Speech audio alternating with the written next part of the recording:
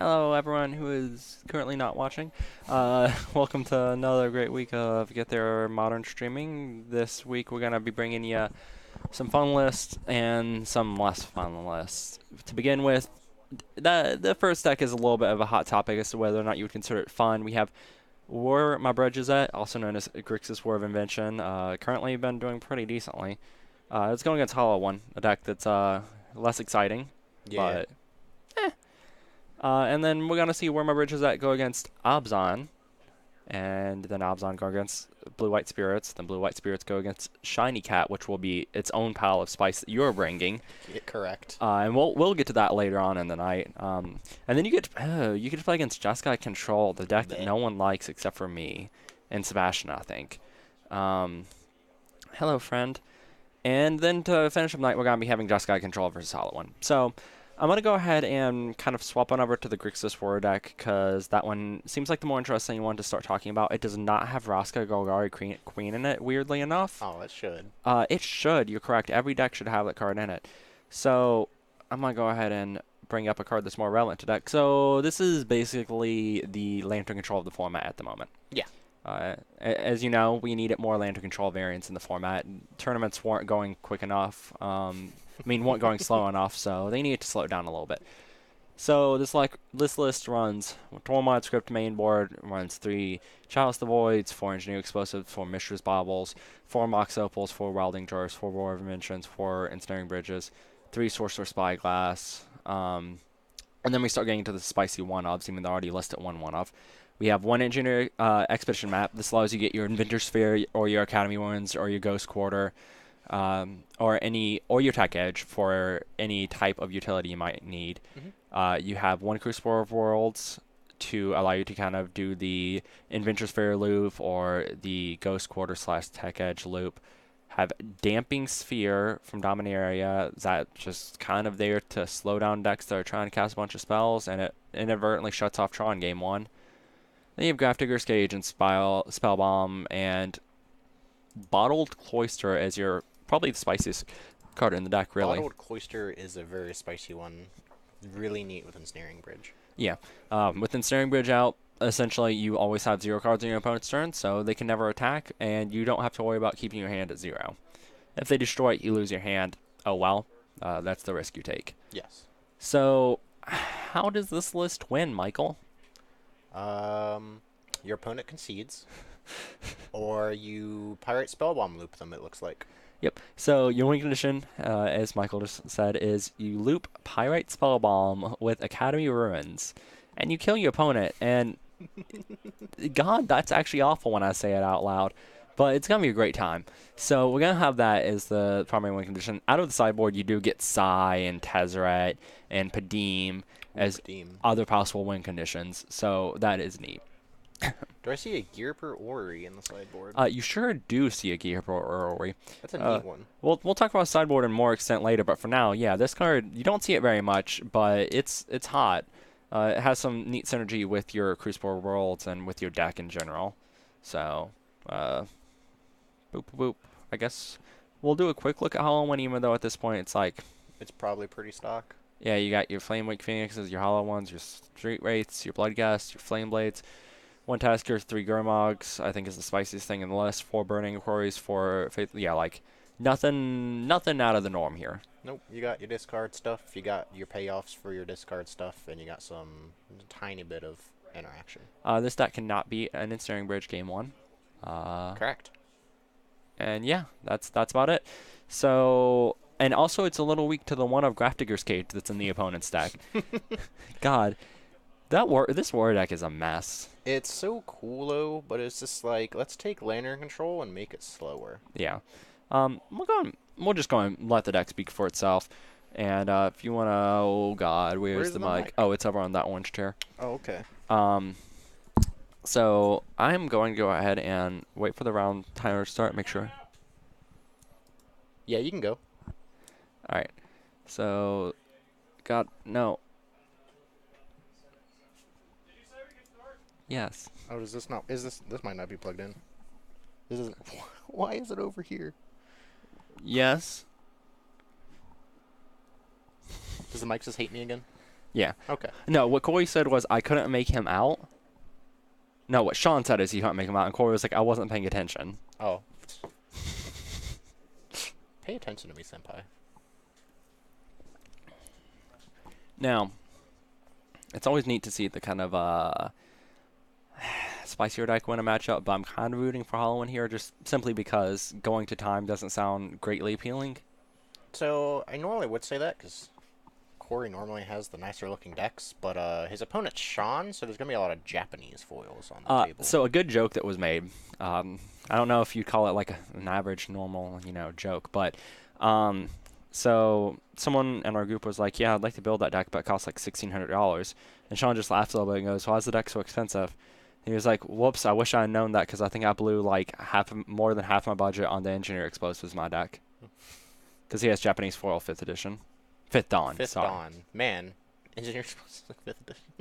5th edition Japanese foil. Let's go. Ooh, Sean going off here. He also has the Tormod script. That's neat. That's a problem for Corey. His hand is EE, Spellbomb, and a Chalice. I feel like his legacy senses are betraying him right now, and he's really considering that Chalice on 0.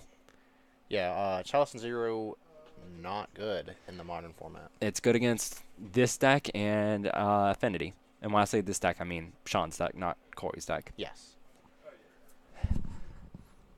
I think he might have just been considering cracking the bobble or not. Okay, that's probably correct. Because there's always the thinking about, do I want to just know information? Do I want to maybe protect the draw from a discard spell? Mm-hmm. And sometimes the artifact in play matters. Now, if I was Corey, I'd be incredibly upset that my opponent played a turn 1 Tormod Crypt. Yeah, I would, if this was an event, I would be calling for a judge right now. I've had that happen to me once where someone judge called me for running something in the main board that normally is a sideboard card. It's just not a card that is normally main boardable, unless you have 4 of a card that says tutor for an artifact and put it in play. It's playable in this deck. Yes. And I guess Lantern Control, but this is just like Lantern Control version 6.9. This is Lantern Control with, like, a couple more silver bullets. Yeah. Which is neat. Lantern Control is the first deck I got into Modern with. That was a questionable decision. I'm friends with you? Yeah, unfortunately. Oh. So this Chalice on 1 going to be pretty annoying for Corey. Let me look at the Hollow One list real quick. So we have 4, 8, 12, 16 1-drops in the deck. He has 3 of them in his hand. Ooh. In the form of another Flame Blade, a Faithless, and a Burning Inquiry. He has a Bloodcast in his hand, which gets substantially worse when there's a Tormod script in play. Yeah. He also has a Flame Wake Phoenix in his hand, which also gets pretty bad when there's a Tormod script. Yeah, it's weird how Tormod script is good against Hollow One. So now here, do you just, like, I think that he's cast him, yeah. check him? Yeah. Like, you just... Oh, he's just going to cast... Ooh. The little-known mode of Bloodghast where you actually cast him. Yeah, I like just throwing out the Bloodghast here just because, like, you're doing nothing else. And at this point, your only hope is to kill them before they can get Ensnaring Bridge active. Because once they do, you just can't win. Yeah, you actually can't win. Short of if they put themselves super low and you can, like, Lightning Bolt them, which you can no longer do, or you can Collective Brutality to drain them for 2. Ooh. Or you hope they somehow drew more cards than you, and it goes to decking. And they never find their Academy Ruins because they forgot to put it in the deck. Alright. So I'm just thinking of, like, a really dumb thing that I thought I'd bring up to everyone here because I like dumb rules things. Uh-huh. So if Sean went to put that Chalice on 1, he could cast it for 2 mana and then tap either both the Steam Vents and the Water Grave for blue or the Ghost Quarter and the Water Grave for blue and colorless. It'd still be on 1, but wouldn't get countered. Yeah. Yeah. Because only 1 color is going into it, but you're spending 2 mana on it. Yeah. So it seems he is the 2. I love that type of thing. Ooh. Ooh. So yeah, Corey just doing beatdown stuff. He's curving out so hard. Exactly what Hollow One wants to be doing. What do you think we're getting here? Probably that Inventor's Fair? Yep, probably that Adventurous Fair. Okay. It's like that or... Academy runes, but right now he just wants to get that ensnaring bridge as soon as possible. Wait. What's up? Oh my god, I just realized something. Hmm. So, with the engineer explosives out, his primary win condition becomes milling unless he engineers explosives to blow up his ensnaring bridge. Gross. Ooh. Bottled cloister. Alright, so Bottled Cloister gonna start getting that card advantage for Sean. And a E on 0. Okay. That's interesting. Trying to think of why he would. I'm not entirely for sure. Like I can't think of a single reason to get it out on 0. Like what's the urgency? Oh, Sean remembering his chalice trigger. Corey checking Sean not missing. Swing and a miss. It happens. You got to do it. You got to do it to him. Sean with OG versions of every card. Yeah, he likes to do that. For this were what? Oh. Yeah, but okay, sure for the were, but why did he have to cast that turn? Is my big question. Like there was no reason that he had to throw it out on 0 if he wasn't casting the were immediately, because he can just cast it now on 0. My only thought could be maybe he thought he might want to pop that Tormod's Crypt for some reason on Corey's turn. He just wanted to keep Metalcraft? artifacts. Yeah, he just wanted to keep his Metalcraft. Okay, that's actually a decent thought. Something I hadn't even thought about, because the one life actually could matter a lot here, Sean doing nothing and passing. as he's known to do. Neither of us are experts. You give us too much credit. I appreciate your faith in us, Rooster. Corey gonna give the deck an old thin-in. I'll thin out his deck and then untap and hope to, I don't know, draw something that does something. He didn't. At this point, he wouldn't mind like, ooh. Corey's like, I'm gonna get you one of these days. If I cast it confidently, he might not remember. Alright. So we're doing this now. Here's a bridge, and Corey can't win. Yep. Concede. Corey can cast, if Corey finds both his collective brutalities, he can burn his opponent out. Okay, I guess that's, well, yeah. So now it's like hoping to draw both collective brutalities before a Witchbane Orb? Crucible, or is there a Witchbane Orb in his There's list? one Witchbane Orb in his deck. Oh, yeah. This matchup's kind of a mess. Yeah. Game 1, definitely.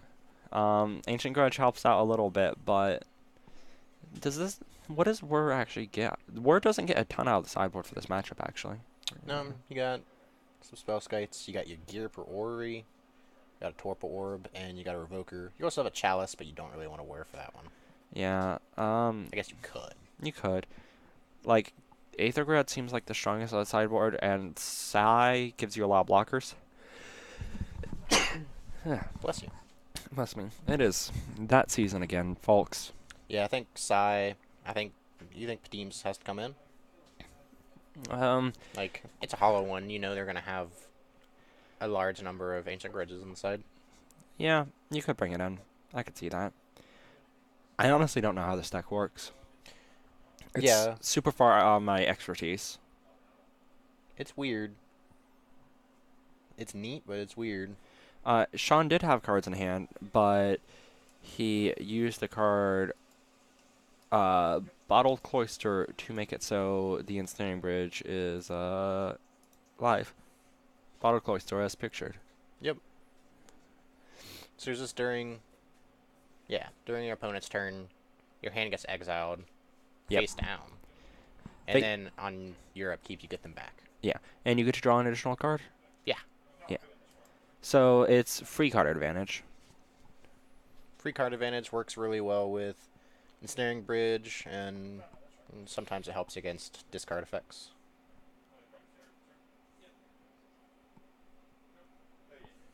And Cloister. Ooh, lad. That Inventor's Fair means that the... Oh, yeah, I forgot that there's an Inventor's Fair also. So, yeah, he can't lose at this point. Yeah. Koi's sticking in it, but the only way that Sean loses this is if he makes a misplay. So, after this Inventor's Fair gets triggered one more time, it might just be more beneficial to tell Corey he lost. I'm going to let him make the call. Okay. If it gets to an outrageous point, though. It feels disingenuous to be like, yo, concede. The win con is looping Spell Bomb or mailing the opponent out. Yes. Depending. Sometimes your opponent will just concede because, that's... Hey, look, Corey being a reasonable human being. Corey understand he can't win. Thank you, Corey. All right. We appreciate that. So I'm just going to start with all of them. We've been talking about this a little bit. I'm not going to waste any time.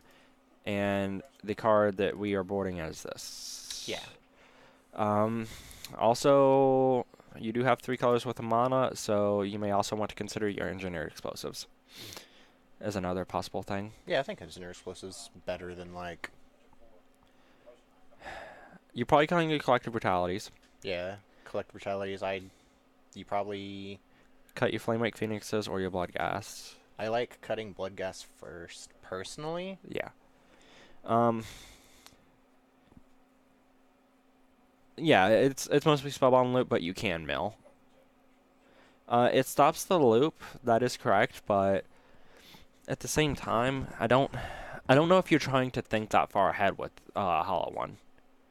Like, I think that you're trying to be more proactive than taking... Because if you stop the loop, that doesn't stop them from doing anything aside from winning. They can still lock you out of the game.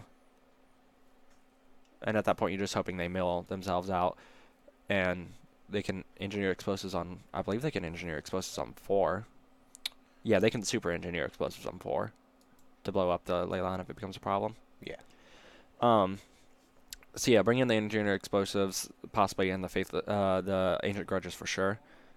No Think Bash. Yes, Yeah. exactly. That's what Hollow One wants to do in this matchup. Yeah. I think that's really all that you want to do here, and just hope that you can be fast enough. From the Grixis deck, I'm going to take a stab at what I think, but I'm probably not correct. I like the size and the Gearber Aether Grids. Yeah, size, Aether Grids. If this goes to a game 3, depending on how many grudges, how much artifact hate you see, you could reasonably bring in Padim. Yeah. Padim also, there's a good chance that gets brought in as well. You had mentioned that, and I glossed over it when we were talking. Yeah, Padim giving all the artifacts hexproof and being another card advantage engine does seem pretty decent here. So. Yeah, bless you. Thank you. There's nothing really big that you want to revoke.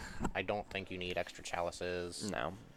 Torpor Warp doesn't do anything. Durable Orrery sounds too cute. Spellskite doesn't feel strong enough. Correct, and this shouldn't be a grindy enough matchup for Tezzeret to be good. Yeah. Alright, well, I think that's about it. Let me update the match to win count real quick for Sean, and tell them they can start whenever.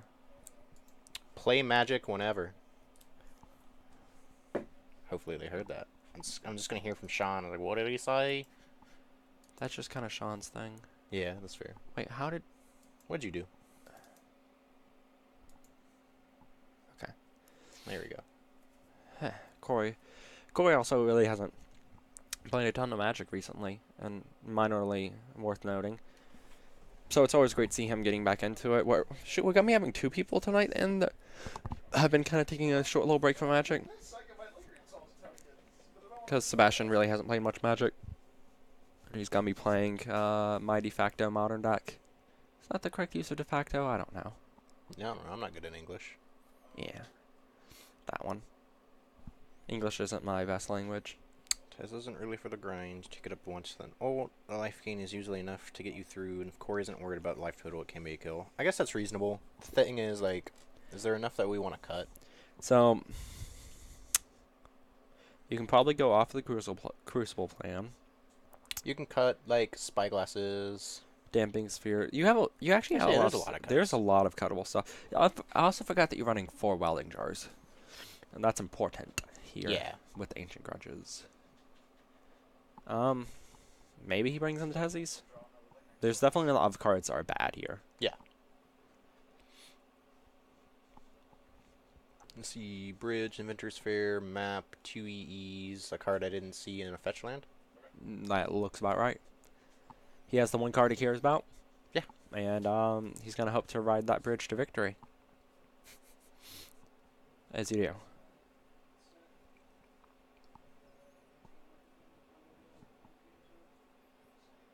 Yeah. Yeah. You could arguably bring in Spellskite for infinite Shump block since Core's dudes aren't above 2 power. I I mean, Hollow One is above 2 power. his best creatures are above 2 power. Gurmag Angler is above 2 power. It blocks actually just one creature. Bloodghast. His 1-drop has Menace. Yeah. And can become 4 power. His Flaming Phoenix has Flying, and his other creatures have 4 power. Are you okay, Deserator? No, there are anglers. There's anglers, and there's 3 anglers and 1 Tassiger in his list. Yeah. I don't think Spellskite's great in this matchup. No, it's not. Deserator's just feeling a little tired. Corey's mulling to 5. That doesn't feel good. Nope. Not great. Not a great time. I may not have looked at Corey's list. That's fair. That's reasonable. Okay, no, it's not reasonable. You call not the deck Hollowed One as having no creatures with power 4 or more. The deck called Hollowed One, which is a 4/4. To be fair, in game 1 we didn't really see any. Yeah. Hello there, McBoom. Hollowed One should have Menace. No. You're wrong. It's okay to be wrong. That is fair. I would actually be upset if Hollowed One had Menace.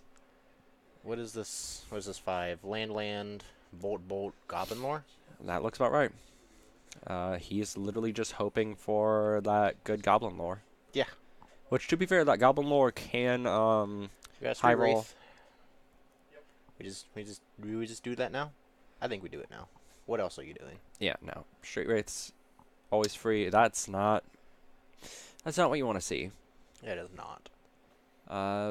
If he has the Goblin Lore, which I'm pretty sure that's the far left card, he just cast it here. Yeah. Like, it doesn't feel great, and you're not guaranteed anything, but you need to find something to do. Yeah, basically. And there's theoretically a chance that Korra could get 1 or 2 Hollow Ones in play this turn. It would be sweet. Although I think every time I've seen Corey play this on stream, he's discarded his Hollow Ones. Okay.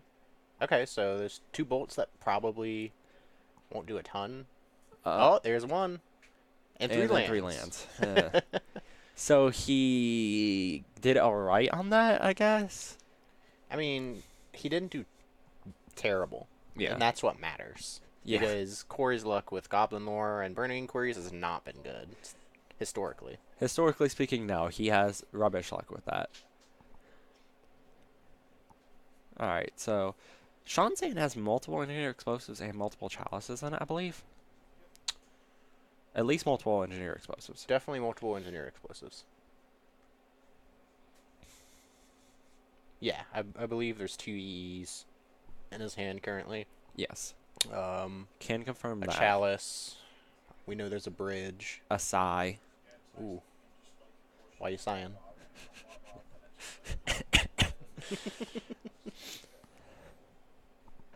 Just a little PSA for those at home. It's flu season. Get a flu shot. I didn't know we were playing Guitar Hero. Oh, I'm sorry, Clone Hero. I love Clone Hero. Getting this Academy Ruins here. Seems like a good card. Seems fairly good. Boy, I tell you, I wonder. I sigh every pun. Heck yeah, I appreciate you. Speaking of Psy, So it's got cast. I really want to know the thought process that people who make these type of decks have when they go into signing up for a tournament with this. Do they just kind of go, you know what? I just hate everything. All right. So, do we cast both of these? Do we cast one of these EEs to get another Thopter? He's certainly considering it. I'm not sure if you do. Oh, he's gonna cast on one. Okay, that seems better. Yeah. Oh boy. He's gonna cast both of them. Dude, he is just going full on ham. Sean was like, I'm gonna use these dice. Corey's like, I literally grabbed these Thopters for you. Use them. Alright, there. No, can't stop, won't stop.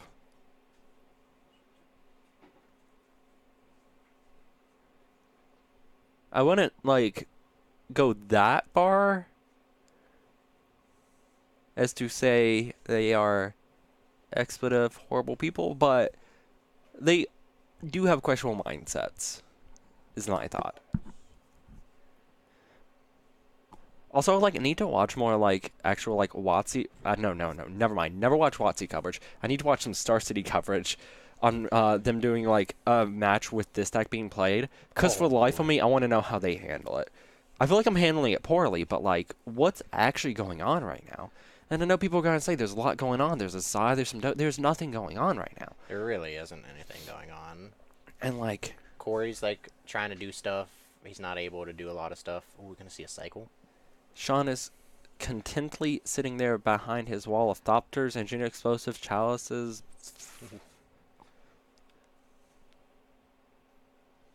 Cycle. Did it. Okay. I wish we did bingo cards. Check that off. I think that's something we could definitely put on the list of things to start doing. Yeah, I think we should. We can just be just like StarCityGames.com. Hoo boy. Let's see, the problem... Well, I guess there's a good... We would get a lot more viewership because more people would come in to tell us how much they hate us. Yeah, that's fair. We have to start playing ads, like, every 20 seconds and make them really loud. And then make the rest of our stream quiet. Yeah. Yeah. Yeah, there's definitely a bridge in Sean's hand. Yeah, I think Sean's gonna have... Corey's gonna have a really hard time. Once that bridge hits the board, he'll be able to cast the Ancient Grudge, sure, but Sean can also play around that by getting a Chalice out on 2. At which point, Corey just has straight no outs again. And it's also like... There's an Academy Ruins in play as well. Andrew Nadu adds Ricky and Sebastian do commentary. That's fair. That's a great idea. Let's start doing that. 10 out of 10 would not listen to. That's reasonable. I probably would. I got nothing better to do. I would listen to it. I've been, like, rewatching the stream less because, like, listening to my own voice is weird, but... Well, you know, these people need to quiet down. I bet we could still sell the heck out of some shirts. We do need some Get There shirts. Yeah, I need to get a Get There playmat also. I think we all do. Like Corey's, but only... I phone request for Sebastian make me a Get There playmat in pink. But purple. Yeah. But I like pink. But purple. Yeah, that's fair. That's it. That's fair. Purple is the best color. Pink is the second best color. And, like, It's debatable. Corey is a person... To me, personally, it is. Corey as a person has his entire life based around the color purple. Joking, but he has, like, all of his motif, his computer setup, everything is around purple. And I don't want to, like, steal his purple thing. So I start going pink. I would still go purple. I like purple. That's fair. Rock that one unified color.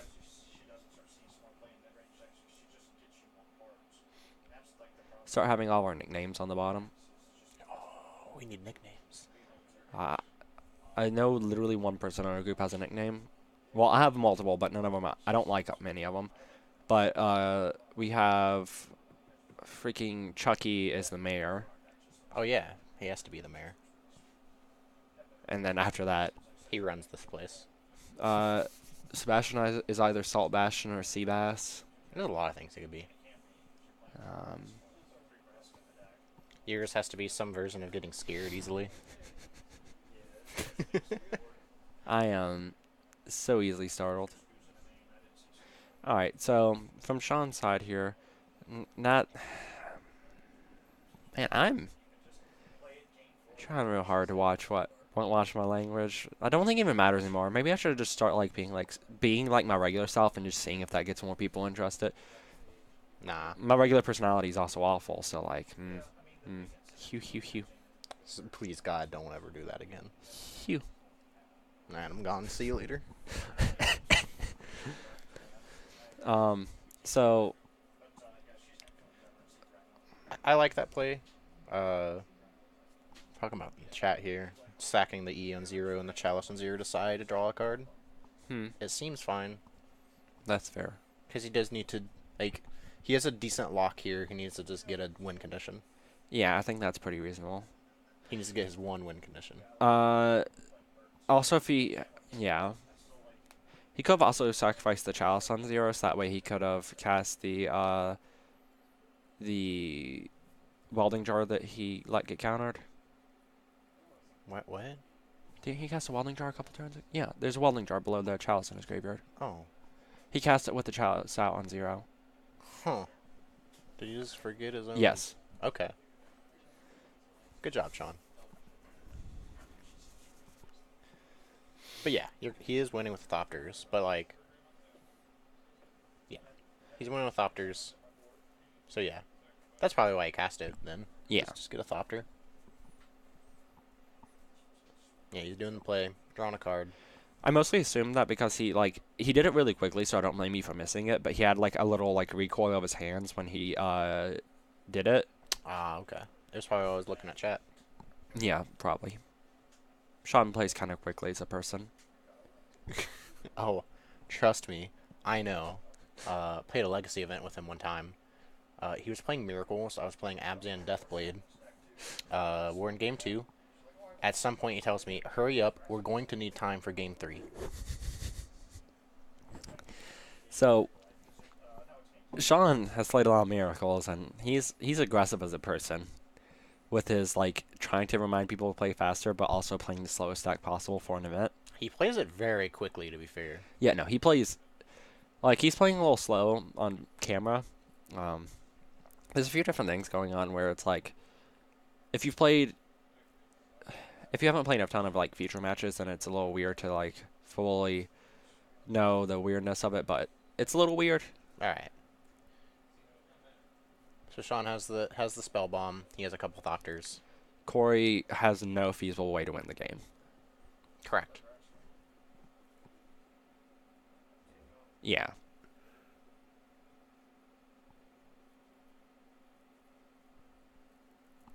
Yeah, that's one thing that I share in common with Sean is a lot of like when you're playing control, a lot of thing that like once you start getting to the point that you get past the point of learning the fundamentals of control, a big thing to learn is how to control the pace of the game and how your opponent plays the game. And it's a really weird concept to explain. Yeah. So, but anyways, Sean got there 2-0 and it only took him 30 minutes, surprisingly enough. It's not bad. So, with that, I believe that now we are going to be going over to, let's see. We're going to be having Sean, only this time he's going to be against Ryan. I believe that you are swapping out for Sebastian for the next 3 rounds, and you're coming back for commentary in the final round? I believe that's how that's working. Okay, then. So I'm going to go and correct everything here. Feel free to obviously stay here until he gets here. That's fair. Are you looking forward to any of your matches tonight? I am actually looking forward to my matchup with you. Okay. I'm not looking forward to my matchup with Jeskai Control. I've played a lot of Saheeli, even on stream. Yes, it's a deck you're known for at this point. I'm trying to have a good guesstimate on what my win percentage against Jeskai Control is, and it's probably in like the 25% range. Yeah. It is not good. Oh, actually, interesting note. While we have you here, someone brought up, why am I playing blue-white over Bant? Well, so I was going to be playing Bant for tonight, honestly. Started talking to someone else, and there's a list that I played against an IQ, not this past weekend, but the weekend before that. Played against him in top 8, and the dude seemed super cool, and he was talking about a lot of the tech he had in his list, and I thought that it would be worth kind of like showing off his list at the event. at the stream since I feel like in our final game we had in the event he kind of got robbed of it because he mulled to 5 Mm. and had a rubbish hand. So I kind of want to give it a little second go. So, and like blue white's not that far off of Bant, honestly, as far as like playability goes.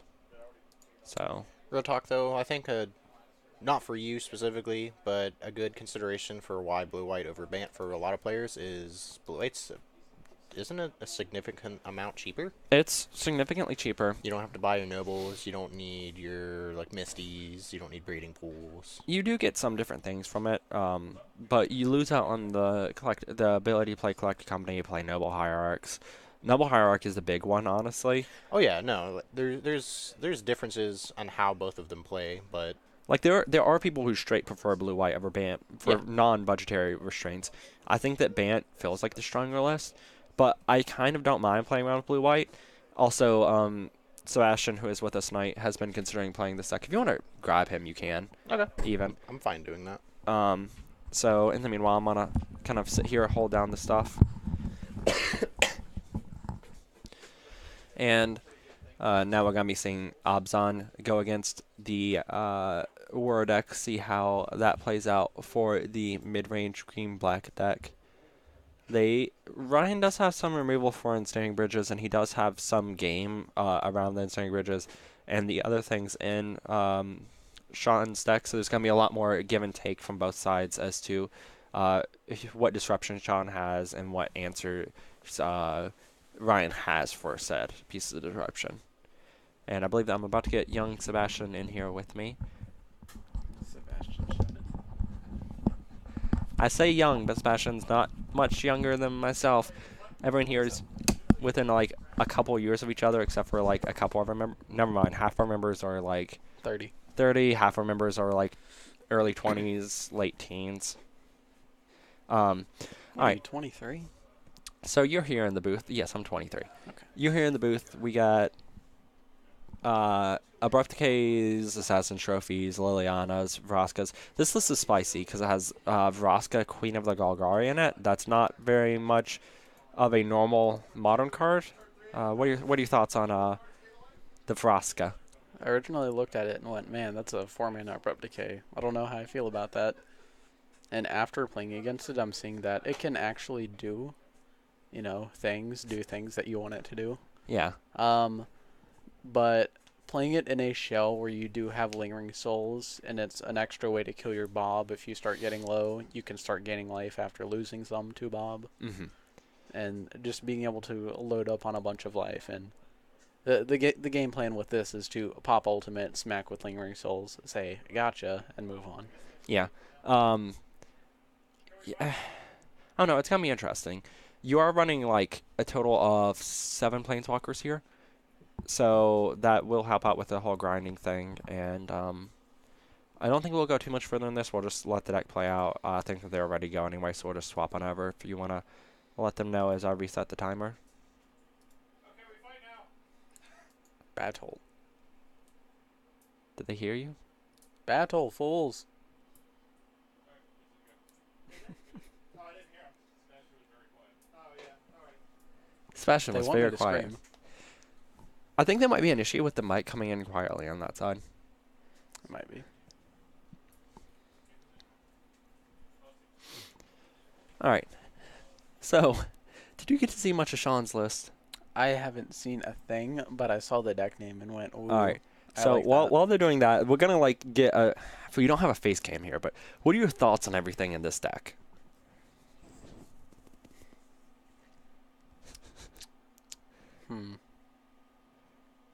Now you'll notice there's a bottle of Cloister. We have a reader. You'll notice that there's 1 Damping Sphere, 1 Grafdigger's Cage, 1 Tormod's Crypt, 1 Pirate Spellbomb, 1 Crucible, and 1 Wishbane Orb. And you'll also notice the 1 win condition is looping the Pirate Spellbomb with the Academy Runes. I like it a lot. The good old 10-turn clock. I mean, I remember playing that. That's fair. I mean, the good old 20-turn clock in Legacy when you play lands. So, I mean, That's fair. This is twice as fast, with almost as many pithing needle effects. You could play the very all blue white controllers, but you just win with the not Everflowing Chalice of Death, life. the one that shuffles your graveyard in. That was I don't know. Anyways, there used 1,000-year elixir. no, not 1,000 years. Oh yeah, that's the Saton combo piece. Yeah. No, Elixir of Immortality. Elixir of Immortality, blue white control was the best because you just played your Elixir of Immortality and you didn't need a win condition because you didn't need a lose condition. 'Cause you you're can't lose. immortal. Your opponent, however, is very mortal. Now, what are we seeing here? We're seeing what looks like just green black rock. Yes. Well, there's some birds, Green black rock with birds. There's so many birds. and there's so few lands. Um, Thoughtseize your pile of lands. Tolarian, Tolaria West grabs EE Welding Jar, grabs EE, Welding Jar, Tormod's Crypt, Chalice, Chalice, Mox Opal, Mox Opal, Mishra's Bauble. Mishra's Bauble, yes. A lot of things. Many a thing. I totally missed the Tolaria West when we were first going through the deck list also. So explain Bottled Cloister. I know what it does, but why is it in the deck? Ensnare Bridge. It exiles your hand That's during it? their turn. That's it. Yeah, Just bridge combo. yeah. It makes your bridges better. Bridge efficiency go up. Understood. You never have a hand on their turn. Yeah, basically. Yeah, that. but like, I was wondering if there was any good things you can do with it, other than I need something to use my Whir for. How about you just can't attack me? Yeah, no, that's literally it. Well, now I know. You draw more cards with it because it lets you draw an additional card. Except it doesn't count towards your bridge. Yeah. So good. Like you get card advantage, but also you get bridge advantage. You cannot lose with all this advantage. Were my bridges?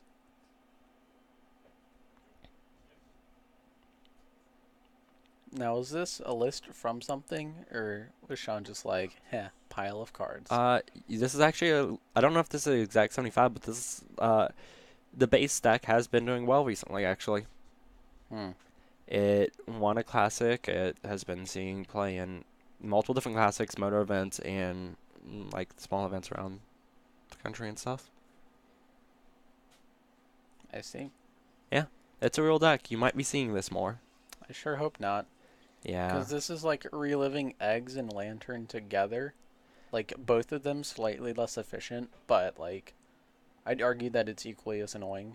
And then Sorcerer's Spyglass is a nightmare for all these Planeswalkers in Modern. Oh no, Sorcerer's Spyglass is just a nightmare to play against. No Scoos for you? Or no Liliana? No. No anything. So Sean here trying to grab an Adventure Sphere off his Scalding Tarn. How would you rate that play? He's not fetching for a Ghost Quarter. He's not doing that. Sean tried to cheat twice that exact turn. Did he try to cheat? Did he cheat? Did he make a mistake? A mistake. Okay. He himself specifically said, I tried to cheat twice that turn, and I joked about, ooh. It's like when you ask somebody to borrow a napkin, like you're going to give it back, but like that's just not okay. You stretch the truth. What is it? What does Trophy do? Yep. Alright, so here's what happened. Ryan just cast Rampant Growth for his opponent. To destroy one of the Welding Jars.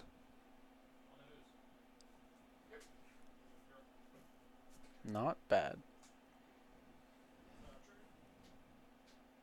Path to Exile, not what you want here in this matchup. But you can path your Bob. You can path your Bob.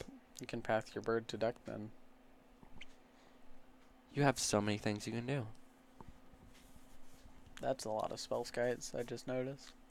Oh, the place have spell kites? What does Side do? Oh, so you don't know what Psy does. Ooh. No. Ooh. We're gonna here. We'll pull this up for the people at home too. Open Sesame. So not currently in play, but this is what Psy does for anyone who was curious as well. So whenever you cast an artifact spell, create 1/1 Thopter with flying. You can pay 1 in blue, sacrifice 2 artifacts, and draw a card.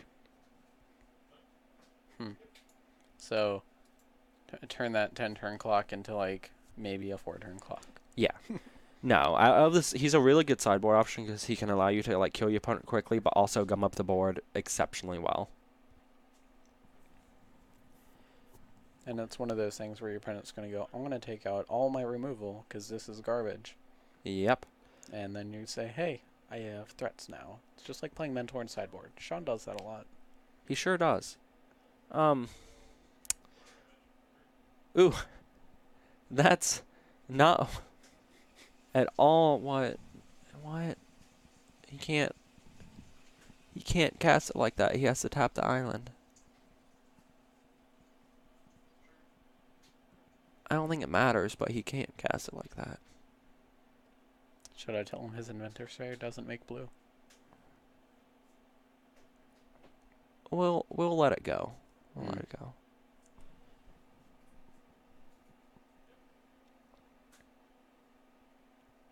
I may have also looked at it wrong. He may have tapped the island Siemens for it and then tapped the other things for the other thing.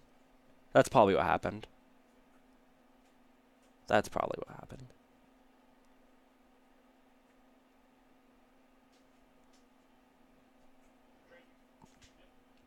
Now, Ryan here has to find a total of 3 ways to kill that ensnaring bridge.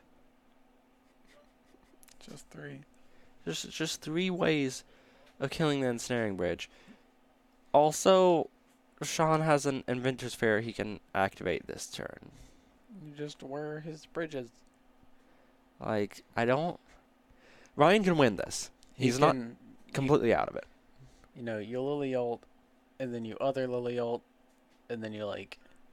He's just like, I'll take my bridge. And then what do? You just sit there. You are just kind of sitting there right now. You're not having a great time if you're Ryan. You're gonna have a bad time. Sean's like, I'm having a great time. Look at my face. I am so happy. Alright, so Ryan's saying, I believe a fetch land on top of Ryan's deck. Not exactly what he's looking for. It looks like Ryan has 2 Vroskas in hand. I assume one of the 2 Spyglasses are on Vraska, Queen of the Golgari.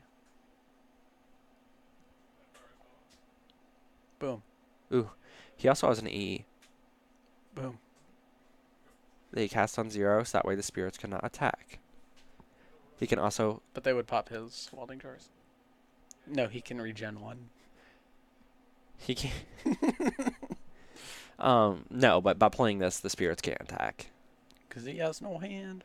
And that Ryan here is hitting him with a good counterplay here. By activating the Field of Ruin every turn, it forces Sean to activate the Inventor's Fair. If he gets an artifact, that means Sean will have 1 card in hand, which will allow Ryan to attack in with his spirits. And force the E. Yes. Or deal 4.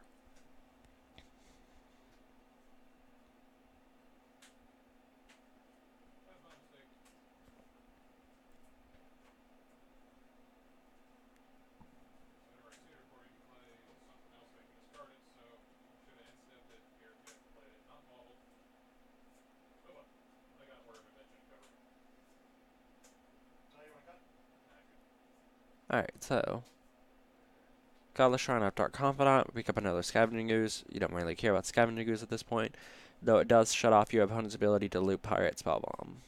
Which is kind of nice, even though you're still just kind of chilling. But, Yeah. like, you eat the Spellbomb, and then you might win the deck out game. Yeah, you might win the game where you mill your opponent out. You got me there. He does need to pop his Bob, though.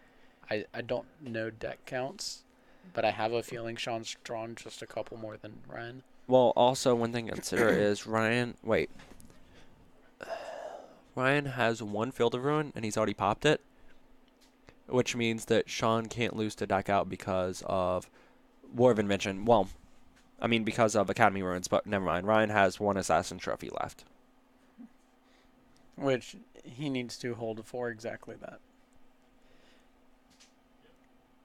Ryan, don't draw cards.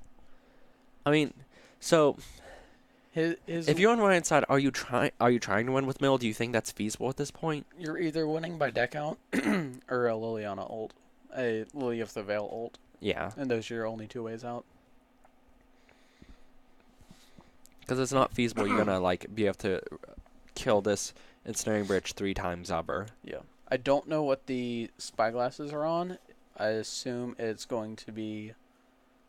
I assume it's still not that Liliana. He doesn't care about that Liliana. Okay. Well, then it's Fresca, probably Lily of the Veil, and Scoos. Yeah. And if that's the case, then Ryan doesn't have a way out. Fun interactive gameplay all around, though. The best. Should I ask what these spyglasses are on? Nah, it's fine. Yeah, you could. Or it's fine. We'll figure it out. Or not. Who knows? I'm not very helpful. Everyone here knows that. Oop, Dark Confidant trigger. All 6 viewers of it. Yes. That is what that is. Rude.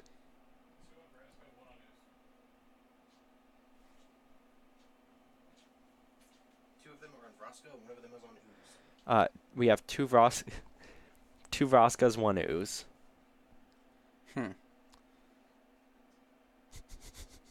So Liliana's still a way out. Sure is. So since there isn't a lot to look at or talk about, what is the Liliana pile? If we get to the point where we get Ultimate Liliana the Bell, It's either Sean's winning or Ryan's going to Liliana ult, and we need to know his pile. okay. So if he Liliana ultimates, it's a sacrifice, right? Sacrifice, yes. I mean, in theory, if he ultimates, he just puts an Ensnaring Bridge on one pile and everything else on the other pile. Mm-hmm. Well, here is the Veil.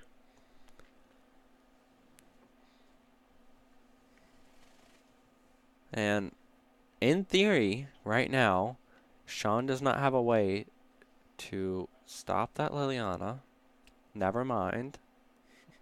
Look at my other bridge. Well, that still doesn't help a ton, actually. Wait a minute. Getting another bridge. He can't roar for another sorceress. What? Popping his Academy Ruins didn't even matter because he has a Crucible in his deck. Oh, yeah, he does have a Crucible. He in his just deck. has to win with damage. He has to win with damage, right. So, God. This is just silly. What can that Word of Invention get here? It can get, can I get, I don't know. Oh, he can get, Witchbane Orb. Liliana ult can't target him. So if he pulls Witchbane or Ryan has 0 outs in his deck. Yes. Like, unless Sean just, like, starts drawing cards and then, like, intentionally giving up the game, yeah, picking up Witchbane Orb is it. And that is a word for 3. That's not quite Witchbane Orb. Okay. He's getting Crucible. That's That's awkward. probably better. Is it? Is it better than winning the game? Well, because now he can win the game multiple ways over. He can win the game in style. Or you could say, I have Witchbane Orb. Come at me. Wait. Oh, wait, no. The Screws is locked out right now. Mhm. So, yeah.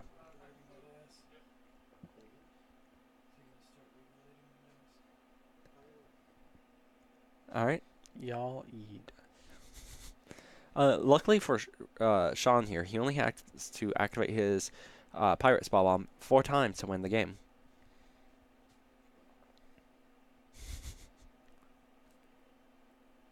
Sean's like, "Yep, you got a clue.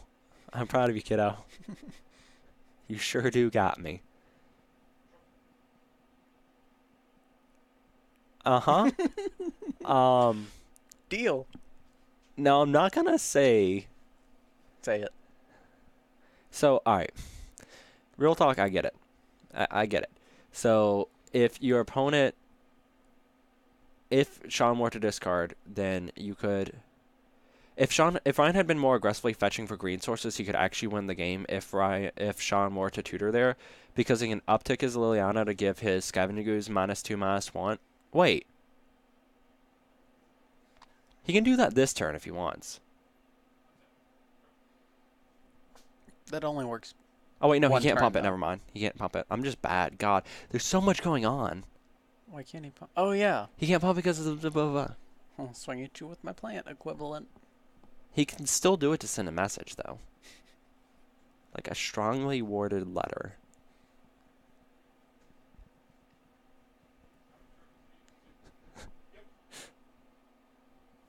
Now,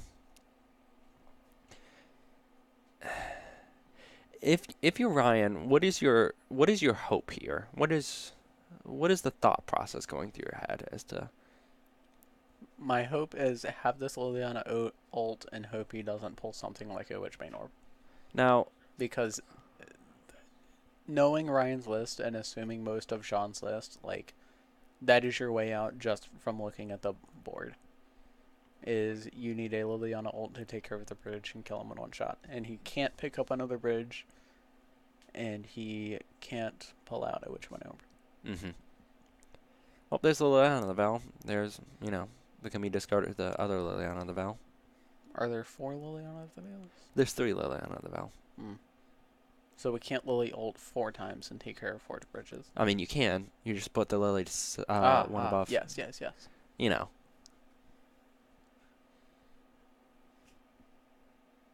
So there's a chance. I think Sean would have to actively play poorly here. But I do not believe there's a chance he loses. Like, unless he doesn't realize he should get Witchbane Orb. Bingo. Hey, everyone else, like, maybe if he doesn't realize if he can get the Witchbane Orb. He just He did. So, in theory, he could draw Bottled Cloister here, and Ryan could deal him 4 damage. Instead, he drew a War of Invention.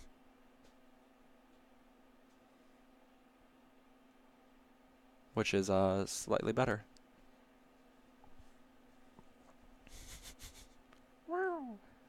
Okay.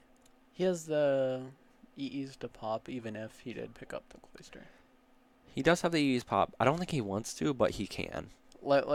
Yeah, he has the option to save a Welding Jar and pop EEs to save damage. Yeah. The problem there then becomes how soft you are to an Abrupt Decay off the top. Mm-hmm.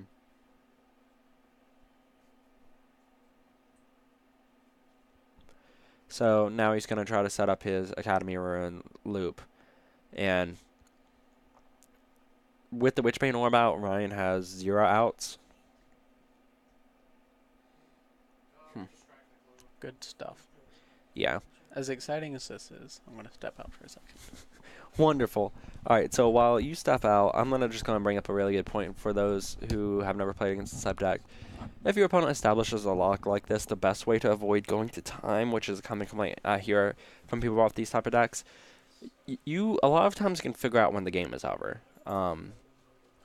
If you have all of your outs locked out, there's no reason you should continue playing the game. You're simply just making your chances of winning the match or not having the match go to draw much worse by sticking out an impossible win. Basically. Basically speaking.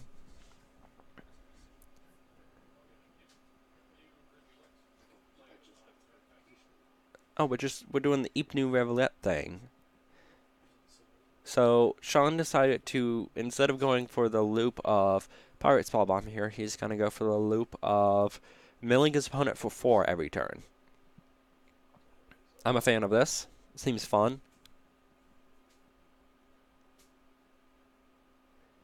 And this allows him to actively control what's on top of Ryan's deck as well.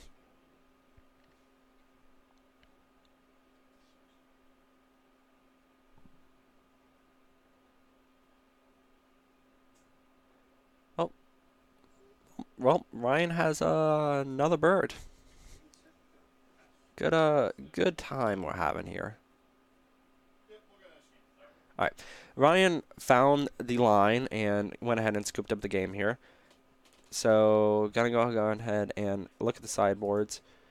So from the word deck, I would imagine we're gonna see him transitioning into a lot more of the mid-rangier cards. We're going to have the Sai, which is up there as a possibility to be brought in. We're going to have the Tezzeret, Agent of Bolas, and we're going to have the Padim as possible things to bring in. You also even have access to summon over the Spell Skites if you want to play around the Abrupt Decays and Assassin's Trophies. As for what's bad in your deck, the Damning Sphere is not great. You have some spare cards you can cut around with, such as your Mishra's Baubles, you probably don't need all of, or your Chalices or something like that. I'm not actually sure what you want to cut here, though, so I'm not going to try to say the best, but I do think that you want to be looking at your 4 and 3 drops from the sideboard here. It's just kind of giving you more value in this type of matchup. Then looking at Abzan, we have access to Stony Silences, probably that Inquisition of Kozilek, and nothing much else seems super... Oh, and that Thoughtseize. Nothing else seems super exciting outside of that. You do want to cut your Fatal Push. You want to cut some number of your removal spells, but you do have to consider the fact that they can be bringing in Sai, and you are going to have a hard time beating a Sai if it stays on the board. So, cutting down on your 3 Fatal Pushes for sure, and then maybe leaving in 1 or 2 Path to Exiles after you bring in your Stony Silences, your Inquisition, or your Thoughtseize. So that's basically my thoughts on sideboarding here. So I'll go ahead and swap it on over, as I think that, well, they're still thinking. So I'll get your thoughts now since you're back in with me. Hello. So I was saying that from the Abzan side, I'd be wanting to bring in my 3 Stony Silences, my Thoughtseize, and my Inquisition of Kozilek. Is there anything you would like to add or remove there? You said Stony and discard spells? Yes. Surgical has the chance to be helpful in taking out One of their things. Especially if it's something you might have multiples of. If you can surgical extract an Ensnaring Bridge, it makes it a lot harder for the opposing deck. If you can hit a bridge, a whir, or like even single use removal, taking out like a Witchbane Orb. Keeping that out from recursion could be good. If he has enough things to cut, I might consider like the Spell Bomb or the Rest in Peace. Yeah.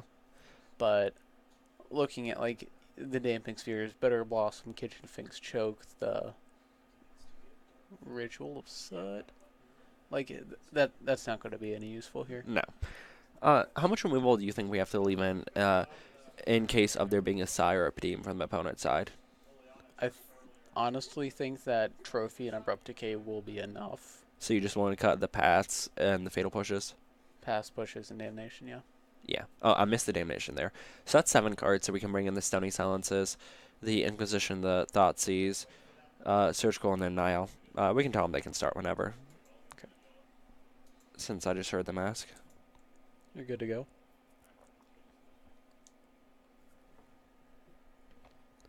Seems pretty fun. That deck's silly. God, if you guys like us for that first I did not think that Mike would catch me sipping on my tasty beverage.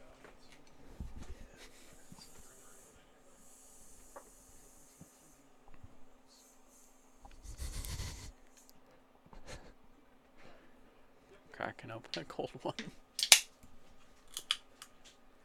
Oh boy, Ryan's hand has 2 Liliana the Vels, a Surgical Extraction, some lands, and a Bird's Paradise. That's actually pretty decent because he can cast a turn 2 Liliana the Val. And then just hope his opponent does not have a Pithing Needle effect. Best case scenario, he discards something that matters and you get to Surgical it. You know what I missed the most out of Modern, though? Is playing Grixis Delver. You Thought Scour them and then Surgical something that matters. Like, turn 1 Thought Scour into Surgical at Tronland. And they go, man, you're so garbage. And then you look at their 7 mana and go, sure am. So I do this on, I've done this play a couple of times where I just kind of like, when I was playing Grixis Shadow / Esper Shadow for a short period of time, when an opponent would cast Serum Vision and double top, I would just occasionally just like look at them and then just like Thought Scour target you. Just like the boldest bluff. Not bluff, the boldest call on their part. Like, I mean, I do that sometimes, even if it's a scry 1 and they're like low on cards in hand, because if they're keeping something, it's something that matters a lot. sure. So, like, I do enjoy that. But I've even fallen victim to you just pulling the trigger on a Thought Scour on me in, like, the mirror match, where it should help me a ton, but then you hit, like, Snap Delve Threat, and I go, yeah, of course you do.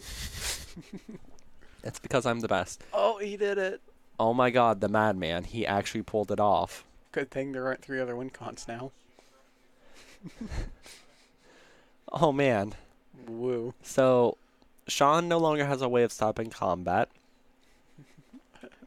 He has the Ether Grid. He has gear for Aether Grid. Bottle Cloister is now 4-mana Netta card. Actually, it plays on the Liliana the Vel Optics. Okay. If he doesn't bitch it. Yeah. So, like, yeah, sure. You can do that and then lose to the ultimate. Just don't. Just don't lose. I don't know what's hard about not losing. I don't know. It should be easy. Wowza. Can you recall which APAC lands? No, those are Eurolands. I think Yes. that's Switzerland. I believe so. I sure hope I know my cards. You know, at a certain point, it gets to be unreasonable to know every single card. Does it? I know that the APAC Taiwan Swamp is really nice, and they're, like, really expensive. I Alright. might get them. So, where are Ryan's swamps from? Those are the MPS promos Hmm. in Japanese flow. What year? 07. Close. Close. Is it 6? I believe it's 09 Hmm. or 08. I don't I actually thought know. they were a bit older than that. I feel like they're 08. I can run in and check. No, it's not worth checking. I know what block they're from.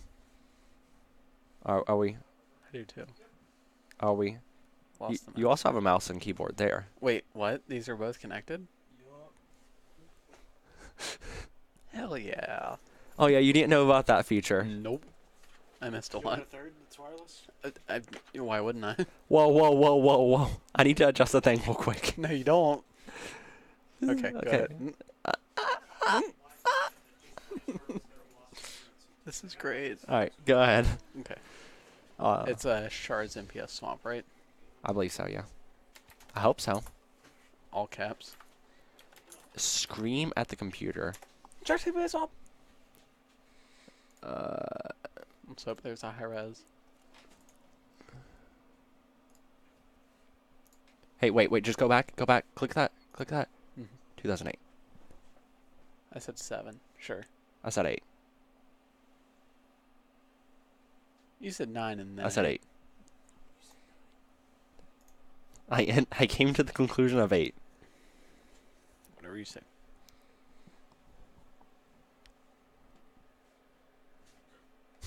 You okay there? Having fun? Just dual mousing it? What goes on when you dual mouse it? They're completely different DPIs, so Huh. this one wins That one wins. Neat. forever. That's a battle of I the have to mice. really go at it to like not let you click something.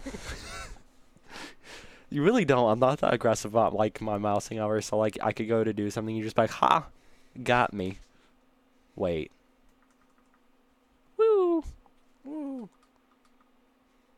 I forgot what my mouse cap's at, but I think it's like 32,000 DPI. Hmm.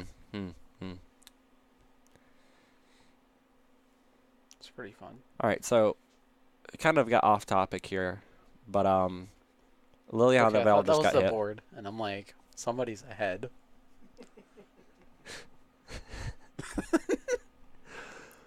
Why do we need this many keyboards and mice? There's a Stony Silence in play. What are your thoughts? Yes. Okay.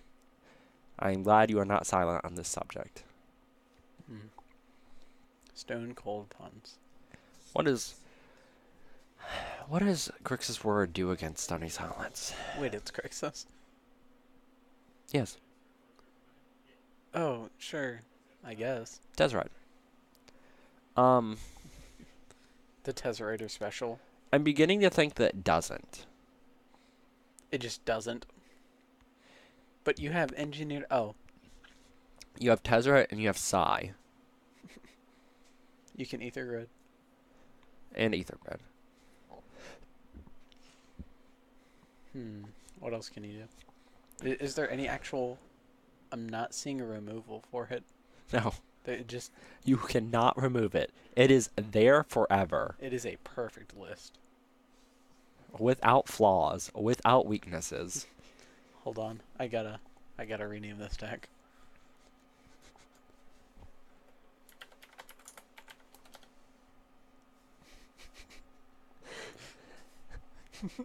Because he is absolutely flawless. Alright. Fixing that. Bam, we fixed it. No more obscure references for the people at home. The people at home. Ooh, he abrupt decayed with his Vraska, Queen of the Golgari. of the Golgari. Yeah. I struggle with that word a lot more than you do. What, queen? Golgari. Has the two R. I'm not. I went to I like used to struggle to say royal for like the longest time, and I would just go roll. I went to speech classes when I was younger for saying R's, but I never like really got like fully decent at it. My mouth just doesn't work very well. Brings up a lot of questions about my life. You know what else doesn't work really well? What's that?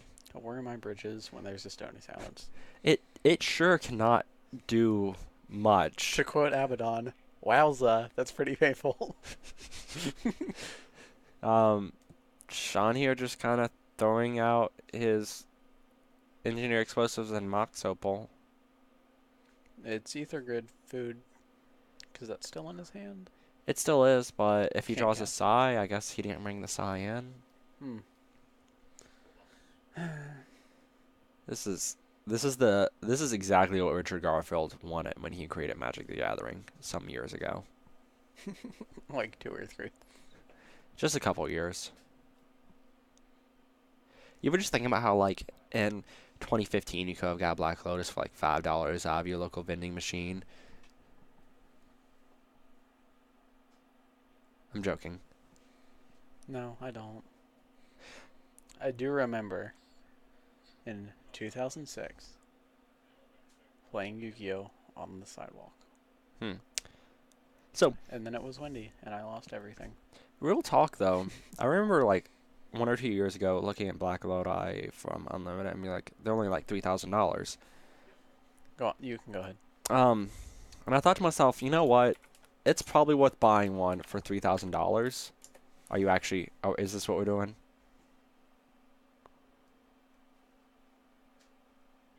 Are you trying to figure out the correct pronunciation of Lodi in the plural? You mean Lotus in plural? Let's ask Word Hippo. Ward Hippo, is that the first? Okay. So anyways, Regardless. yeah, a couple years ago I looked at Black Lotus Low TCs. and was like, Low these are only chicken. $3,000. It feels like they should be more. And like, I really should have just, got $3,000 in cash and just like bought a couple. Like, as you do on a whim. Yeah, because you can. Saying Black Lotuses makes you drunk. No, nope, probably not drunk. Currently. A low tie. Low tad.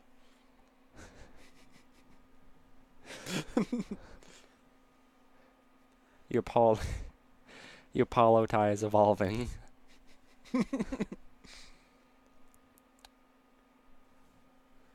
I'm still a little sad you missed a pun earlier. Which one?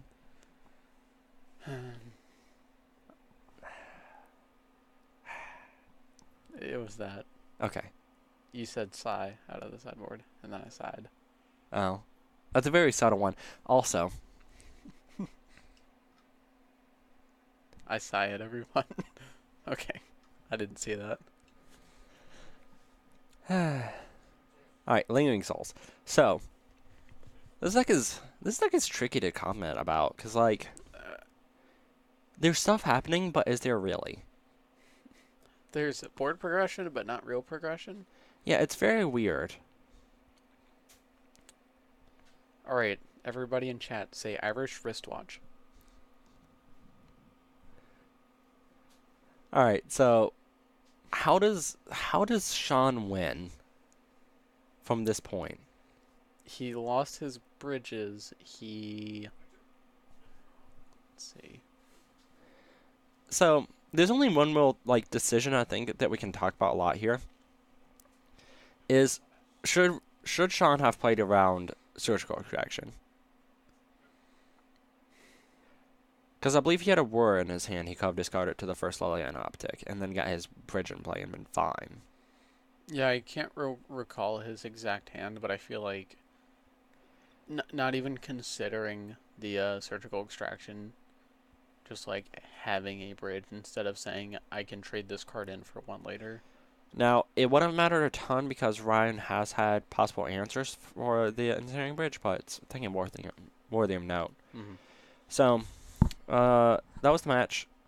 I'm gonna let you take care of all of the switching over details, but I'm gonna have like a quick little moment to talk about the list I'm running, and I'll be playing against Ryan here. So I'm playing Blue White Spirits. The list has a couple of tech choices. Predominantly, the biggest tech choice in here, as far as being unusual, is the addition of one Bygone Bishop. I played against someone at IQ who was running this list. He gave me the hardest match I had of the event, and guy seemed cool. The event seems, the deck seems sweet, and I felt like in the match that I played against him, he didn't have a fair, like, he kind of got taken out of games in an unfair way. So I kind of wanted to see how the deck played out myself. Mm-hmm. There's some, like I said, this list is very interesting. You'll get to see that as we go along. I'm going to go and let the other person take over from me. I'm going to go down in there. Sounds good. Sean taking over for me? Who's taking over for me? Sure. Sure. Sean.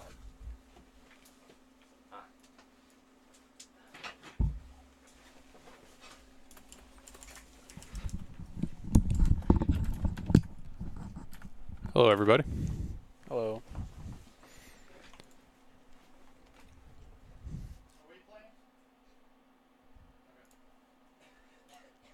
So we're watching Ryan play Nathaniel and Spirits.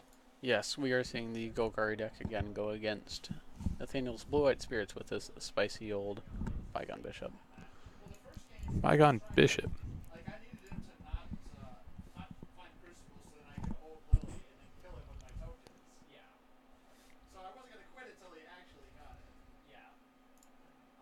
So what is Bygone Bishop for exactly, other than drawing cards? I mean, what do we want it against? I see one main. Yeah, it's One just board? a one of and yeah, one main and one board. I think it's just there to have access to extra card draw once you start. Just kind of trading off your creatures in combat and eating the 1-for-1s. Just having another way along with your Horizon Canopies to just cash in and pick up more cards. But I don't think it's like a specific matchup thing. Just something you want to keep your deck going later on. All right.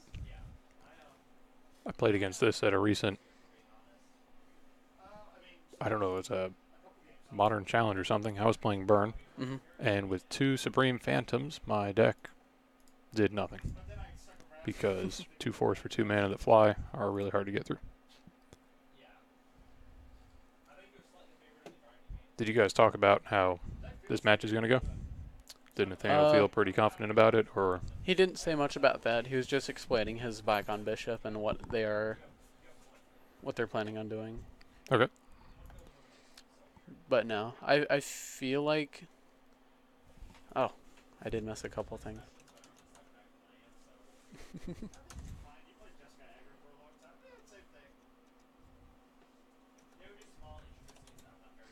Yeah, I feel like Spirits is going to have a bit better matchup here. You've got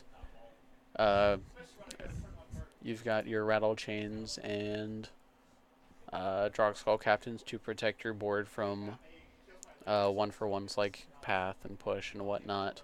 You're able to punch through Lingering Souls fairly easily, and you're not going to struggle a lot with the Planeswalkers if you're able to land a a timely spell queller, or just have instant speed creatures to take down planeswalkers that once you drop them on end step. So I feel like there's not much that Spirits is going to be worrying about.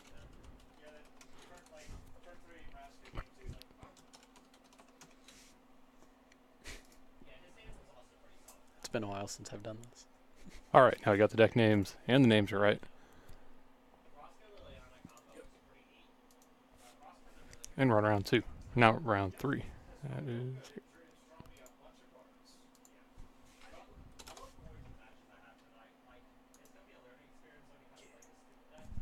We did it.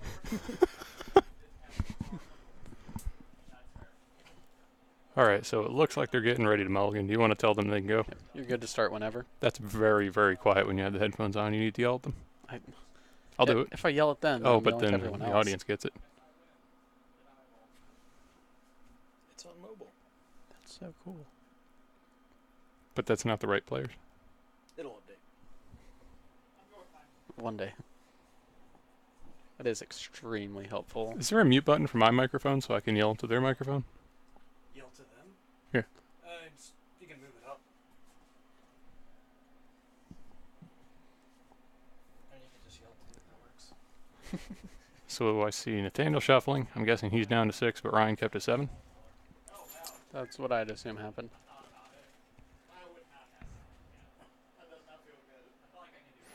Shalrama, yo. Yo. Alright, so Nathaniel's game plan. Take down Ryan's Planeswalkers and just punch through the Lingering Souls, not worry about the spot removal with I the think help. Lingering Souls are just going to be speed bumps. I Yeah. think he's mostly concerned about how many paths and decays into Liliana's Ryan has, Mm-hmm. because he can just 1-for-1 Nathaniel while developing his board, but Nathaniel just has a bunch of bad lord creatures like Merfolk. He does. Having access to Vile is going to help a ton and let him double threat and get out something like Droxel Captain for protection while also playing ahead with Spell Queller. Yeah, so he's got 4 Quellers, 4 Captains, 2 Selfless Spirits And to then defend his creatures with, 4 Rattle Chains as well. Gives them hexproof when it enters. and Rattle Chains. So if his hand And looks okay, he should start doing stuff, but I guess he didn't have a 2-drop that he wanted to cast. Oh, Rattle Rattle Chain? Chains has Flash, and I don't know what cards do. go in for that damage. So he could go double Lord now, take out Liliana.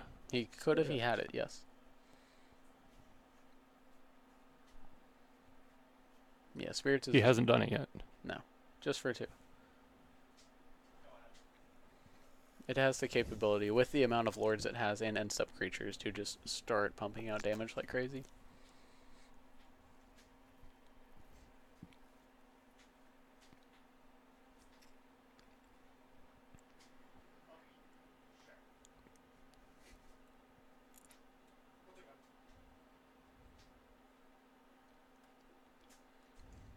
No Spell Queller.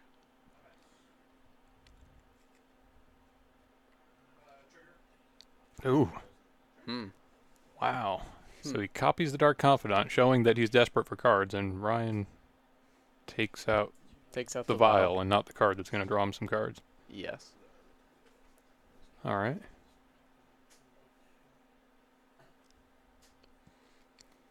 Here we go. There's El Capitan. So now the copy of Dark Confidant, is that an illusion or a spirit? It's an illusion, It's right? an illusion, yes. So Ryan could still target that, cause it to trigger. Correct. Vraska. Here we are. Take out the Lord. And it looks like he's just gonna.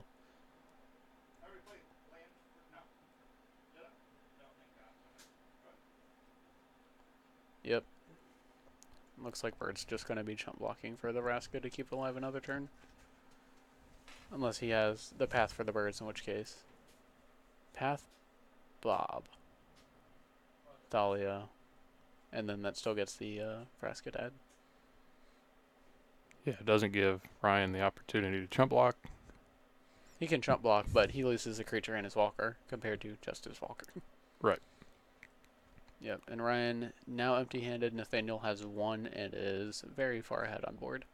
And he still has a Dark Confidant. Mm-hmm. And a relatively healthy life total.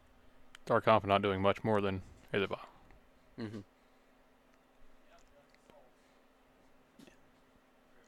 There's some souls, but I mean, I don't think.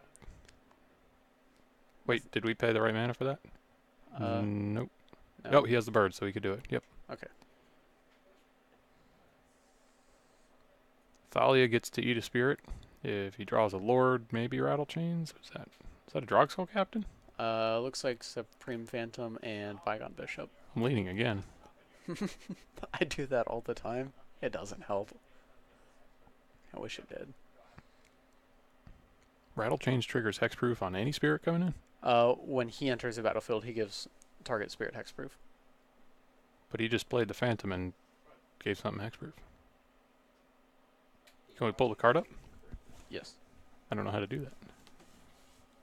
I'm also not entirely sure on how to do that. Oh no. Well, we tried. Let's see. I know I can do it. Rattle Chains. Do this. This. Bang. Bang. Yes. And now I don't know what to do. Click on the one that looks like the one you want, I think. Oh. Oh. Or click on 4 here. Single card view. Single. That's what this one says. Yeah. Click on that square. Okay. All right, 10 minutes later, we know Rattle Chains Oracle text. Yes, we do. All right, and it looks like Nathaniel triggered it because he felt like it instead of valid game actions. Or I didn't hear him right, but it sounded like he triggered it. Yeah, but it does not trigger anything. While it's on the board, it just gives other stuff flash. Yep. Alright. So he has now dropped the Bygone Bishop and a Mausoleum Wanderer. I don't think the bishop really matters here. He seems pretty far ahead. He is more than okay.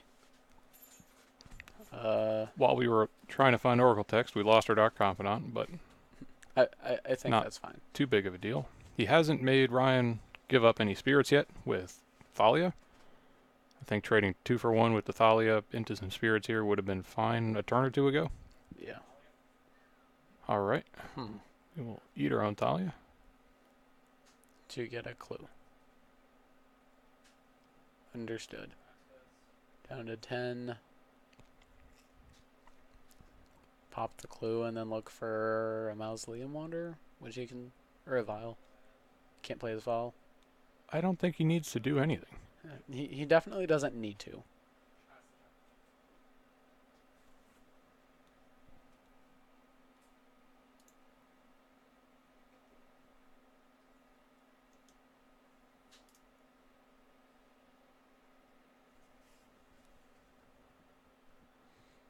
So The Bygone Bishop's a 3/4. So Nathaniel should be close to the point where he can just attack with all of his creatures, and Ryan has to just... I mean, if Ryan wants to trade, he's going to die fast. Mm-hmm. And if he's chump blocking, he's still just dying fast. Yeah, I think the previous turn had Nathaniel with everything, attacked with everything. He's just going to win the race. Ryan doesn't really have any reach. He doesn't have any manlands in play. Correct. All he can do is top deck kill spells one at a time. I think Ryan's best bet is just to dish out his chump blockers as best as possible and try to find his board wipe. I think Or- maybe no, he that's should a- have saved that Fatal Push on the Lord to make combat tricks and force some trades, but I guess Nathaniel's deck has plenty of instant speed answers for removal, so... Mm-hmm. Being rattle chains giving you your instant speed lords even without Vial is extremely strong, like right here.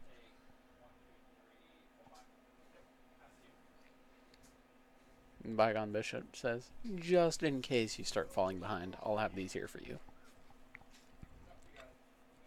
And that is it. Abaddon of Hell had some great suggestions for getting them to understand this should go. Both with shooting a flare into the room or using a starter pistol. I think a starter pistol would get through the headphones they're wearing. Mm-hmm. Nathaniel may or may not jump. Like, Everything Through the makes him house. jump. correct. You can say, hey, Nathaniel, I have a question, and then just falls over.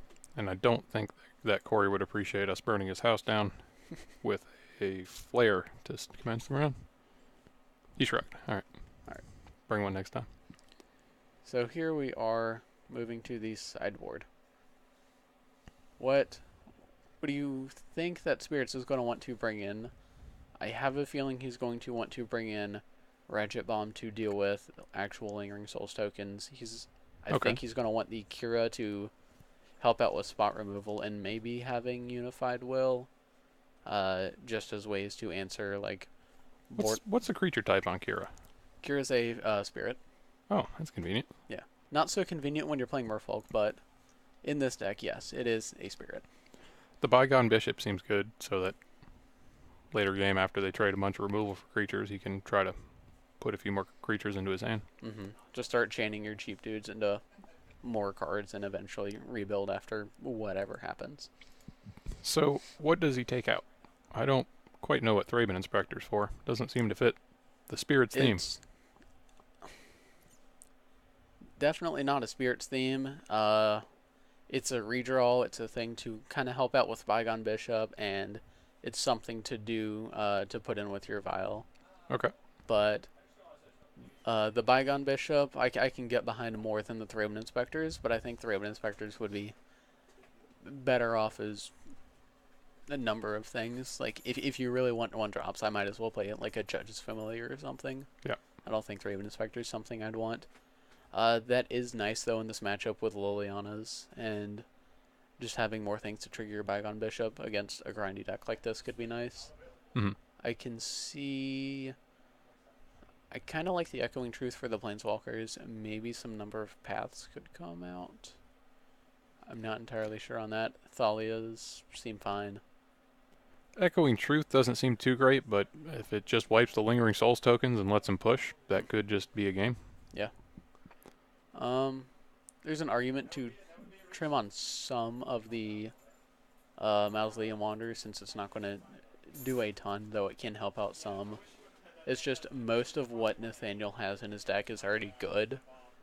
I might just trade off like an Echoing Truth or a Path for the Kira, and then something else, maybe a Mausoleum Wander for the Ratchet Bomb. I don't think you need Oversight. I think you're already pretty set for this matchup. Okay. How about Ryan's? And moving over to Ryan's, he wants to beat creature decks. Ritual of Soot is just another Wrath. That'll be coming in for sure. Seems like his only option when, except for the Spirit that makes them all indestructible. Once they start getting hexproof via Rattle Chains or the Lord, he doesn't really have any other options but to sweep. Right. So Ritual of Soot comes in, a Choke can come in just to kind of trip him up, and if he can land a Choke and also take out a Vial, Nathaniel might have a hard time kind of keeping up, like if there's a growing Scavenging Ooze or Tireless Tracker. Knowing both deck lists, looking at Nathaniel's list, he only has 3 basic islands, and okay, there's 3 Hallowed Fountains too, but There's still a decent number of blue sources in Cavern Yeah. of Souls and Sea Chrome Coast that it won't matter a ton. and he has Vials. Right. Surgical, Nile Spellbomb don't matter a ton. Discard spells may come in to take out Vial or like kind of deal with instant speed shenanigans. Yep. Kitchen Finks doesn't seem great. Stony Silence, I don't know if that's something you want to bring in to deal with Vial when you already have Abrupt Decay and Assassin's Definitely Trophy. not worth it. And Vraska takes care of the Vial. Right. Damping Sphere does nothing. Rest in Peace doesn't help out with anything. So, really, it's Ritual of Soot, maybe the Choke, and then the discard spells. There's an argument to play Bitter Blossom because taking 1 is better than taking 3. But I'm not sure how far that can get you. But, Yeah, I don't think it's really worth it. well, I believe they are ready to start. Yep, they have their hands drawn. You have the microphone? Good to start whenever.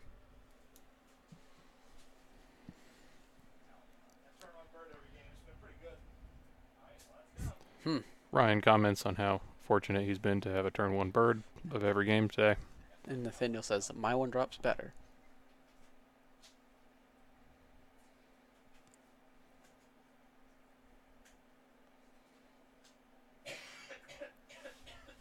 Are we going to see the Liliana follow up yet again?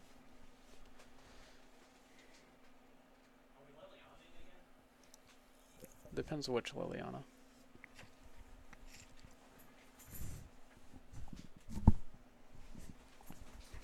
Apparently there's a third mouse and keyboard setup connected to the computer. There is a lot going on. Ah, the Liliana that kills things.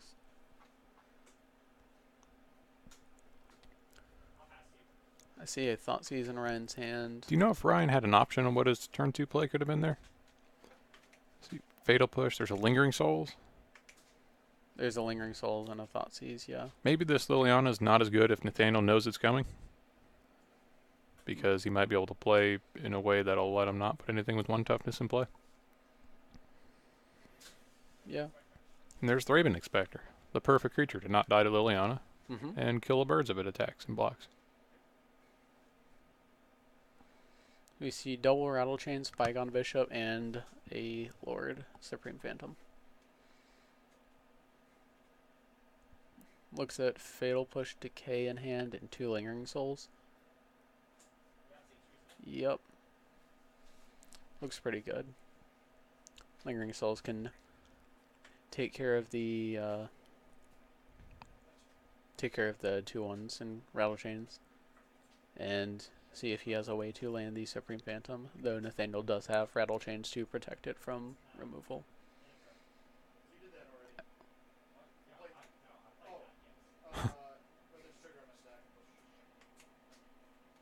Nathaniel knowingly throws Rattle Chains into the graveyard to clear a Fatal Push.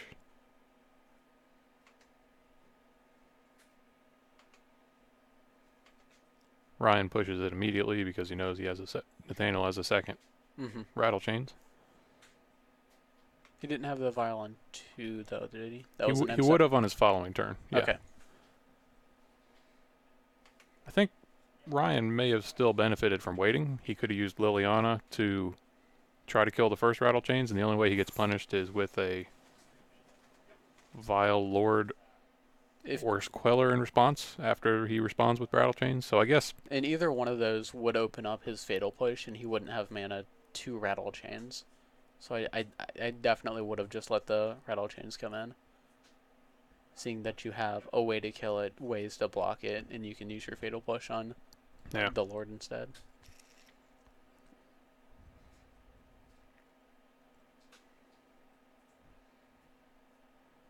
Nathaniel plays Hallowed Fountain tapped instead of bluffing a 2-drop.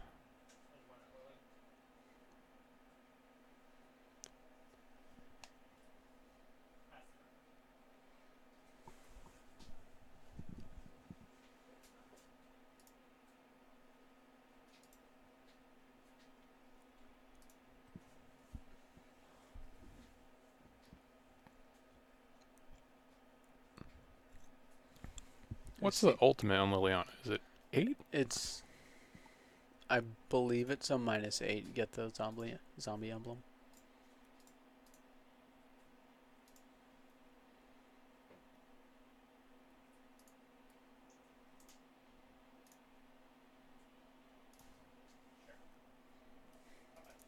Oh, you'll want to resave it.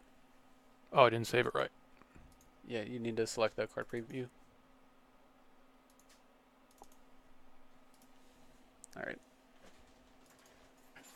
And then transition.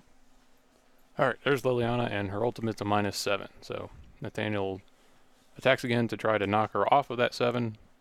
And Gets chump block, and we are now heading towards the zombie apocalypse. that we are. Yep. Unless Nathaniel says upkeep echoing truth, He Right. does have Echoing Truth. he does. But yeah, pop, get the emblem, and Ryan can just play incredibly defensively with all these lingering souls. And that is it. All I do is protect her. I misplayed that game a little bit. What were you supposed to do? Oh, I missed what the board state was there, so Ryan got the zombie ability, and Nathaniel looked like he had some creatures. I guess he wasn't able to raise. He had some creatures. Ryan was just able to take hits and chump block and then build up way too much power on the ground to Ryan would have been able to win on 3 or 4 turns, and then have enough jump blockers because he had a Lingering Souls in his graveyard to just keep himself alive. Okay. That one's not particularly bad against spirits if you don't have a lord. Yeah, no, that one. What just happened?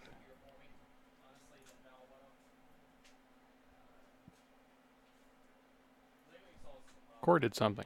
He put it on a feature match Just like cast that, hope you don't have Ooh. instead of whatever we had it on. Oh, we had it on card preview. No, I put it down here. I don't know what the difference is. One has a little red box. I don't know what that box is though. Does it show up on the main screen?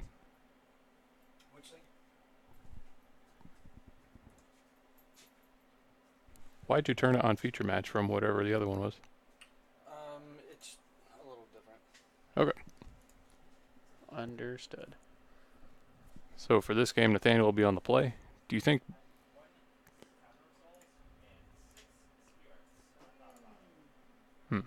Here we are.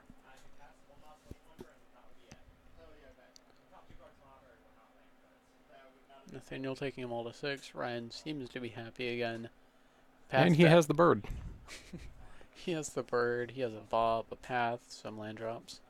Bird into Bob path seems pretty good. Yeah. Even though Nathaniel doesn't really have anything on one worth pathing, but he'll have it. If he has a discard spell, it gets a ton better. Because then you get to bob and discard spell on turn 2. Yep. Alright.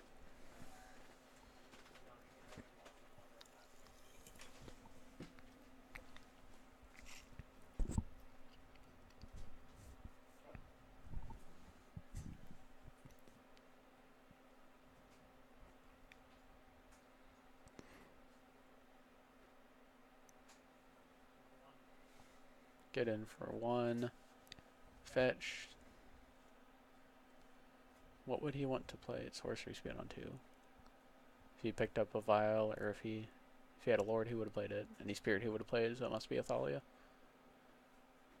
Yep.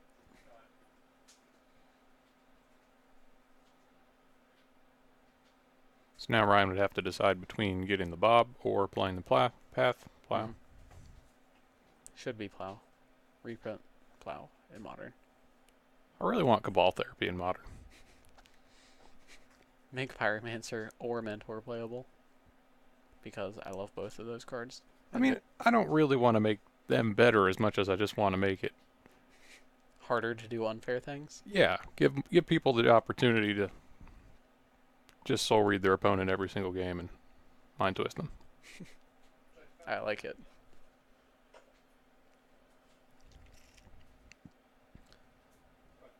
Bob and pass. Now Ryan, don't try to path anything. You can't.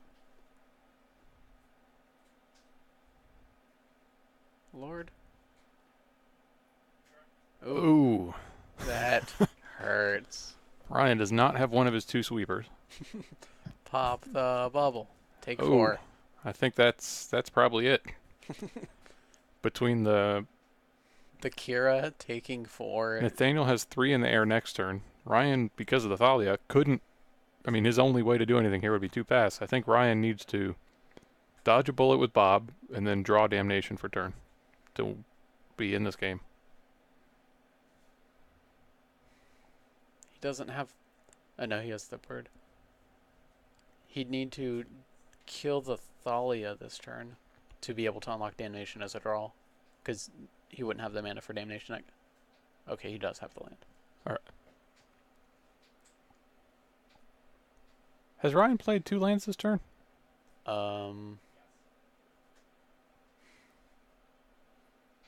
think- went first. Yeah, Nathaniel went 1 drop, 2 drop, 3 drop, and now Ryan has an extra land to play.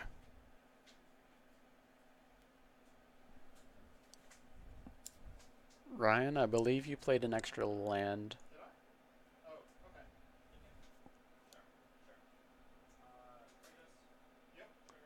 It came in tapped, so it didn't really influence the turn much. It would have influenced the Damnation that he could draw. So he has to draw an untapped land into Damnation. Yeah, he needs to hit the untapped land with Bob and then draw Yep. Okay.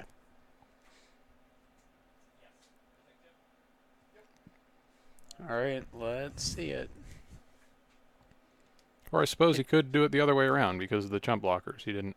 He can counter it with Maelstrom Wanderer. Or Mausoleum Wanderer. It doesn't even matter. Oh, he could. Yep. I guess the game plays out for another turn while Ryan chump blocks, but it's pretty much over. Yeah. There's no amount of bubble popping to deal with the both the Kira and the Drogskull Captain. Or a way to take out the Wanderer to unlock Damnation. There's just way too much Nathaniel is going on to disrupt him. He has to double tap on the Lord because he can't get Kira because it has Shroud and a bubble. And Mausoleum Wanderer to unlock the Damnation also has Shroud and a bubble. Or Hexproof and a bubble. So he needs Supreme Verdict. He needs Supreme Verdict. The blue-white Shadowmoor land into Supreme... Well, I guess the bird's got blue. He just needs a white source. A double white source. So Fetid Heath would It's got be. plains. It's blue and 2 white. Yeah, so bird for blue, Uh-huh. plains for white. He just needs to find a white source. Okay. But So that won't plains, work if you chump block with your bird, Ryan. plains off of the Bob, and then you draw your Supreme Verdict. And then everything's good. Well, now we can't do it. This doesn't look like fun. Makes me want to play more Kira in Modern. It makes me want to build this deck and replace the Clue Makers with Kira and maybe another spell, Selfless Spirit. Nathaniel's had a pretty good game pushing through Kira without a vial. Usually, when you have a Kira, you don't have a particularly fast hand. Mm-hmm. But he's managed to put Ryan into jump block mode instead of casting kill spells. Right. Maybe Ryan should have pathed the Thalia instead of playing the Bob, if he knew he was going to get this behind. Yeah. It's kind of hard to determine. If he had a push instead of a path, I think he definitely does it. But Mhm. he doesn't want to ram Nathaniel. Right. Nathaniel didn't have Vial this game, right? No vial. Okay.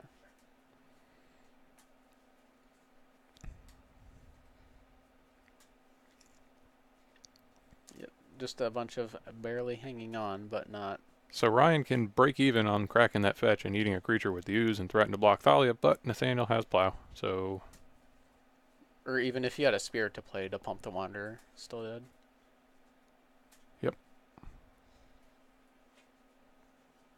Yep.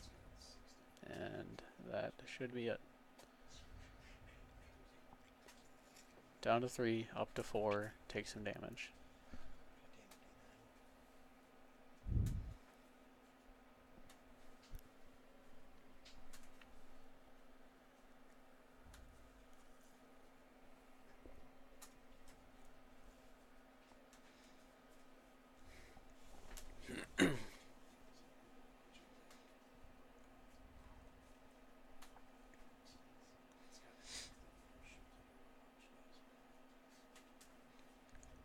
Well, we're just chilling.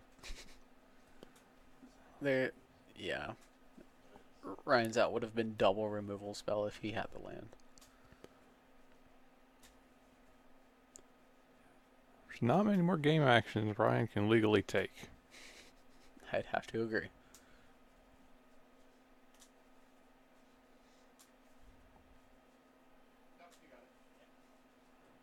Alright. Ryan accepts defeat. And we move on to round 4. Who's playing in round 4? Round 4, we see Nathaniel once more against Michael playing Shining Cat. I assume that's some kind of Felidar Guardian deck. It's the one named Shiny Cat. Of course. Yes, it is. Yep, Saheeli combo. This Now- time it's green-white with a playset of Glittering Wish to find One a of handful of cards. I guess, do you want to put the deck list up? anything. That we can do. Glittering Wish finds us a Saheeli, Supreme Verdict, Bring to Light, Assault and Battery, Wear and Tear, Knight of Autumn, Fulminator Mage, Fiery Justice, Fire Spout, just about everything. Just pick up anything. And, wow, this deck with 4 Utopia Sprawl, 4 Lightning Bolt, or no, I'm sorry, 3 Blood Moons. So, 6 basic forests. So I guess our plan is fetch a basic forest, put a Utopia Sprawl on it, and then moon them. And also have Saheeli combo. Yeah. Moonum, Saheeli combo. You can play somewhat of a mid-range game, being able to pick up, are there any Eldritch Evolutions? No. We can play a turn 2 4-drop by going Forest, Arbor Elf. And then Utopia Sprawl. Play another forest, or, yeah, another green source. Utopia Sprawl the first forest, untap it with Arbor Elf, and have a turn 2 Chandra, Hunt Master of the Fells, 1/4 Cat. If you feel like it. Can't quite Thragtusk. Well, you could. You could get up to 5 if you have double Sprawl. No, you can't. No. You need a spirit guide somewhere in that mix. Yeah, and he is not running any apes today. Nope. But yeah, he's looking to Saheeli, Felidar Guardian, and then able to play disruptive elements like Blood Moon to kind of take his opponent off of what they think they can do. And this can turn 2 Saheeli, turn 3 win if Nathaniel has no interaction. And it can do that without much trouble, honestly. He has a little bit of redundancy in Oath of Nissa. He has his mana dorks to power out his Saheeli and filter just a little bit. So he's not trying to play the same game that Ryan was, which is kill the spirits. Correct. He's playing take care of just enough things to stay alive and then combo off. So with 12 1-drop ram spells, that gives him 12 ways to play, Turn 2 I Saheeli. guess, Christmas Land, turn 2 Saheeli into turn 3 Cat. Mm-hmm. And Nathaniel's answers for that, countering instants and sorceries doesn't help him there. Rattle Chains doesn't help him there. Making his creatures bigger and shroudy does not help him. So he pretty much has the 3 paths, the Echoing Truth. And If he was on the play, maybe a Thalia could have disrupted that a bit. on the play, a Spell Queller can also take care of something. Yep. But yeah, he needs to either have one of his 4 removal spells or be on the play with Spell Queller or Thalia to be able to interact at all.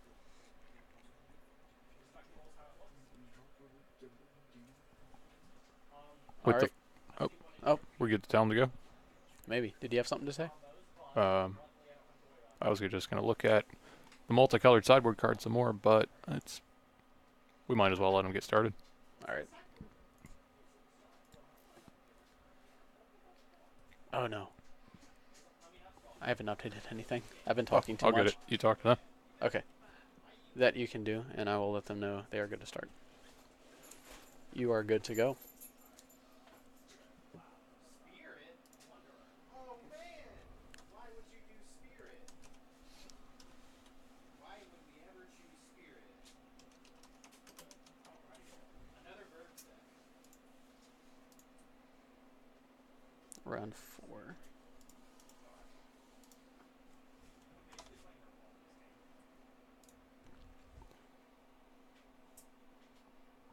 And then tab over to change the timer. Oh. Alright. And now I think we're good. So it looks like Nathaniel won the die roll and got to go 1-drop Spirit into Lord. Michael's going for a Glittering Wish, which you can find just about any card in the sideboard.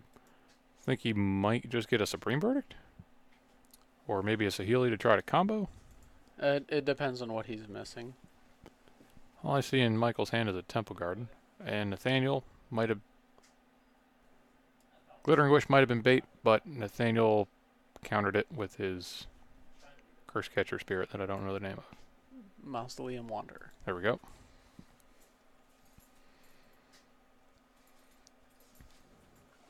Nathaniel taps out for the bishop, Mm. leaving himself wide open, but Michael's got 3 lands in hand, so I don't know how much he'll be doing. Yeah. He needs 6 mana to be able to combo in one turn. So, Oh, that's another... No, Eternal Witness all the way on the left.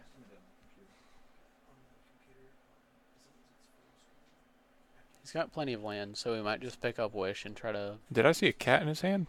He has a cat and Eternal Witness and lands in his hand. So next turn he could play Eternal Witness, get back Glittering Wish. Mm-hmm. And turn after, he has the potential Then he could to... Wish Saheeli, and if that doesn't work, he could play the cat on the Witness and get Saheeli back, and just be really annoying.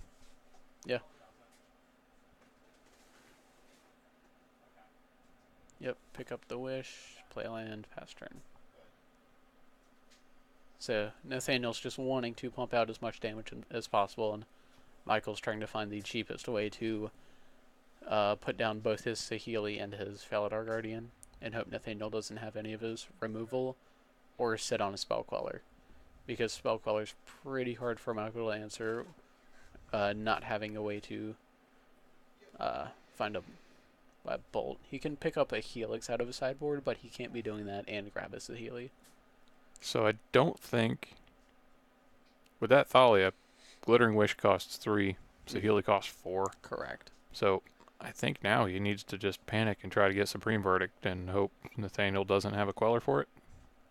Because he's not going to win He's dead to... that race. Let's see. 3, 4, 6. He's almost dead to 2 lords. He's dead to, I think, Lord and Rattle Chains. Well, not counting blockers, but... I mean, Michael's not going to win.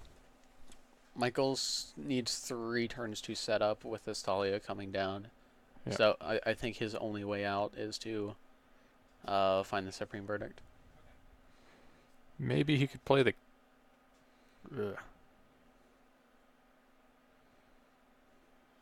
Maybe he could play the cat, Blink Witness, get back a land, but he already has plenty of lands, but the cat could block Thalia. Yeah. He's looking at Firestorm, but, like, that doesn't do anything if Nathaniel just has, like, the Lord. Firestorm's not legal in this format. Not That is a Fire Spout. Fire Spout. And that also loses to Mausoleum Wanderer. He doesn't have any way to not lose to Spell Queller. Right. He's at the mercy of Spell Queller, and his best pickup is just Supreme Verdict, and then have the land drops to hopefully pay for Wanderer and Thalia. But he needs to grab Board Wipe now and cast it next turn. And Why does he need to pay for Wanderer? if Nathaniel has a Wanderer, But Supreme Verdict may not be countered. I'm saying if he's getting the Fire Spout. Oh, okay. Fire Spout would... Oh. He got Fire Spout. I was trying to think why not the Verdict.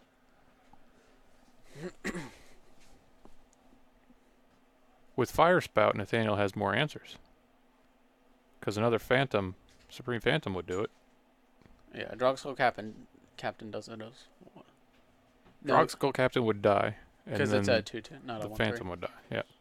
Okay, so yeah, Supreme Phantom and Spell Queller. Whereas if he got Verdict, It's just Spell Queller at that point. Yep. Yeah, I'm not entirely sure on that, and he has the mana to cast it as well, so the mana's not an issue either.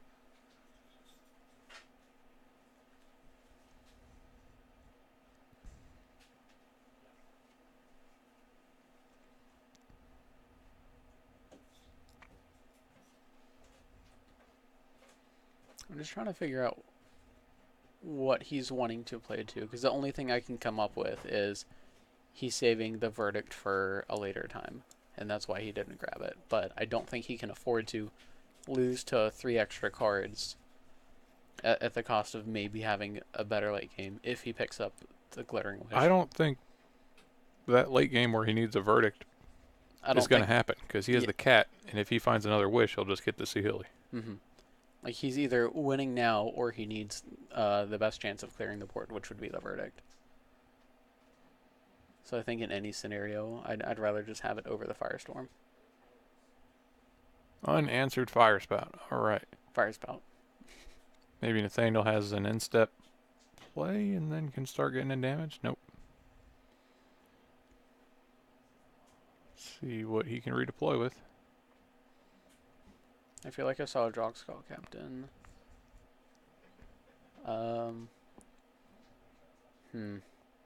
Just like anything he does, if it's like slightly disruptive, it'll be enough to take Michael off because he still just has the cat part of the combo. Double captain. 3/3 hexproof. So Michael's 4 bolts do nothing. There's a Huntmaster of the Fells, which would have been great if it weren't for 2 captains.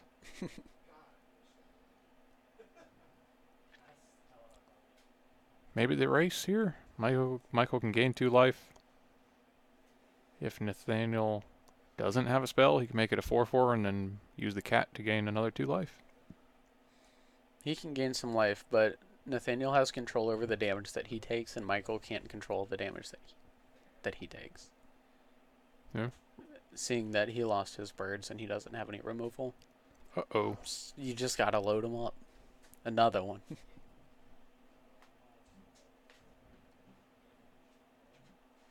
All right, well, with the 4/4 Maelstrom Wanderer, I don't think Michael has outs unless he somehow accidentally draws from his main deck that Supreme Verdict. I don't see it in there. But he wishes he had it. Well, if he draws Saheeli, he can Saheeli Cat, and that'll do it. There's no Thalia. Wanderer can't help. Nathaniel doesn't have a hand, so yeah. And he has exact mana to draw Saheeli and win. He just has to... Even if he didn't have his mana dork, he can play the cat, flicker a land, and then play Saheeli, so he can do it with 6 mana. Okay. But yeah. And... I thought that was it. It's Utopia Sprawl. Yeah, that's it. He has no way to control flyers. Alright. That is Nathaniel that. throws his hand on the ground in victory.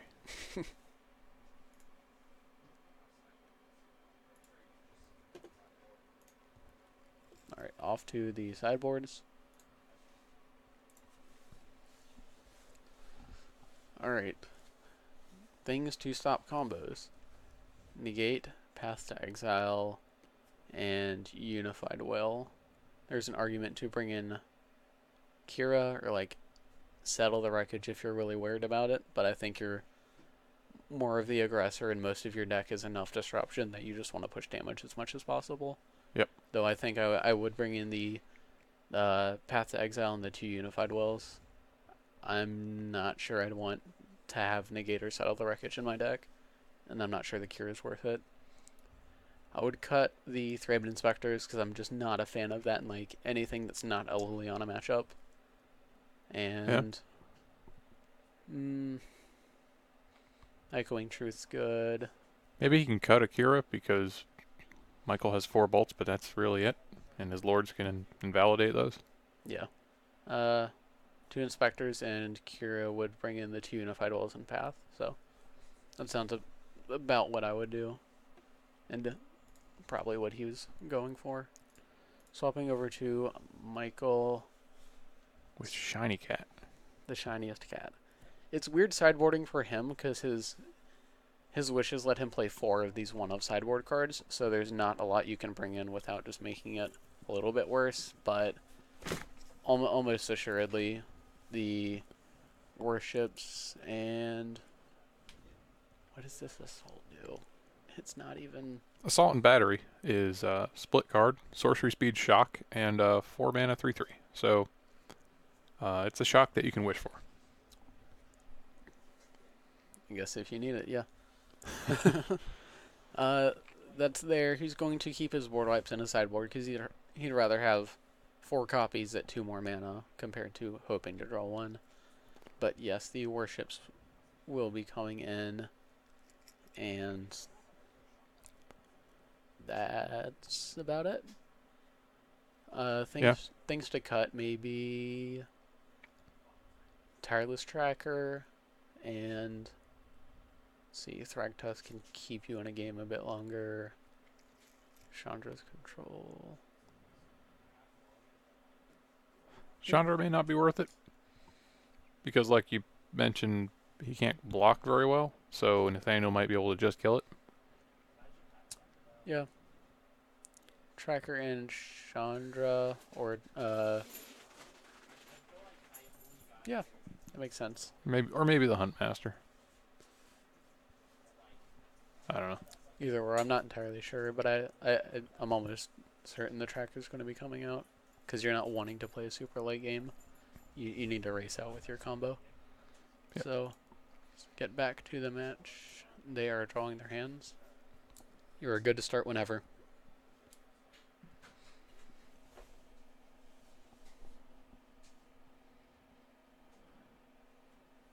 Turn 1 Arbor Elf for Michael, which is part of his dream opener.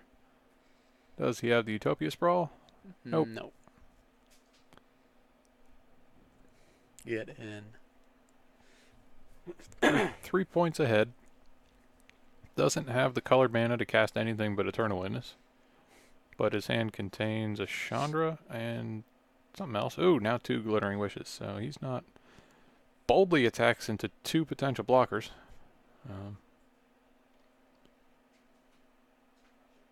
Nathaniel had one and didn't want to eat the creature. Just gonna race. Yeah, Michael not looking too hot, missing a white source. Another Wanderer, punch you for 4? Punch you for 5. Does he have a Lord? Okay, he doesn't. That's quite a few Judges Familiars. Engineered Explosives for 1. Pretty good. There's the red. And Chandra doesn't get stopped by Maelstrom Wanderer. I guess she can drop in, shoot somebody in the face, and die. Oh, Saheeli. Saheeli's just going to die to a bunch of spirits. Yeah. Get that scry in. Take some pressure off of him and lets him look a little bit deeper for a board wipe. Oh, the Glittering Wish that he already has. He must... Yeah, he's just super desperate for a white source. Because he's going to have to wish and 2 Verdict to be able to win this game. And that's if Nathaniel lets the wish resolve. 2, 4, 6, 8 damage. Alright, so Saheeli's down, so Michael can't win on the next turn. Mm-hmm. And Another wish that he can't cast. Nathaniel has 7 damage in play. With a Lord, it's lethal.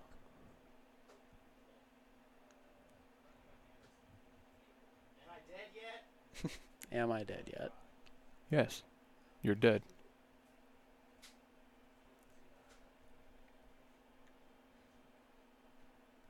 I think Nathaniel can play Thraben Inspector and say go and still win on the next turn.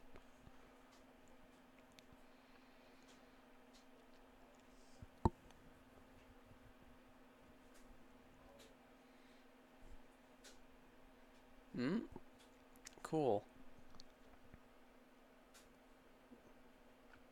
Pay your tax. There you go. You got it. Name white. Make green, green, white, white. This doesn't work. What doesn't? Anything. The Glittering Wish costs 3, and there's 3 Maelstrom Wanderers in play. The Bishop Rattlechange are lethal. He You get nothing. do not pass go. Alright, we're attempting to cast a spell. It resolves. He failed to find. Should've gotten at least like a Fulminator Mage. Alright, Michael's dead. DED. That is it. Alright, on to round 5. I think that's me. That's you? Let's What are you see. playing today? I'm playing Jeskai Control, and I get to face this cat combo. Alright. How are you feeling about it? Gonna get mooned? That's one thing I have to look out for, is not get mooned. All right. Basics. Try not to die too early. But I'm not feeling too worried about it. I am a bit more worried about Hollow One, or if I played against Spirits, it would have been a bit more rough. But I will head in there and leave you two looking at everything. All right. Who am I talking to next?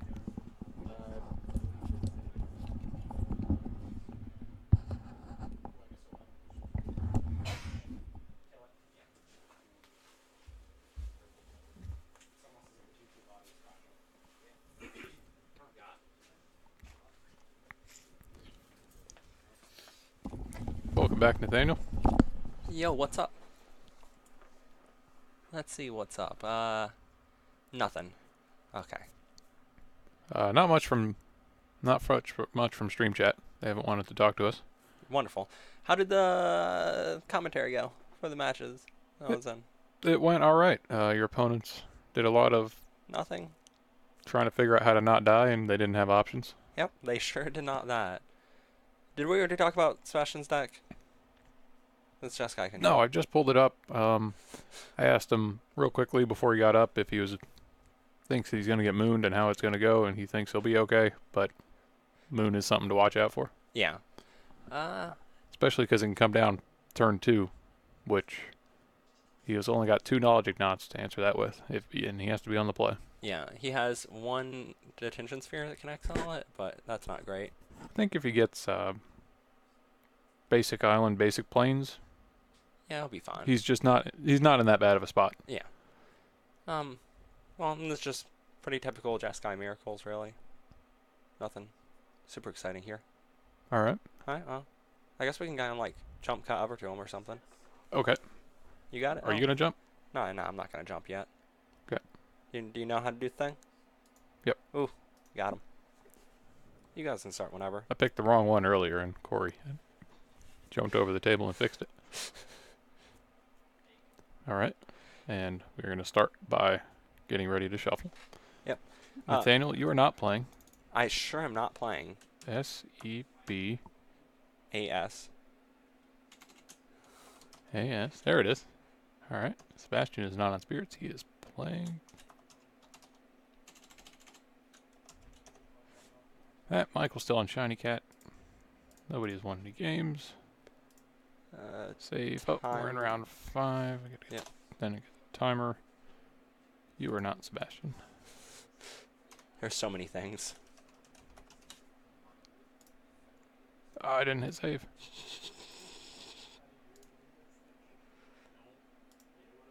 It's not that one. Clicked the wrong refresh button. All right. I think everything on the screen is correct now. Let me just. Whoa. Oh, that's Corey's in charge of that. Oh, Maybe he's Corey's- outside listening to the stream and he can hear us, and he should Okay. come back and fix this I got Cardboard it. Live or whatever this is. Corey, fix it. I got it. It's fine. There's not a save button. Why is there not a save button? Oh, he's controlling it. Oh, he's controlling it from his I don't- phone? I don't know. Update stream. That's close enough to save. Yeah. Oh, make the change and then hit update stream. I didn't make the change. There you go. You Yeah. fixed it. Okay. I guess. I don't know what it's supposed to look like. Sure. Wow, we're already starting the game. Yep. Looks like Sebastian was on the play. Had a land. No basics. He's getting ready to get mooned, but not this turn because he destroyed Arbor Elf. Yep, he saw the bird of sorts and just kind of killed it. Michael is looking through his sideboard, giving away no information before playing his second land. All right, well, what are we gonna do? Ooh, it's a glittering wish. Nope. Double mana accelerator or glittering wish. Looks like he's gonna go on the side of glittering wish. I don't know what the rest of his hand was there. Yeah, I'm kind of clueless as well. But I would think in general the double ramp might be better than Yeah, like it's bad if your opponent draws just exactly playing the wish. Terminus, but like So we've Oh, got well. Thragtusk. Oh, can't see much. I see a couple lands, a Saheeli, some Monodorks. Nothing real exciting, honestly. Or to just jam Saheeli into battlefield. Logic Knot does not exist. And now Sebastian has like a million ways of handling this though. You can minimize that or whatever. We're gonna Snapcaster into nothing. Ambush Viper mode. Start putting pressure on Saheeli.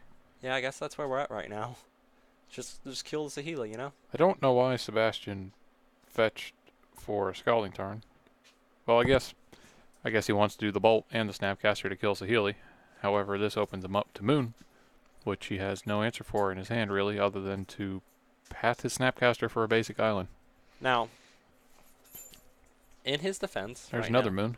Michael A would mountain, also not sorry. be great if a Moon hit the board right now. No, You'd have a that's bad time. true.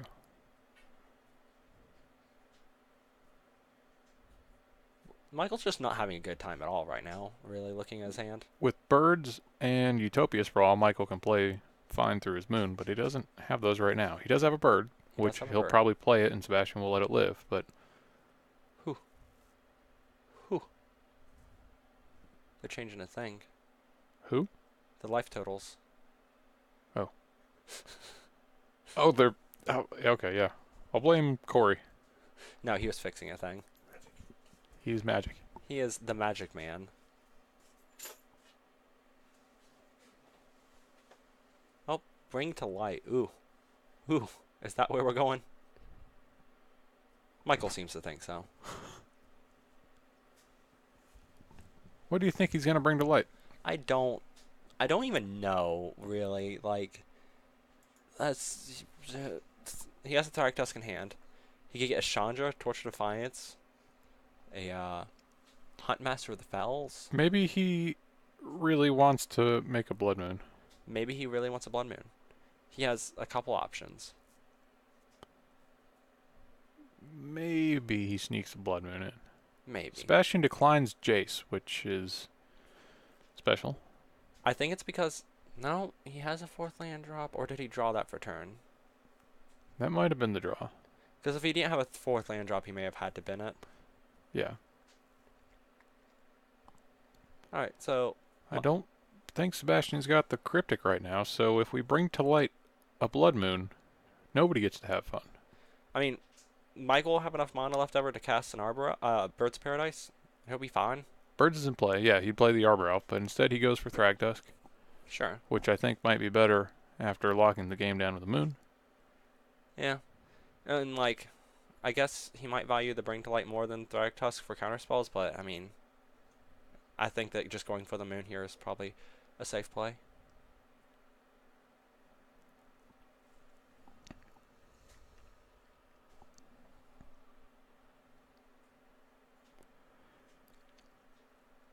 Dude.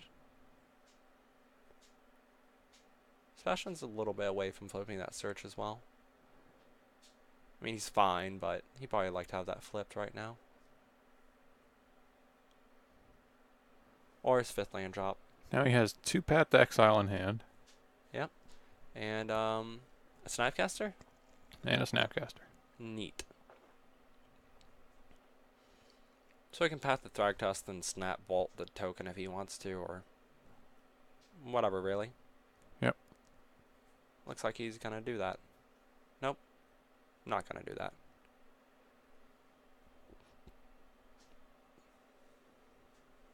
Or maybe. He doesn't know, really. He is thinking about it. Oop.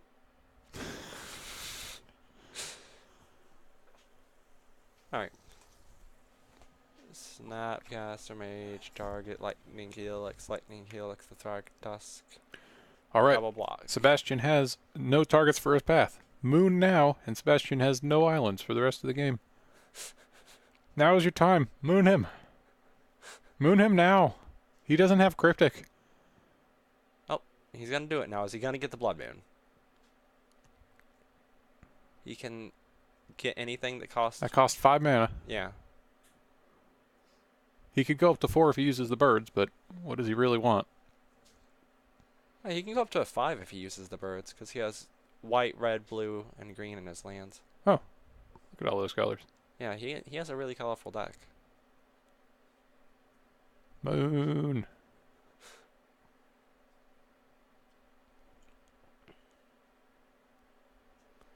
You passed one. No, go back. No, there. No, what? Huntmaster is an interesting pick. Blood Moon is definitely the safe one. If he's doing it for 4, I like the Chandra better. Yeah, that's also correct. Chandra is really strong. Because if Sebastian does have an answer to it, she just snowballs so quickly. And Michael has a second bird in hand, so he can use the first bird to make a second bird and kind of guarantee he gets some colored mana. Oh, he's gonna get the Huntmaster. I think. Yep, got the Huntmaster. All right, let's... See how that pans out? How many Terminus does Sebastian have? 4 of them? Yeah, that's a lot of Terminus. It's either 3 or 4. That's not it. There you go. 4 Terminus. Yep. I think Sebastian just has so many answers for Huntmaster of the Fells. I'm not sure. Yeah, That Huntmaster was is like good. the squishiest thing in your deck, and doesn't one of his spells have don't one of his spells have flashback currently to just like kill it anyways? Yeah. It is already covered. That's unfortunate for Michael.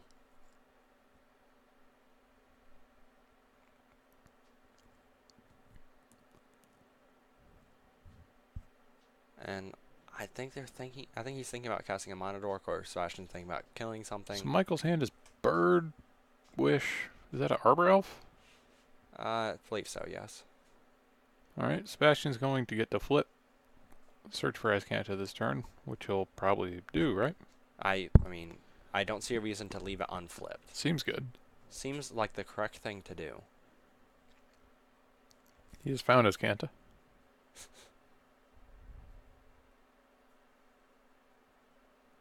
I mean, Teferi, sure. Key money. Does he have any way of protecting that?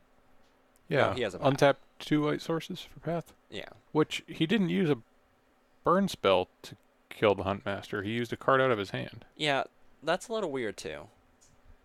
Like, I thought when he used the path, I thought he was gonna like bolt the beast, and the bolt had flashback or something. Feels weird to just like not use the flashback on Yeah. your Snapcaster.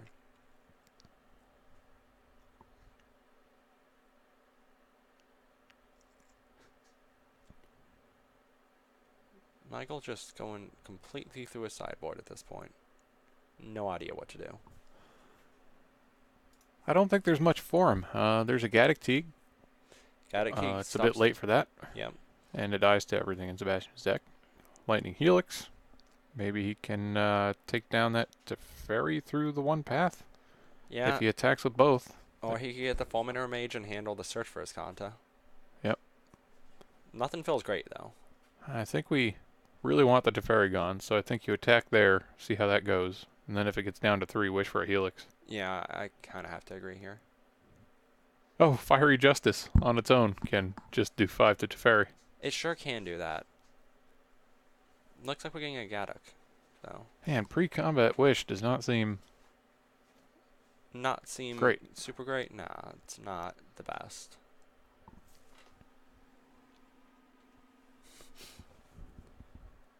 And Sebastian's gonna save the Teferi here. There's no reason to like let it die. Oh yeah, Teferi is... Absurd, even. Yeah, Michael's playing in a way to let Teferi stick around, which is not good.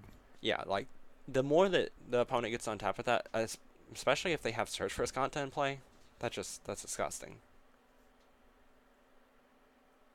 Sebastian had another bolt. He sure did.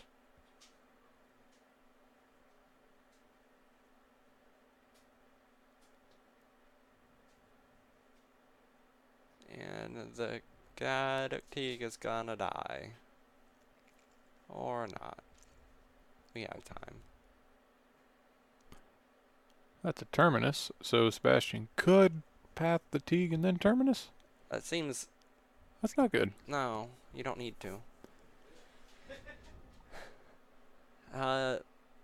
Does he realize... He hasn't announced the trigger. He hasn't However, announced- Michael probably knows what's going on. Michael 100% knows what's going on. Your opponent doesn't just like stop in their draw step for no reason. Okay. Yeah. Like, if we pat the Teague, which we're got to do at some point because your deck is all spells that need Teague not in play for. Teferi +2s draws you a card. I mean, The Wolf keeps Teferi in check, but you're happy enough with that. yeah. Like, you can probably hold it off, honestly. And he agrees. After a lot of thought.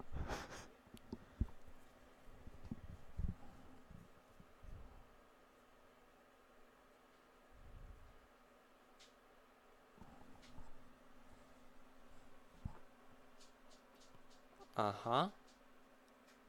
Yes.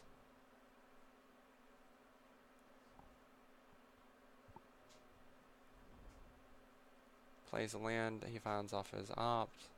Yeah, that's a great land for blocking. Yeah, it's a great land for blocking. Pretty much stops Michael from attacking. Then, if Michael doesn't attack, then Sebastian can just path and activate Search for Escanta. Nothing is good for Michael right now. Except for Sebastian only using half of each of his Snapcasters so far. Yep. But it doesn't even matter because he's got it covered. Yeah, he's doesn't even need to fully use his Snapcaster Mages, and he's still just drowning his opponent in value. Michael baiting a block with Colonnade. Yeah. Choosing not. Sebastian could let it hit and not care, or he could block, and I don't think there's any danger from Michael doing something because Yeah. the cat combo works post combat. pre-combat, not post, I mean, right? does not Yeah. work post combat. Yeah. So, yeah. There's nothing really that Sebastian can do incorrectly here, honestly. Like, I think that he should just let the damage through and see what happens, but he's gonna up. Oh, that's rough. Now you can't block. Sure cannot block. And the Terminus. Oh, you didn't put your trigger on the stack. Whatever. Just let Teferi block with his face. Don't play spells. You need that path for the Teague. There we go. Yeah, okay. There we go. It's fine. Everything's fine. He's gonna do the path, he's gonna do search for Escanta, whatever. Like, nothing matters anymore.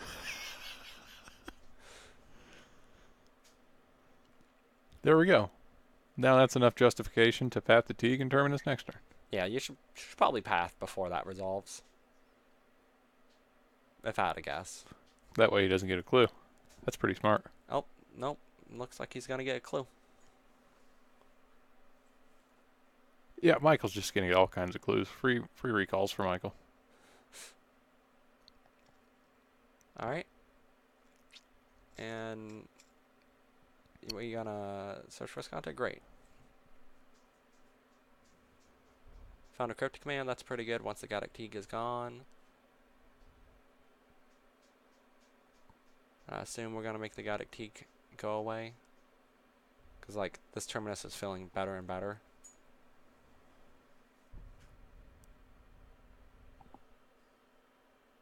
Now, at this point, Michael has a bunch of untapped lands. Yeah. With Sebastian searching for Escanta there and not revealing a removal spell, Mm-hmm. he might have gotten Michael to commit more to the board. But now that Teague's out of the way and Michael knows he has Terminuses, Mm-hmm. maybe Michael just sits on his one tracker. So Sebastian could have tried to get more out of Michael's hand. He could have. But at this point, I think he's fine to just get the 2-for-1. 3-for-1 if you count the birds, but I'm not. Yep.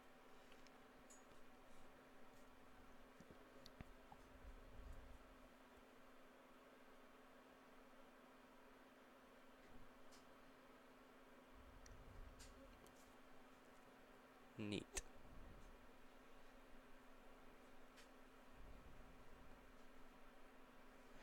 Michael gets to draw a couple cards on end of turn at the very least, though.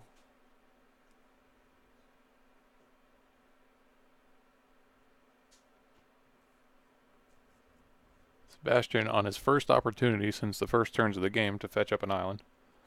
Moon is still very much a threat. Well, if Michael has a moon, Sebastian can cash in as Teferi for it. Yeah, I don't think Moon is a threat anymore. Specifically since Michael doesn't really have anything to like commit to the board to, punish Sebastian. If Michael had a moon exactly now, Sebastian couldn't take a turn and Yeah. plus Teferi. But he doesn't, so. Michael's hand just Monodorks and mana. Not what he wants. Sebastian Ever. can now just keep up Colonnade to block, use Search for Azcanta and Teferi. He doesn't even really need to keep the Sesto Colonnade to block. He can just at least this turn, he can do the double down on Search for Azcanta if he really wants to. Yeah, because if he blocks with Colonnade, he can't also Cryptic. Mm-hmm.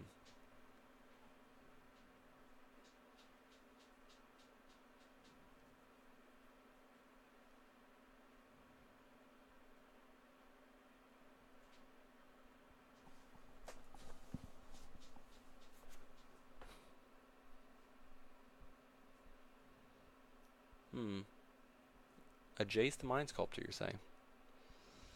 That's pretty good. That's a pretty good Magic card. He's going to be able to resolve that next turn, probably win the game. It's hard to lose the game from that point, really. Or play it this turn, really.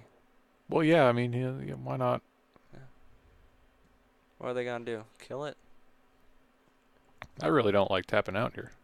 He could have waited a turn for the Jace. He could have. And held up his Cryptic Command, but I guess he just doesn't think that his Planeswalkers aren't much of a threat.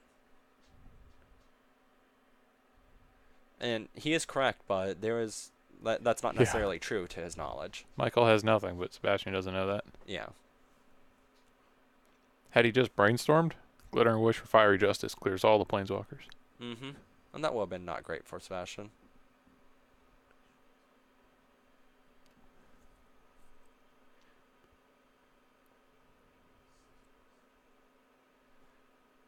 Yeah, I think Michael has to find something this turn, and if he doesn't, he's just out of the game.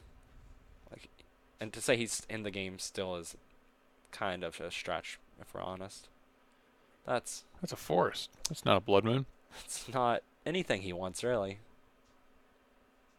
I would not fault him for conceding here.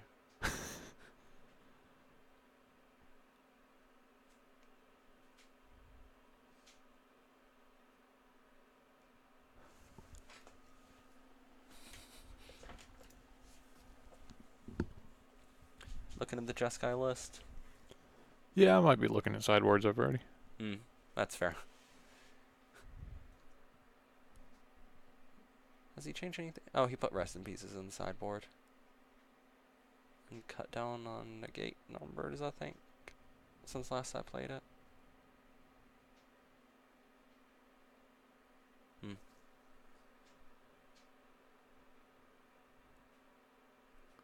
More mana for Michael. Yep, he needed Defiantly putting it on the forest that he tapped to play it. Had to send a statement. And go away, Elf. Yeah, Sebastian's drawing 4 or 5. He's drawing 5 cards a turn, or something ridiculous at this point. Rue Disturbed. Thank you for the subscription. Always great to have someone else getting there.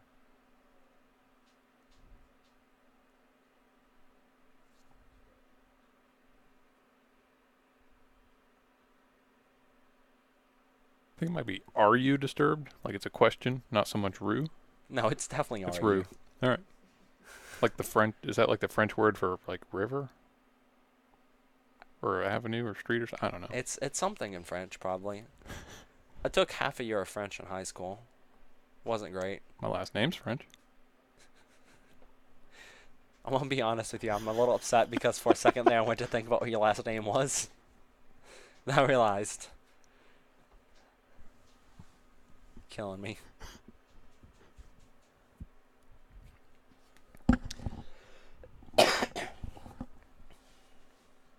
Right? I don't really know what's going on at this point, outside of Sebastian having the most disgusting board advantage and card advantage.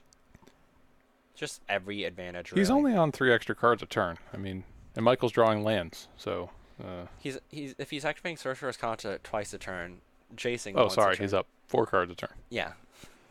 So, And he still has not yet played the Cryptic command we know about. So somehow, in your deck of Cats and Saheeli's, you need to get through a Cryptic command, plus the 9 other cards he's drawn since. and Sebastian seems to think that it's time to start trying to win the game. There we go. That is reasonable. At this point, the game has been going on for close to 30 minutes. So, over 30 minutes. So, oh, Michael doesn't want it anymore. He's done. That's He realized reasonable. that his deck does not contain Emrakul the Aeon's Torn, and he backed it up. If it did, though, whew, he was, might win. He was getting close. All right, do Jeskai control. It's probably not running this card. No assault and battery in there? Huh? No assault and battery? No assault and battery. Is it? Do we want is Staticaster? I'm just clicking on this card. Well, it's up now. It's up now.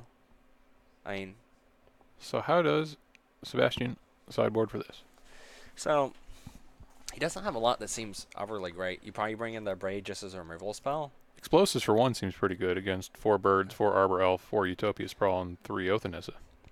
Explosives on 1 seems good. He can also get it up to 3 for Saheeli. Yep. If there's one of those sitting around. Is it Staticaster seems good? Same reason, kind of, sort of. Just a repeatable way to kill birds, arbor elves, and not much else really. So maybe not. Staticaster isn't going to happen until turn 3. Three, and with yeah. Michael on the play, I don't think that's going to make a big impact. He has the Terminuses. Yeah. Celestial Purge can hit the Saheeli's and the Blood Moon. Blood Moon. So that might Purge be worth seems very bringing. good. So looking at like Purge, Engineer Explosives, possibly a Braid if you just want that removal spell. I don't think the Timelies are necessary, and everything else just doesn't seem like it's for this match. Maybe the negate. Maybe. You can hit Glittering Wishes, you can hit Saheeli's and Blood Moons. Yeah, I forgot that this was the Glittering Wish And version somehow. usually you'll want to counter whatever happens after the wish, but maybe he's wishing for, I don't know, a creature. Yeah. Does he has creatures. So, what's bad here? Out of Sebastian's deck. Yeah, I don't see much that's bad in this matchup, honestly.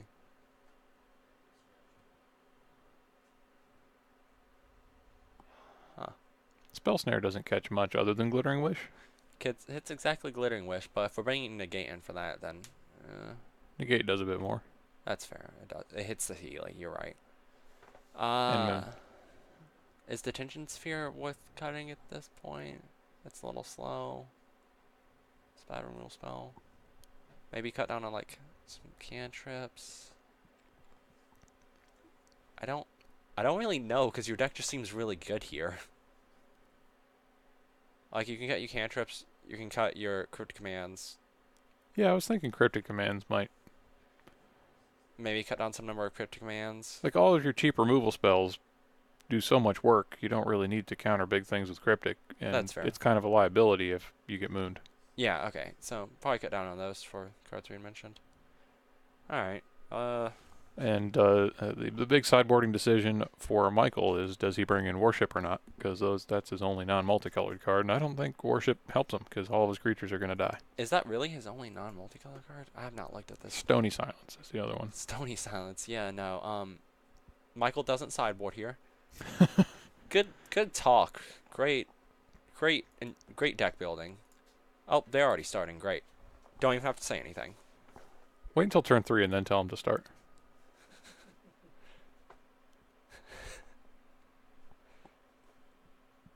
I'm actually gonna do that. You got to be loud enough for the microphone because it's very quiet over there. Yeah. I turned it up a little. So Oh, you did? a little bit, yeah. Okay.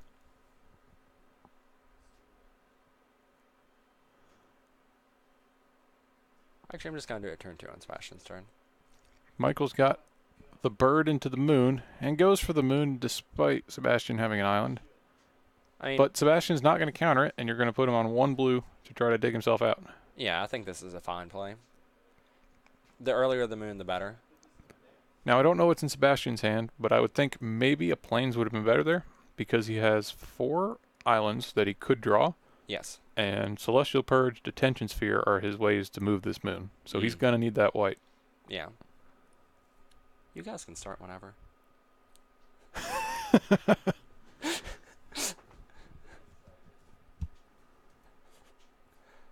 Alright, Field of Ruin. There's a mountain and another mountain.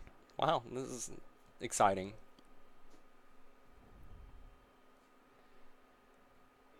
Michael has another bird. So, well, Oh, no, we're taking that back. He's casting that first. Okay. Or he's considering it. I don't really know. He's just gonna cast bird. Okay.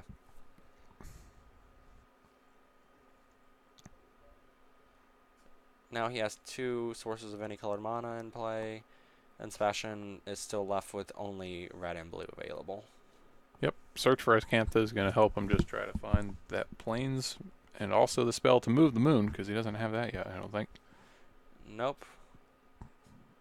And his best way of answering it, if he brought in the Celestial Purge, he can't even cast without the white, which is kind of awkward. Oh, Saheeli and Forest. But he can cast the Saheeli here because of Yeah. the Oath. Does the Saheeli, can that blink the oath and ponder more? No. What But- does Saheeli even do? She upticks to scry 1 and then deal 1 damage to each opponent.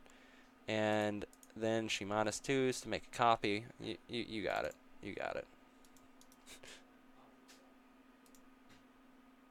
There we go. Let's replace Michael with Saheeli. And Artifact or creature, so we could be copying clues, I guess. But, Could copy a but clue not and then Oath of crack it. Nissa.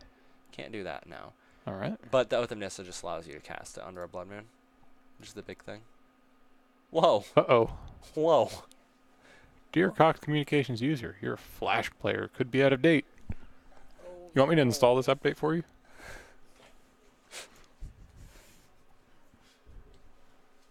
Internet's we'll a up- great place. We'll update it later. When Windows 10 force installs its updates, we'll catch all the other ones. All right, Michael seems to still be absolutely nowhere. Bird's Paradise don't attack for anything.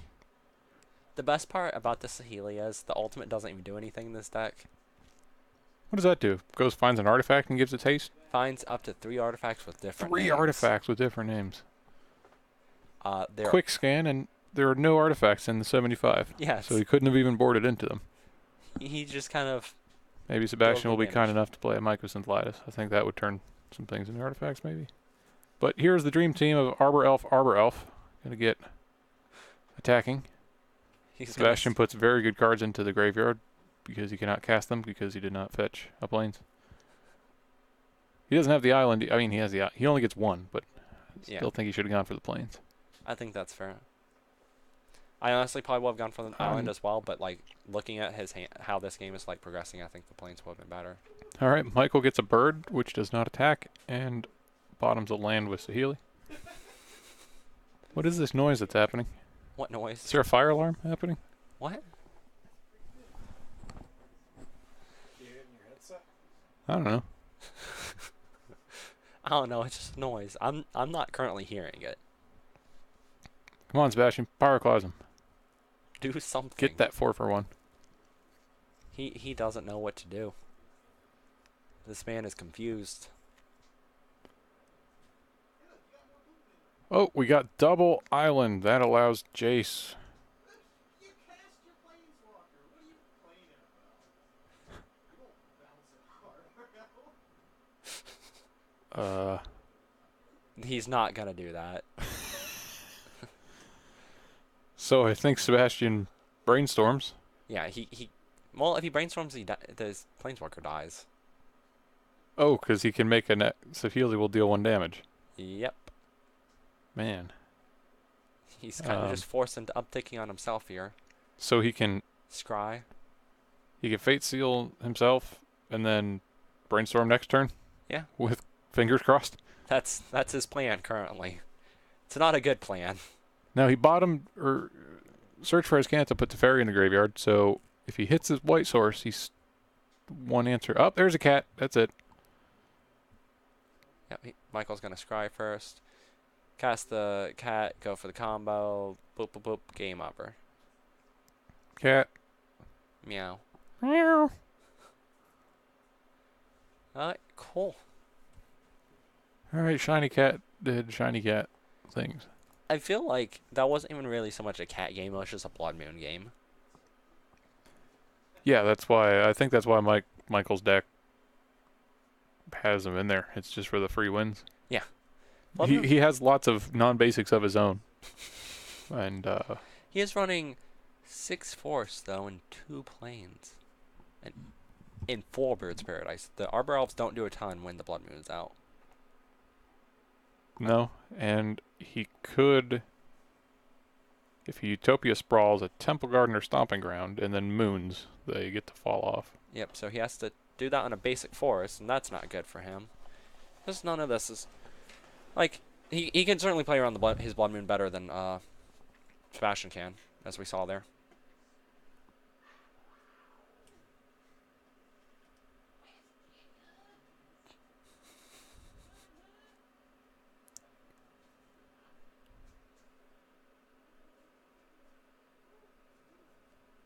All right, Sebastian is making some changes, maybe bringing in some more answers to Blood Moon. I don't really know what he would change here.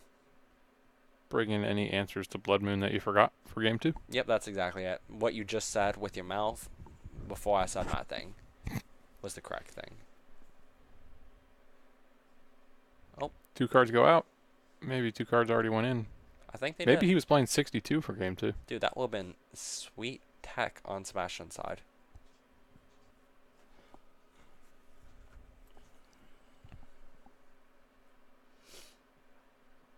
Alright.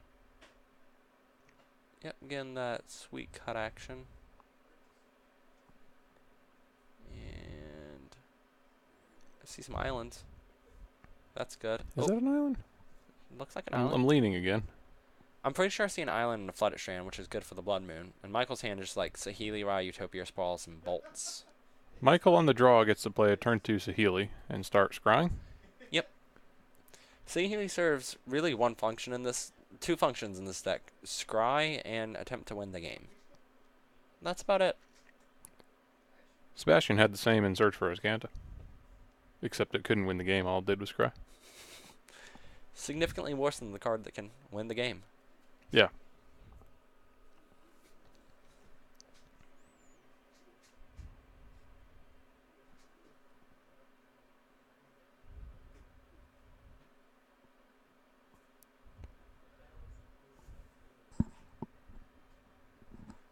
Alright. Sebastian's also on a mold of 6 here. I see multiple fetch lands. Scry's basic island. Bottoms it because Blood Moon doesn't exist. We don't live in fear of Blood Moon, I guess. Alright, Michael drawing a forest. Whoop, another Utopia Sprawl. Fantastic. Just sprawling out all over the place. That sure is what he's doing. And he drew another Saheeli. He's just drawing Sebastian his is hand. wiggling in his seat, attempting intimidation. May or may not be working. Saheeli still resolves. Oh, and there goes the Scry engine. That's pretty good. That is pretty good. He must have named blue off that Utopia Sprawl. So with the other Sprawl, he could name red and play that Chandra next turn. He can't, Oh, I thought. Never mind. because he would have to tap the forest. I thought he had an Arbor Elf for some reason because I thought it was Magical Christmas Land. Nope. No such luck. But still, 2 turns from now, a Chandra's fine. Yeah. Like, if a Chandra resolves against Jeskai, it's going to be good. Now, the kind of unfortunate thing for Michael, though, is that Sebastian should never tap out in this matchup, so he's not going to have, like, a clear window. Well, he should never tap out once a Saheeli Ra is in play.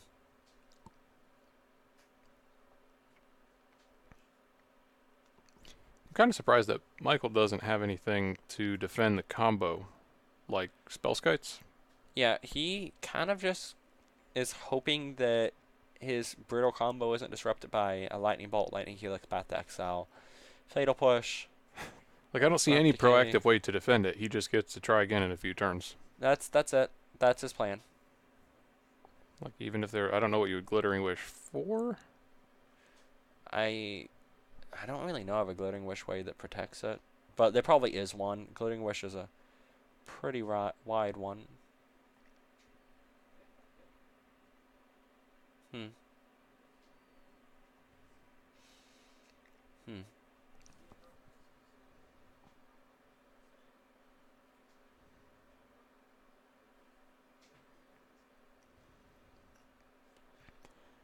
Sebastian opting for Hollowed Fountain instead of Plains. With another Flooded Strand in hand, he could, He does not fear the Blood Moon. he really is not living in fear of Blood Moon. Well, this Geist might end the game quickly. And I have to assume he has a Path to Exile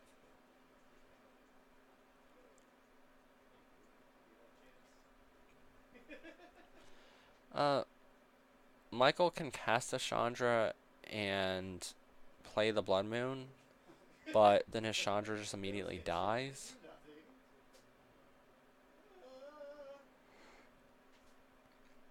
I think Sebastian needs to take out the Saheeli and let Chandra stick around for a turn if that's what we do. Yeah. Like, Michael might just have to do it just to get another Planeswalker in play. You don't want that. And he has another Saheeli. Yeah. Just put that right on the bottom. Ooh, Chandra can +1 to add 2 red, so he could play Chandra, And Blood Moon. add yeah. 2 red, Moon, and Sebastian gets to play the remainder of the game with only a Geist of St. Draft.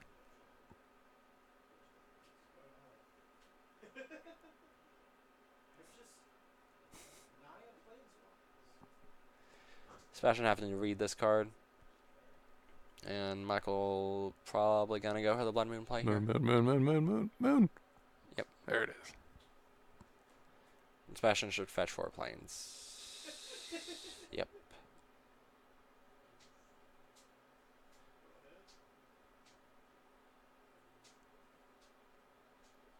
Ooh. Foil Thunder Plains from Odyssey. Foil Japanese Thunder Plains is nice. Couldn't see the language. Yes. I had to specify. I always specify whenever it's one of your decks, so I only find it Oh, thank you. correct.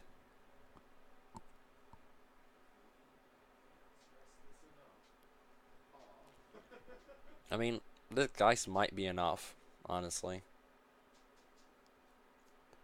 It's gonna have to be on Planeswalker duty for a while, though.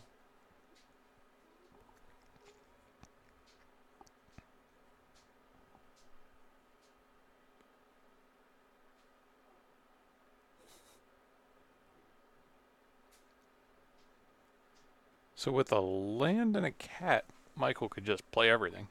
He could. Oh, Huntmaster is going to get 2 2/2s, and Sebastian has a Path and a Snapcaster. So, end step Path, 1 tap Snap Path, he can still take out Chandra.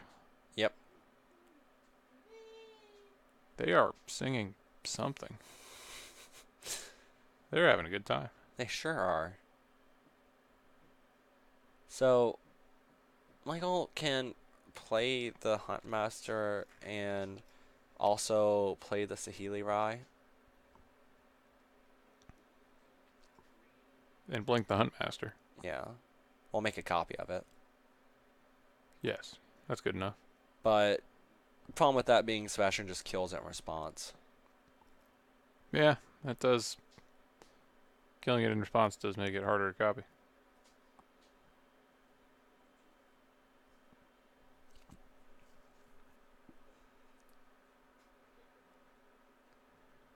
And yeah, this is gonna be a complete blowout because he's gonna go to try and make a copy of it. Sebastian paths it, snap paths to Wolf, untap, kills the Chandra, kills the Saheeli Rai. And Michael has nothing. I don't think he gets to kill both Planeswalkers. Oh, well, because it's a minus. There you go. Yep. Everything is dead. You get nothing.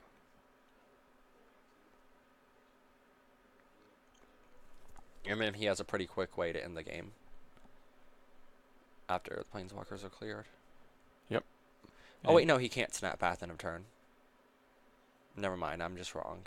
So he's short an attacker from clearing both planeswalkers. Yes. But Saheeli isn't going to be blinking any cats. Oh no, the cat resets Saheeli, and then Saheeli Yeah. can blink the cat. So if Sebastian goes for the pathing of the wolf here, then he's leaving himself open to dying to, Well, he can still kill Saheeli and leave Chandra. He Yeah. can attack Saheeli with the Geist and then to leave. finish it and send the Angel to Chandra. Okay, yeah.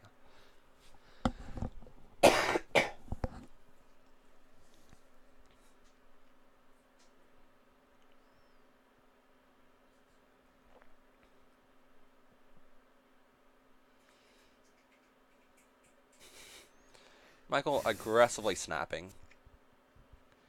Sebastian also snapping.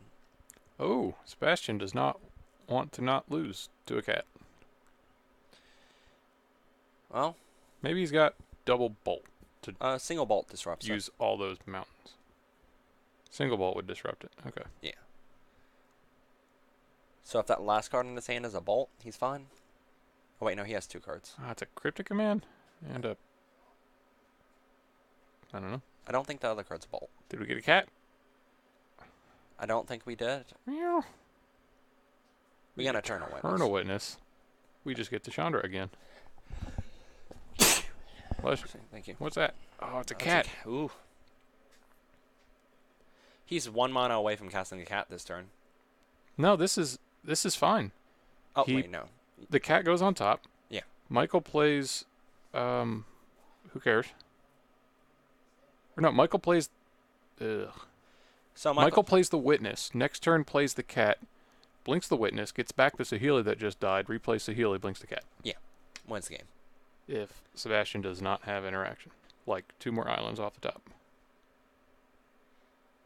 Michael has to Or see- he could just get back the Saheeli that's already dead. Yeah. Or the Chandra. Why not have redundancy? So if he gets back the Chandra, then he can just replay the Chandra this turn, and that feels fine. And it also Yep. and that forces Sebastian to consider how he's gonna distribute his damage. He did throw everything at Chandra last time. Yeah.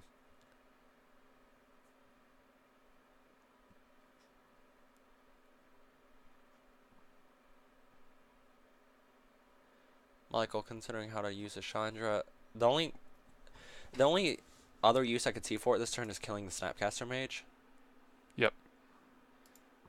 It looks like he's just gonna bolt the Snapcaster Mage though. With the red mana he makes off a Chandra. Okay. That way the Geist, in order for the Geist to kill the Chandra, he would have to, And the Geist is going to trade with the Eternal Witness. yeah. Search for Escanta, not great.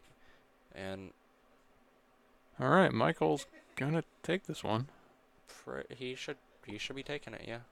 with his cat.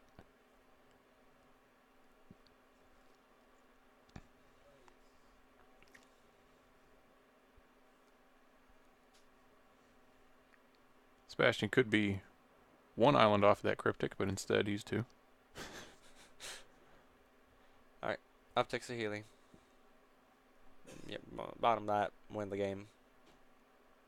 Yeah, winning's good. Winning is probably a good strategy at this point in the game. And honestly, like, even if he didn't have the cat combo, he still feels fine here. Yeah.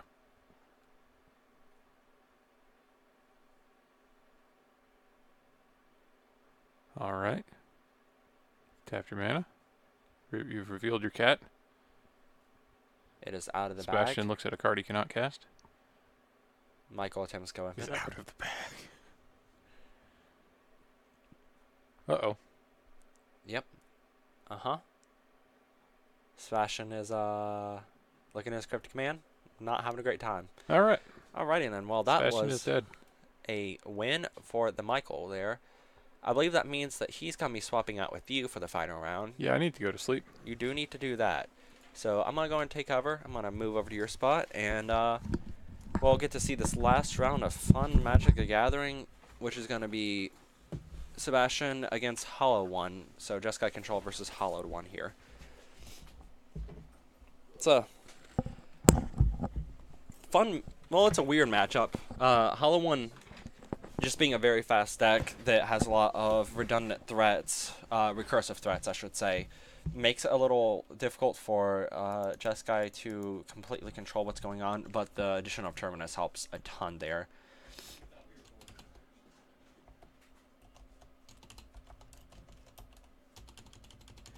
So, we'll just kind of like have a little refresher with the Hollow one while I'm doing fixing all the things for the thing. So in this matchup, if Koi has a really good hand, Sebastian's gonna have a hard time winning the game. But Sebastian has plenty of ways of he has Path Exiles, he has Terminus, and if it gets to the late game, Koi's gonna have a really hard time really staying in it. So we're gonna have to see how that goes for Corey and Sebastian here. Save that. I have returned. You have returned. You managed to win against Jeskai. Yeah, not gonna lie, we forgot that was game 3. Did you now? We thought we were going to a game 3. Nope. Sure, we're not doing that. Of note, Sean suggested that because we swapped up to your tab and we were about to tell you that you guys can start playing, and saw that you were already playing, and Sean was like, you should wait till like turn 2 or 3 and let him know. So that was a Yeah, we were kind of just like, Sean yeah, we special. already are. yeah. No big deal. Yeah, there were some questionable things we were talking about throughout that match. A lot of it involved Blood Moon. That really risky Blood Moon I played. Yeah. Yeah, Um, it was risky. I think the main thing we questioned from your side wasn't even the risky Blood Moon. The only thing we really questioned was the Bring to Light game 1. We kind of preferred Chandra or Blood Moon It over. can't get planeswalkers or enchantments. Creature instant sorcery. Oh well, never mind. Yeah, Can't y'all question. just wrong. Get that cord off there. Oh, thank you. Oh, thank you. Well, never mind then. So that's we were wrong. Chat. I'm sorry. Yeah, We're- get wrecked. I I- made the right. I still don't think I made the right play. I mean, looking at your deck, that's pretty much the best thing aside from like Tireless Striker, Eternal Witness, or Huntmaster. Yeah, like I felt like after the fact I should have just gotten Ewit so I could bring back the Bring to Light. And just kind of value train them. Yeah, and that probably was better. I just didn't think of it as I was resolving it. Yeah. Don't get me wrong. I 100% would get Chandra Torch of Defiance if it could get Chandra Torch of Defiance. That is fair. Switched over to Jeskai since it appears we lost a player. He just left. He's dead. Oh yeah, he needed to He's go use gone. the restroom. He's gone forever. He died. His deck though, however, it's still on the table. We can talk about that. Yeah. Let's talk about that. Oh, there was a main board D-Sphere? So I've been looking at this list because I played it not too long ago. Mhm. I see that 1 Logic Knot was cut for 1 Detention Sphere. That's all well and good. I do like Detention Sphere. Oh, okay. No, I don't know what the other thing that was cut though. Oh, he cut the 4th Snapcaster Mage for a Spell Snare. It's interesting. That's interesting. I think I like a 4th Snap. I'm a huge fan of 4th Snapcaster Mage. It helps out with the burn plan a lot, and I'm not a huge fan of Detention Sphere personally, but maybe I'm wrong. I am a fan of Detention Sphere. Okay, maybe I'm wrong. I just don't like tapping out on turn 3. But yeah, like, it doesn't feel good all the time, but it's also like, it could potentially be mid to late game clean answers to multiple permanents. Yep, it can be. It can also answer just like problematic permanents like Planeswalkers Yep. and other Detention Spheres, all types of stuff really. It actually cannot deal with other Detention Spheres. We forgot that text too. You've played way more Control than I have, and I know that better.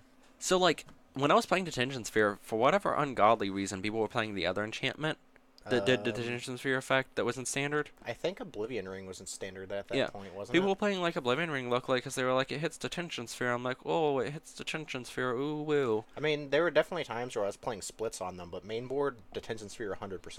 Yeah, because Detention Sphere it's bonkers. Yeah. I love this deck. That's all. I am a fan. I like playing blue-white. Actually, I like playing Jeskai more, Mm-hmm. but I think... Actually, I don't know. Jeskai may be better than blue-white at this point. I think it is, honestly. There was a very short period where blue-white was better, but now that Jeskai is just on the Termini package, it's... I think they've better. adapted the Terminus plan and they've done it better. And they have all this like early game removal spells that blue white deck didn't have access to, because all blue white had for like Monodorks and Bobs is Path to Exile, and you don't want to do that. Correct. May I ask your opinion on something? What's that? Do you like Geist in the sideboard? I'm a fan of it. Okay. So, when I've been playing it, I've played in like 2 events in the past month with this deck, Mhm. PPTQ and then IQ. And I've played against a lot of blue-white control. I don't necessarily think you need it to win those matches, Mhm. but if you don't win game 1, you might need to win game 3. Okay, that's fair. In time is what I mean. Yeah. Most recently, the most recent event I played in, I beat my opponent on turn 4 of turn 4 of extra turns because I had a Geist and dealt exact lethal to them. That's pretty good. Yeah, I'm but a fan of that. my opponent was like, so I like to think that I'm a fairly competent blue Jeskai control player in general. It's been a while since I felt like my opponent just straight dogged me in a game of like a control mirror. Game 1 he did, Okay. and that felt miserable. Game 2 he was actually doing pretty well and had like good advantage over me the entire game, and then made one slip up, and I got the full punish on it. That tends to happen. He realized, so he tapped out, he played a Jace the Mind Sculptor with 3 mana left over, and he had Logic Knot Dispel, so he could protect it, but then he realized that he knew my hand, or he at least knew that I had the 2 counter spells for it, and then I had a follow-up Planeswalker as well. So Okay. basically I was able to answer his Planeswalker, untap, land mine, and just take over the game. That's gross. Yeah. I don't know, you can let him know. Y'all are good to go whenever.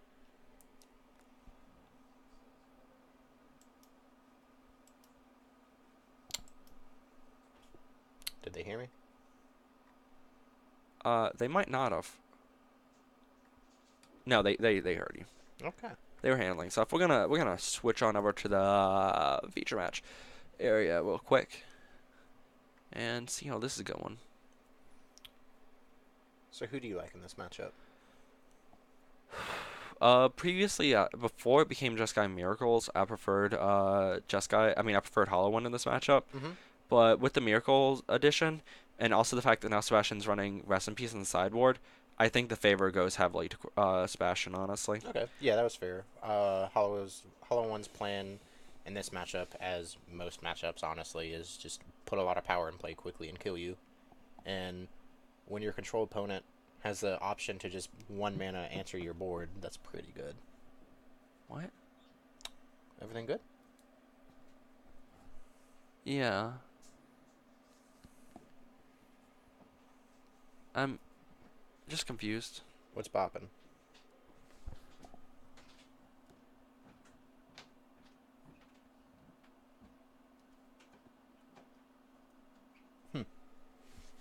Probably didn't mean. Probably didn't mean to send it me. Yeah. That would be the assumption. Could have been worse though. As far as like wrong things to send to someone. Yeah. Yeah. No, it depends on how you look at it. Have you ever had a moment where you sent the wrong thing to someone? No. No. You gotta like have people to talk to first. Shoot. So I work with 2 people named Jake. We're just gonna talk now since they're like doing whatever. I work with 2 people named Jacob. Well, they call themselves Jakes. One of them sits directly beside me, and I get a message in the middle of the day from someone named Jacob, and I'm like, oh, it's the person who sits beside me. So I like start having conversation with them, assuming it's them, and we get pretty decently far into this whole thing until he takes off his headphones, and I like make a mention of what we've been talking about on Pigeon, and he goes, "What are you talking about?" Oh. I'm like, "Oh, Awkward. Don't do that. I'm not gonna do that." I think Corey's trying to fix everything. Yeah. The White noise machine broke. the white noise machine broke. He may be like, Hard fixing it. yeah. Or plugging his phone up to that and playing music for them personally. Yeah. I thought about doing that when I was playing against Sean, honestly. Yeah, I kind of want to do it. Wait, I wasn't playing against Sean. When I was playing against you. Yeah. I You was played doing against me. Doing commentary with Sean. Yeah. That's what happened. Also planning on hooking up. Just like, start playing music. What's my Spotify playlist? Mine is trash. Dude, mine is the absolute biggest pile of garbage. Okay. They're going. They were taking some time. I That's fine. That's fine, whatever. Corey gonna just do the nuts. It's Corey. He's never lucky enough to have the nuts. No, he's gonna discard all of his hollow ones. He's gonna draw 3 hollowed ones, be excited, shuffle up his hand, discard 3 hollow ones. He never looks, though. It's hard to be excited when you never look. Yeah. Pro tips, never look at your Burning Inquiries or Goblin Lores. I always do. No. I'm preparing for how badly it's gonna go. So that's where you're doing it wrong. That's fair. It needs to be a pleasant surprise. He is gonna have a hollow one though on turn 1. Oh, he didn't draw a second one, though. That's disappointing. It's disappointing, but not that disappointing. He still has a pretty good start. You just discard a bunch of lands. You don't really need those. Who needs lands? His hand's Bolt, Flameblade Adept land. Yep, it's an aggressive hand. It is pretty aggressive. Sebastian has Path to Exile. That's a good way to answer a hollow one. It sure is. And Sebastian just going ahead and showing off the fact that he's going to counter it. I mean, yeah. I mean, path it. You don't want to take that damage. Damage is pretty relevant in this matchup. Yeah. And unfortunately for Corey, once he gets past, he's not doing a ton. Correct. Yeah, he'll get to like play a Flameblade and set some neat stuff up with it, potentially. And the extra land will help him in future turns once he starts like getting to cycle through more cards with his Faithless Suitings. Sebastian's hand is just Terminus Teferi lands. That doesn't feel great. No, not really. Having like guaranteed having access to the Teferi on 5 helps out a lot. Oh yeah. Teferi's just he's a nuts card really. Oh yeah. Teferi was borderline a mistake. I think that there were certain parts of him that honestly like the biggest mistake on his card doesn't impact Modern, but I think his -3 should not say another. I mean, should say another. Yeah, not just target, because he can put himself. He can target himself, and then you never deck out. Yeah. Yeah. Like I played the deck that was one of the primary win conditions. It felt like I should not be allowed to do that. Correct. Feels pretty good having a 3-mana Planeswalker though. Yeah. Just uptaking drawing a card. It's just the best. Gonna see another hollow one here at the board, and Sebastian doesn't really have any way to deal with it. Unfortunately for him. Discard Bolt land here. What's he Looks- got? Land, hollow one, Bolt, another Flameblade. Looks like he's discarding a Flame Blade. It's an interesting decision. Looks like he's just valuing having that burst damage in his hand. That's fair. He's essentially just going to try to play the burn strat and attempt to end the game as quickly as possible. Okay, I can get that.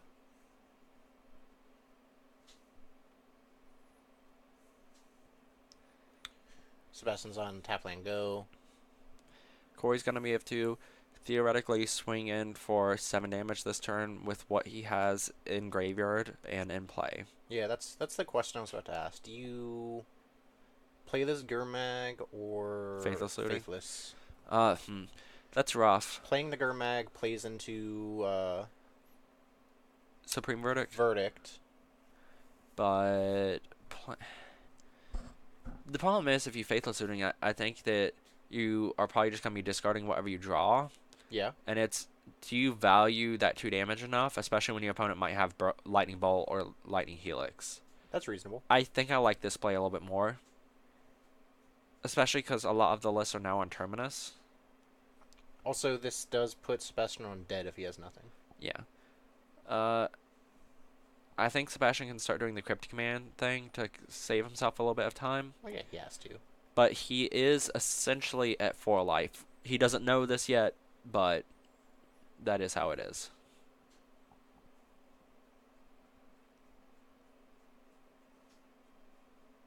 Yep, Sebastian's going to land go. He's going to do cryptic command stuff. Hollow one dancing.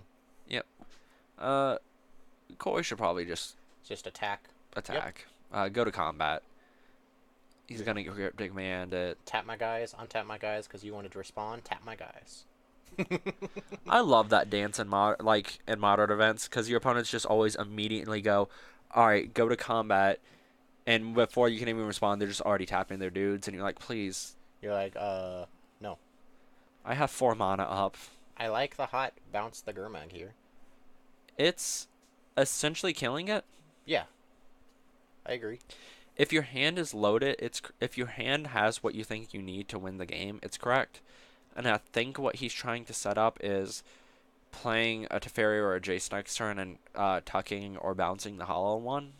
Okay. Maybe.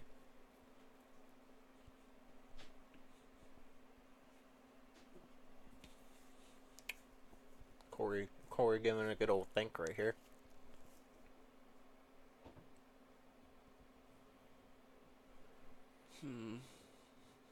What do you think he's thinking about?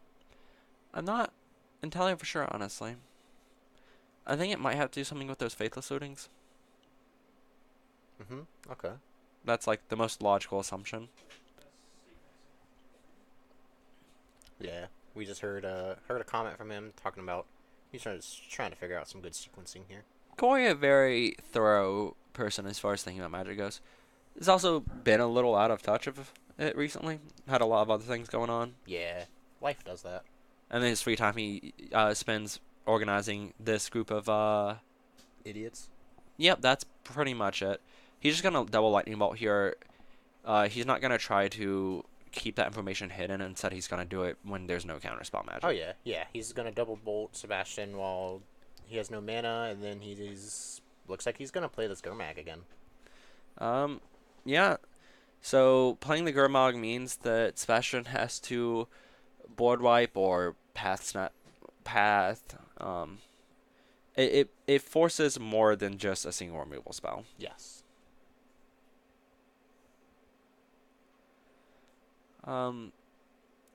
Sebastian's leaned back in his chair suggests to me that he's dead. having a rough time. Yes. So what he does here is he casts Brainstorm, the actual card, puts that Terminus on top, and then casts Opt Yes, on his opponent's turn. on his opponent's turn. And Miracles. So if he didn't have an answer to all of this, then he should have drawn a card off that Cryptic. Is the big well, he didn't know about the double lightning bolt, so never mind. Yeah.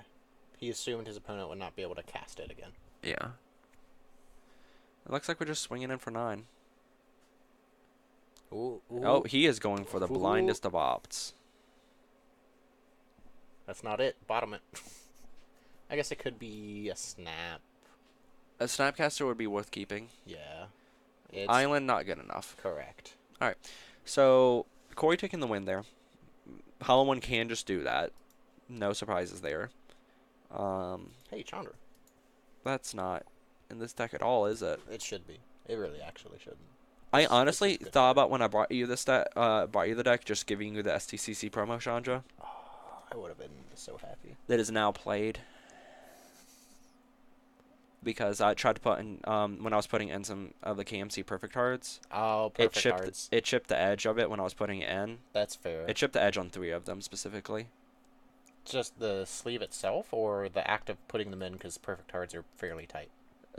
Putting it in, I think I don't know when it happened, but they all have like a small little chip on the top right hand corner. I've not had that issue before. Weird. It's not great. Thoughtseizes though. You like Thoughtseize? Thoughtseize is pretty good. Against Jessica Control, yeah. Yeah, seems reasonable. What do you take out? Like some bolts? Or Flamewake Phoenix. Why not Bloodghast? It's easier for him to keep you off the Flamewake Phoenix than it is the Bloodcast. That's reasonable.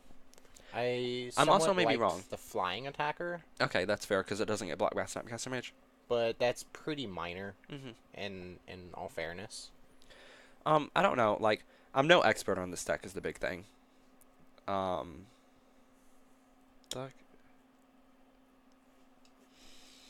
I think so.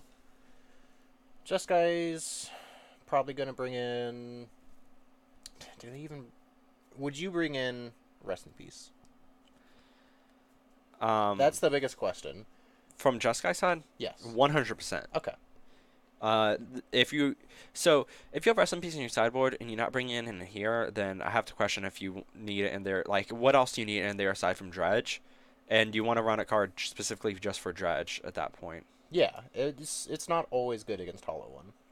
It's not, but the fact that it shuts off so many cards in their deck makes it not something you bring in if you have it. And if that's the case, then we're probably just cutting a Tasigur, a Gurmag, and a Bolt.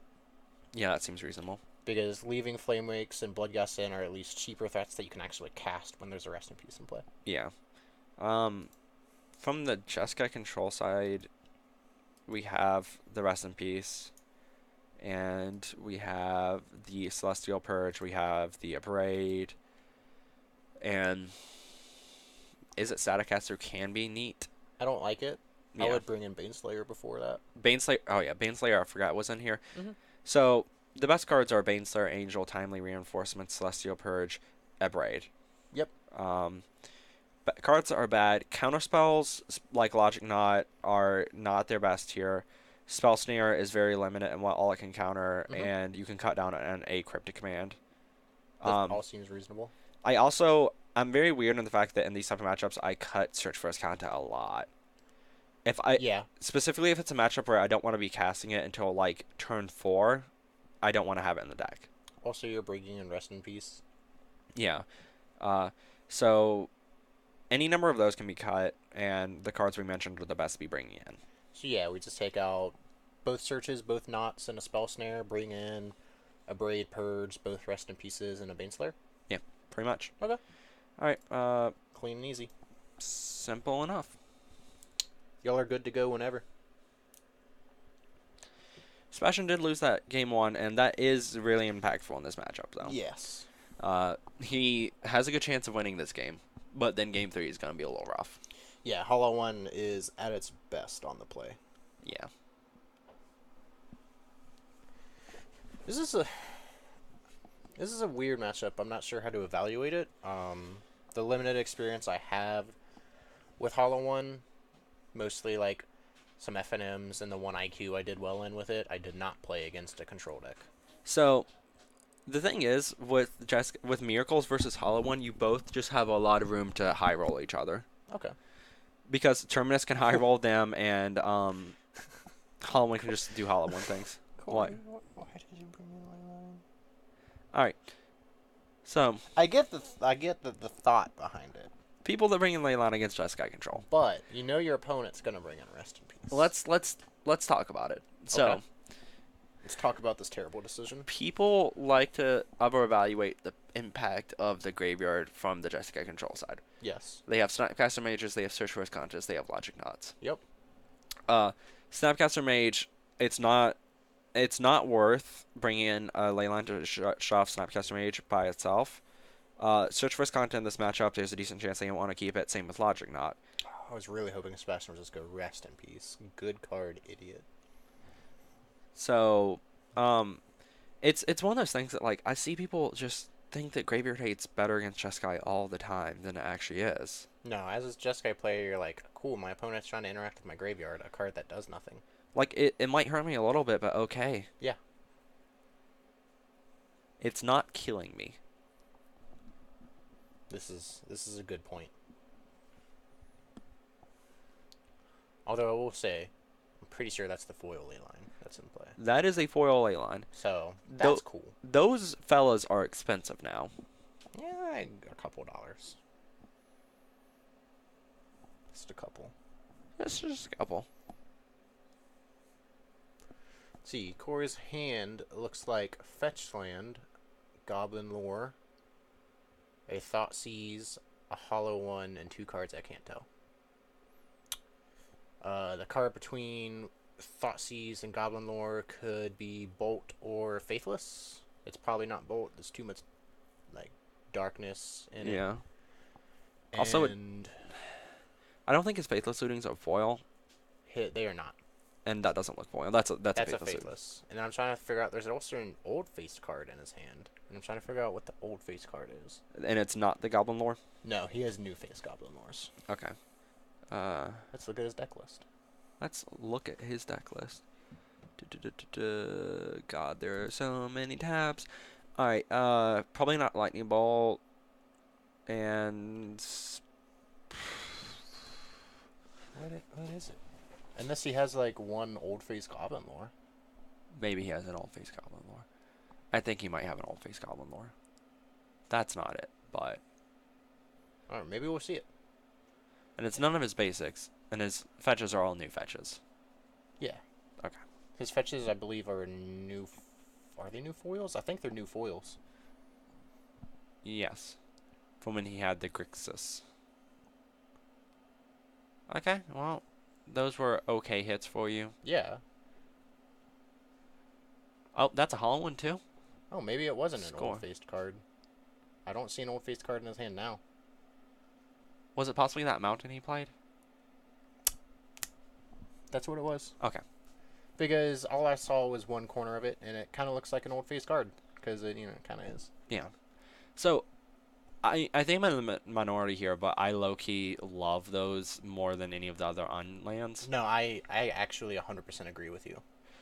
Also, there's also some amount of fanboyism, I guess you'd say, for the fact that the force is done by my favorite Magic artist. And I'm not a huge fan of John Avon. John Avon's okay. So, like, this is going to sound really petty. Okay. John Avon is a really good artist, Yeah. but that's his whole thing. Like, he's a really good artist, and that's it. And I that mean- sounds really weird. What other Magic artists have for him? Huh? What do other Magic artists have going for him? All right, so when you look at John Avon art, Uh-huh. you look at it and you go, that's a really good piece of art.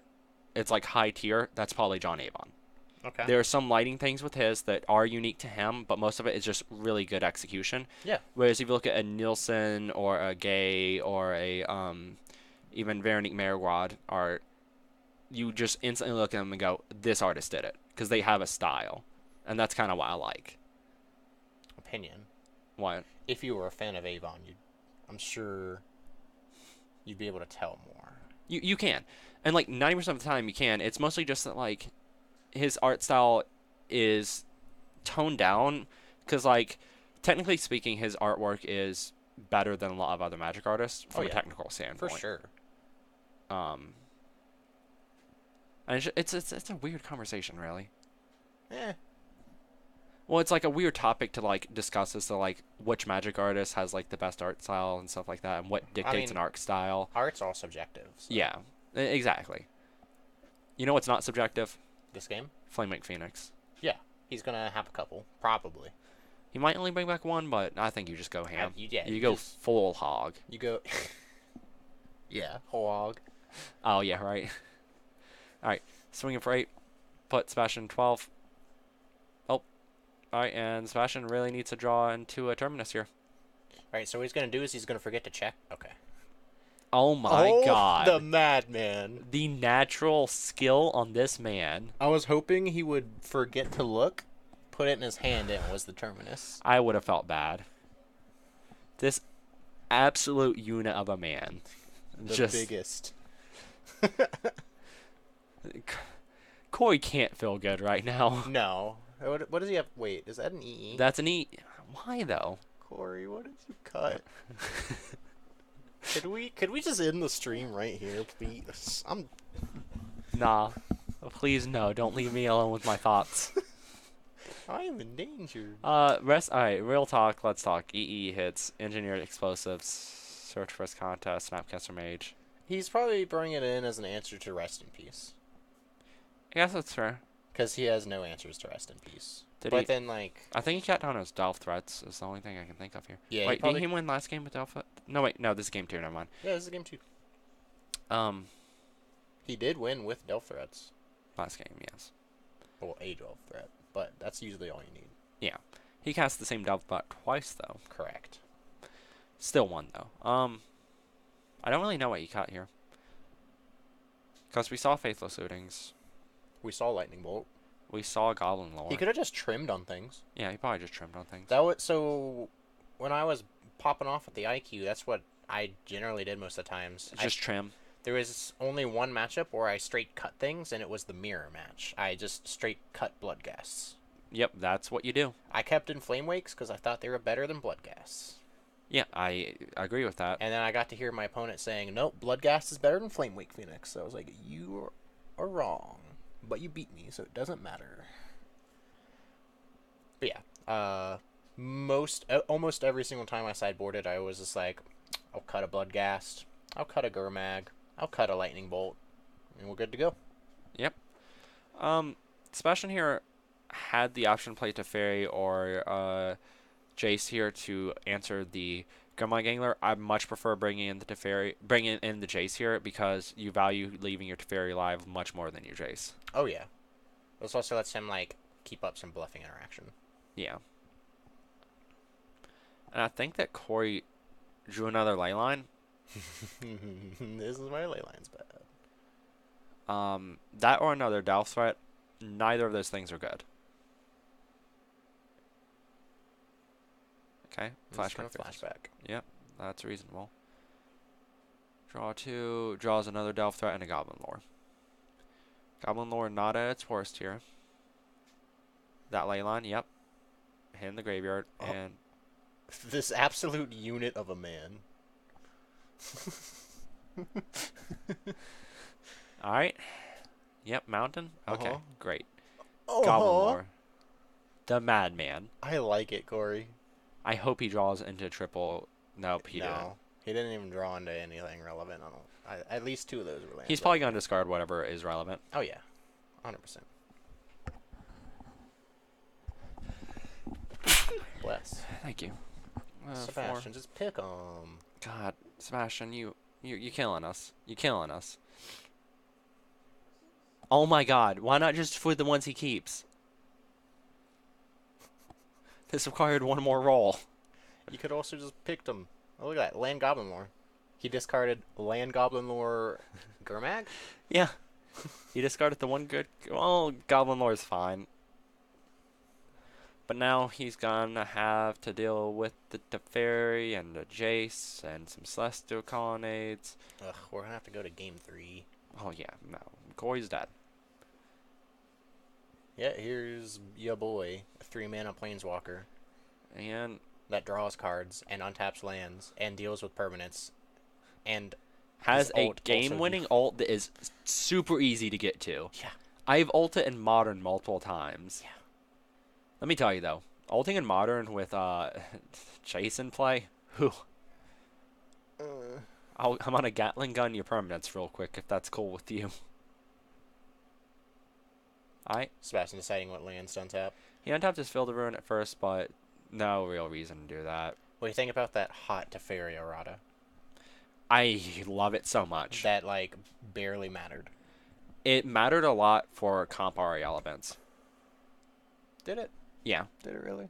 Mostly because the asinine thing of, Tap alright, my lands and my I'm gonna instead. tap my lands, and then if you don't, your opponent goes, "What are you gonna target?" And you're like, It doesn't target. "Yep." And That's you have what to you go should through that. say. You have to go through that whole thing, and it just saves a step, which I'm a fan of. Sebastian doing a slightly more reasonable thing here where he just rolls 3 die. Oh, there's the hollow one. Oh, Corey. Why don't you let him have anything good, Sebastian? Is that another ley line? I think it's another ley line. Hell yeah, I'm glad we brought those in. And He drew okay. So my theory this whole time was he like brought in 3 ley lines thinking they were his Thoughtseizes, but him drawing Thoughtseizes just kind of blows all of that out the window. So I don't know what he's doing. I'm not gonna give him that much of a hard time. I never do, so I want to. That's fair. Corey is one of the few people that's completely off limits to me as far as giving a super hard time. And you know how I am. I give everyone a hard time. You don't really give me a hard time. That's fair. Unless we're playing Magic. That's a whole different thing. I am one of the more disrespectful people as far as like when we're playing. I don't really get salty. I just kind of like do things that are like BMing. Oh, I get salty. Yeah. I think like most of the group gets salty real easy. Yeah. It's just kind of a thing that comes with playing Magic competitively. I like had a short period where I was getting salty over Magic events, and then I learned how that attitude was bad. Oh yeah, no, it's bad, and I've been catching myself more lately and trying to prevent it, but sometimes it's just like, you know, it just happens. Yeah. It's just like, I should have won this game. I I got cheated out of this game. I honestly am like I'm always fine with when my opponents get a little like upset at the end of the game. I expect it, whatever. You lost. Oh yeah. You have some thoughts on it. When they start getting there's a certain line though when people cross that happens occasionally at events where it's like, Oh yeah. I And then I always try to make sure to apologize. Yeah. A couple rounds down. No, I appreciate you coming back to me later because, boy, no one else does. It's like, one, I don't like getting at that salty anyway, Mhm. and two, you're also my friend, so, Yeah. and I don't want to discourage people playing me. Yeah. I don't want people to go, oh, I'm playing this guy again. There are Great. no one in the friend group, not many people in the friend group super have discouraged me from playing with them. That's good. So, We're gonna see a flashback face. dude, we kind of got sidetracked just talking about our personal lives because, like, Corey's personal life in this game is over. Oh, yeah, like, I think at this point, we just see if we can deck ourselves. I like doing that in games. That being said, I'm going to give my emotional thought from Sebastian's side. When I hit this point of a game, I'm ecstatic. Oh, yeah. You're both, you play, Jace is at 6. You are living the literal dream and Field of Ruining just to freaking shuffle your deck. Just to thin your deck, draw some cards. Shuffle all your brainstorm cards. Like, wait, no, he's been upticking. He's been upticking. This Jace is going to be an absolute unit. Like, Corey has so many things to try to deal with his deck that's not designed to deal with many things. Ooh. Bolt the Teferi. Yeah, that's what you do. Would you like to get a basic, Corey? Alright, that's what I thought. You don't have much of a choice in shuffling. Does he? I guess he discarded one of his mountains. Yeah, I believe so. Oh, Corey's checking though. I think it's 3 and 2, to be honest. It's 3 and 1. Is it 3 and 1? Yeah, I have the list up right Okay, here. that That's may the have only reason I changed. confidently know. Okay, that's fair. I didn't look to my left slightly. I think it did change. It definitely had 3 and... I feel like it had 3 and 2 when I last played it. I think that's correct. But I could be 100% wrong on that. Yeah. Also, I'm curious because Sebastian made a couple changes to George Chess Guy list. Did he change his sideboard at all? I mean, did he change his mana base at all? He added another island. That seems fine. What land did he cut, though? He cut Celestial Colonnade. That's fine. Like, I had actually suggested cutting a Celestial Colonnade. you don't really need 4 colonnades. Having 2 in your opening hand is the worst in a lot of matchups. Yes. Like, 1 is fine, whatever. He drew any. Oh my god. Oh my god. I don't mean to rag on Core this much. It's just like... I'm not ragging. I just feel bad at this point because, like, so the thought process with Hollow is you can bring in sideboard cards that are super situational because you have so many ways to discard them. But it feels bad when you're just like, trying to draw into literally anything and you draw into one of your bad sideboard pieces. Hey, we finally drew like a couple relevant cards. Yeah, Flamewake Phoenix, pretty decent. He's just gonna keep it because he can cast it. Yeah, I think that's the better play, honestly. Yeah, no reason to depend on having a thing resolve. And at this point, like, Rest in Peace is getting fine. Yeah, Corey is doing his best to hold on at this point, but Counterbounce. they were just like, once this Jeskai deck assumes full control, it's like, I respect staying in a game super long to try, but there's a certain point where it, like, you're out of reach. What is this? What is the ult on Jace? 12? 11? 12. Okay. He has one more uptick, and then an ult. Or you can do a classic, which is what I do, where you have a game-winning Planeswalker ult, but you uptick it one more time so that way you can keep your Planeswalker because it's better value. Stop. I did that against in a Jeskai against Blue White Control the other week, and my opponent was like, "Why didn't you just ultimate your Teferi that turn?" I was like, "I don't know. I need it more value because I'm used to standard where sometimes you can lose after ulting Teferi." Yeah, that's reasonable. It really shouldn't happen, though. It shouldn't. Especially, like, right before rotation, where you're just like, let me Gear Hulk my memory. It happened exactly one time. Okay. I feel like that's about as much as it should happen. My opponent had 14 lands in play and played smart. Oh, okay. They were like, I'm going to wait till I can deploy 3 threats, and all you can do is exile 1 threat a turn, and you're at like 5 life. Okay. And I was like, yep, that's how you win. I also wasn't running Commit to Memory, Well, that's where you were wrong. because that's when Dominaria first came out, and people were undervaluing Jace's ultimate. Jace's ultimate? Teferi's ultimate. Okay. Let me tell you, I think Teferi. I think if they had reprinted Jace, he wouldn't have had as much an impact class standard as Teferi did. You're a madman. Am I incorrect? Can Jace the Mind Sculptor win the game as well as Teferi can? So, there's the weird problem of they're going to be played in the same exact deck. Yeah. No, it gets weird. And having one makes the other better. Yeah. It gets For really both of weird. them. I just think that Teferi was like, specifically with A like, mistake. I'm going to keep... I think his minus was a mistake. I think... I think that's the only part of him that was a mistake. I think as he was printed, he is a mistake. Yeah. I think that, He should have been 6 mana. honestly, like, as someone who's played him a lot, I think the only major mistake was the target any permanent. So, I'll agree with you on that one was a mistake. I think he should have been 6 and the minus could have been changed. Yeah. And the errata, I don't know why that had to be errata. I don't know why the uptick wasn't already just what it is after errata, honestly. I mean, like, with the way Wizards been printing cards and errataing them, like, they probably just forgot. Yeah, it seems like an oversight. And it's just a really weird oversight. It also could have been one of those things where, like, They intended it for to be. they intended it for it to be like that, and they're like, oh, people will understand. And then, like, the judges are like, it works this way. You're wrong, Wizards. And Wizards is like, crap. Yeah, it's mostly just one of those things that it feels like, and this is really weird for like a physical card game. It feels like a quality of life change. Yeah.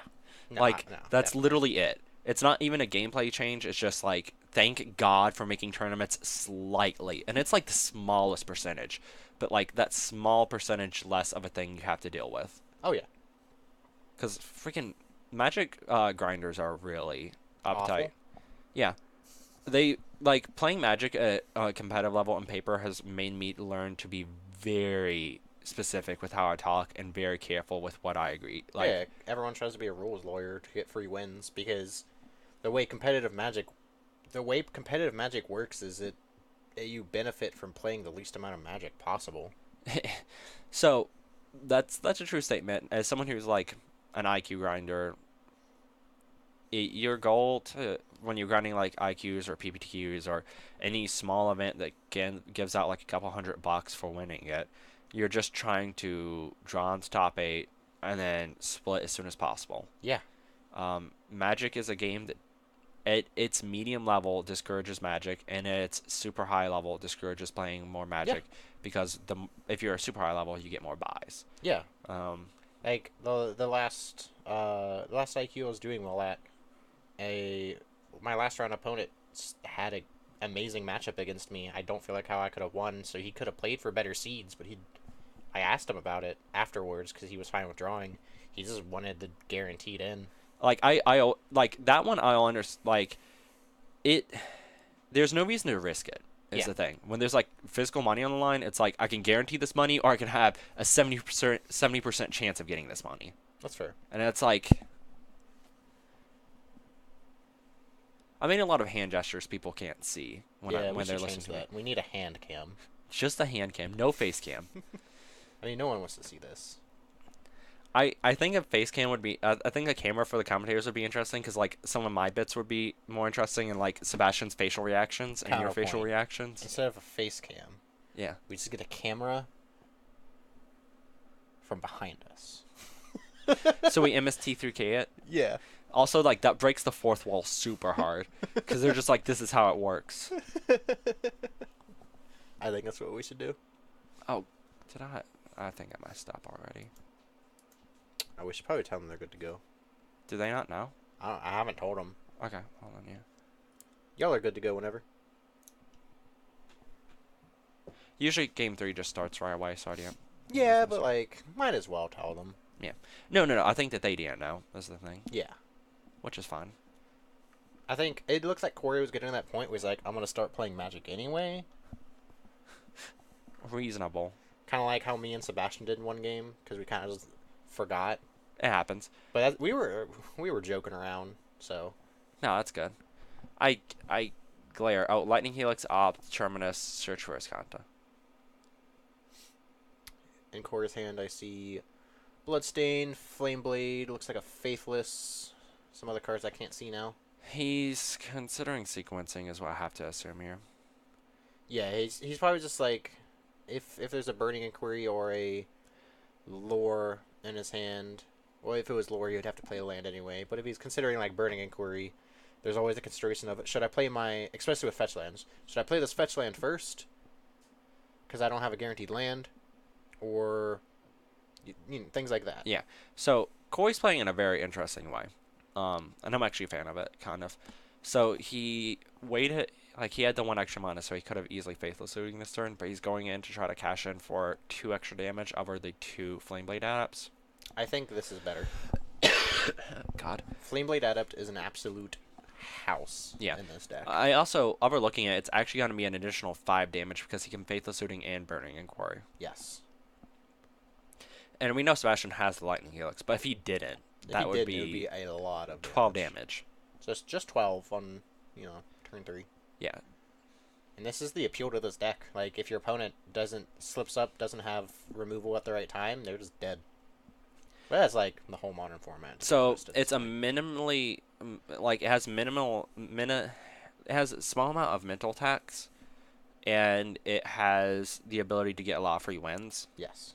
And it's also just like surprisingly resilient.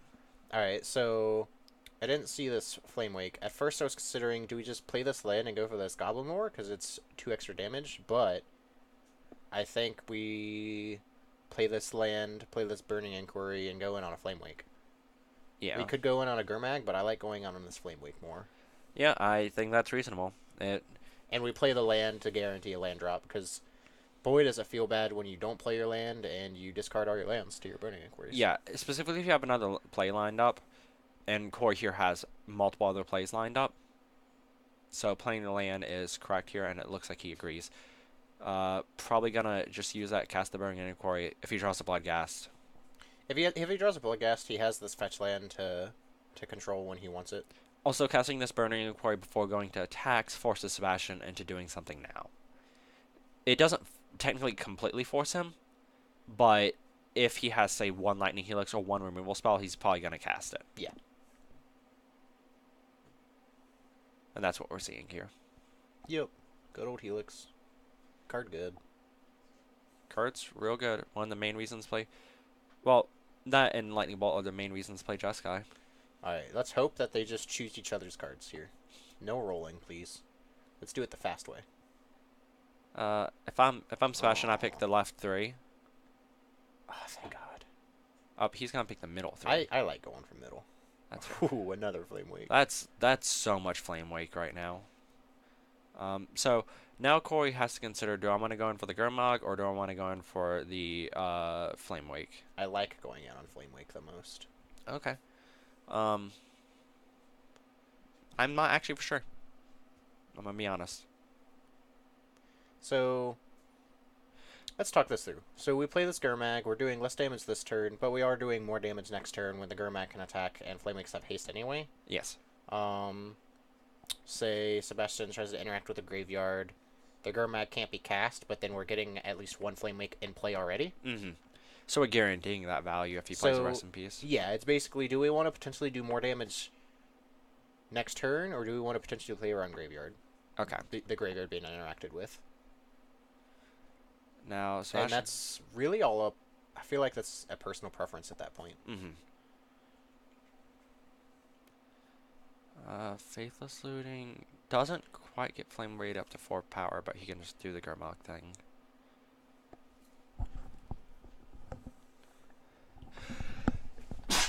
Bless you. Thank you. And this one actually does kind of get weird.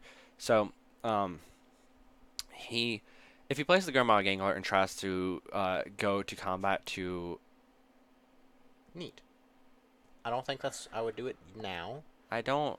So, I personally I would play this Gurmag, tapping 2 actual mana, delving some things, Mm-hmm. and then just try to bring this Flame Wake back. This is interesting. I'm curious. So, what I personally have gone for is Faithless Looting, Gurmag Angler, Flamewake Phoenix. Okay. Push You as much damage this turn as you can. much damage as much board presence. The fact that your opponent is on Miracles means you don't have to worry about Supreme Verdict on 4. And it's just the way to get the big pressure in. With the consideration of Miracles, I almost like holding on to this Gurmag as well. We can cast the Faithless. We discard probably one of the cards we draw, Yeah. depending on what we draw, of course. Don't deploy this Gurmag. We attack, and then if he casts a Terminus, then you untap, try to resolve your Gurmag, and then you have your Flame Wake in the graveyard to bring back. Okay, that's reasonable. Yeah, I don't think there was a huge reason to play the Engineer Explosives this turn. No, it's strange. We'll see what comes of it. Yeah. There's a chance it ends up being good, but And we're considering casting this Faithless. Little things probably should. If we're going to cast Faithless, we should probably cast it before EE. yes, Faithless Looting is the first thing you cast because it gives you. If you're going to cast a draw, if you know you're casting one spell and you know you're also casting a draw spell, usually you want to cast the draw spell first because that spell, what you draw could impact what you are playing. There are ways that this gets changed, but in a vacuum, that's what you want to do. I believe Corey is considering going for Gurmag here. I have to imagine that's what he's doing. There's no way he's casting a main phase 2 Faithless Looting. So he's going to do that. He's going to leave Flamewake Phoenix in the graveyard. This leaves him in a position where if his opponent does have the Terminus, he's going to be in a really rough spot. Mm-hmm. But that's fine. The line I would have went for would have done the same. Would have had the same impact, that is to say. Ooh, let's find it. Alright. Nope. Try 2. So Sebastian has 2 hits at Miracle here. Looks like he's not going to hedge his bets. He's just going to Path to Exile, make the correct play. Yeah, that feels safe. Because this is almost a board where, even if you draw the Terminus there, depending on his hand, if he has like a Jace or something, I probably just don't cast it. Yeah. He does have another Path to Exile on hand for either that Flame Wake or that Flame Blade. It's probably going to hit that Phoenix. Yeah. But if Corey makes the Flame Blade Adept up to full power, I think you have to kill the Adept. Yeah. If, say, he like Burning Inquiries. Inquiries, flashes back this looting, then that's He needs a flashback looting plus something else to make it full power. If say he has Inquiry and flashbacks to looting, then that's lethal. Yeah. That's fair.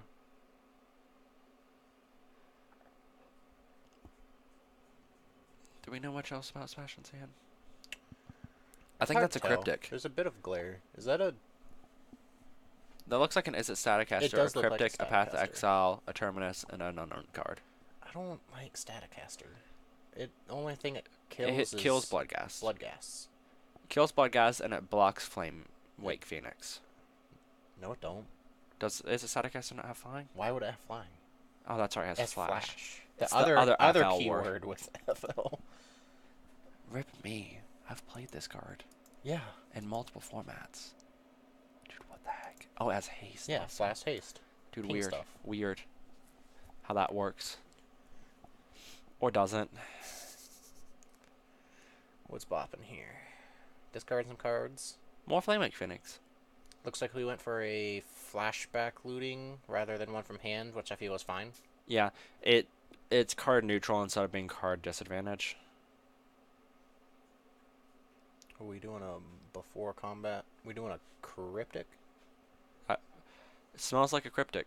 It smells like a tap jaw is what I just heard. Seems reasonable. Yep, stem some bleeding, draw you some cards, try and set up.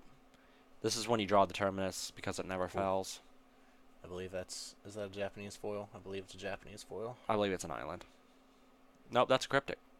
No, the cryptic that he cast. Oh, sorry, I was thinking about the card he drew.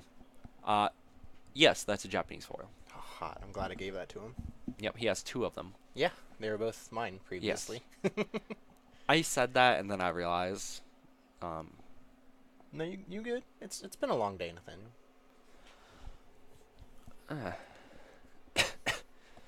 he needs to get up to Sean's level of Japanese foil though. I mean, you're not wrong. I also have been kind of talking over some details. I missed how low Sebastian's life total was. Yeah, Sebastian has been getting hit a lot. That's Because I was like, that Cryptic Command, like, was slightly aggressive, but fine. Because I thought he was at, like, above 10. No, that Cryptic was kind of necessary. He's getting to the point where, sure, he had one removal spell in hand, but he's still taking some damage, and that leaves him more vulnerable to bolts. Say he had a Snapcaster or Snap Path. Snap Helix is probably better than going for a Cryptic there. Mm-hmm. But no, it being at that life total and working with what he has in hand, that Cryptic was probably his best line.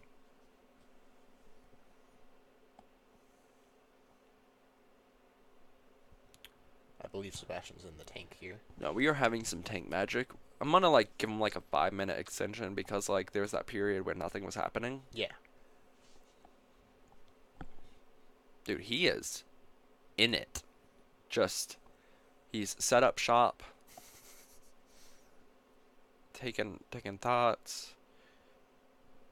I'm trying to figure out what his hand is other than like a statty. So, I believe there's a tournament. Oh, there's a Bane Oh. Slayer. Oh.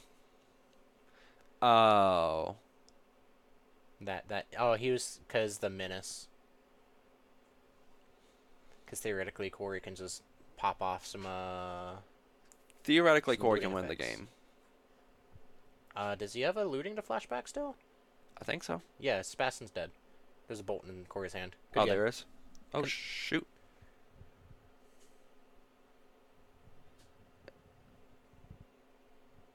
Oh yeah, Corey has to attack with Phoenix. Hey, hold up. Phoenix has to attack. we can still rewind. Ah, shit. That was thank you for pointing that out.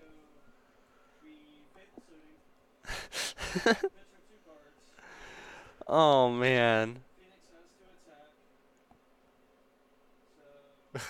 That's gross.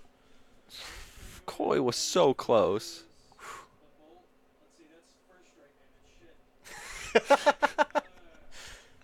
Ooh, boy. Whew.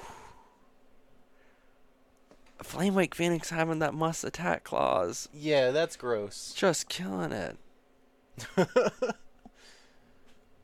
Oh my god, that's disgusting. Everything sucks for Corey right now. Now I wish I could have caught that before we started resolving this Faithless.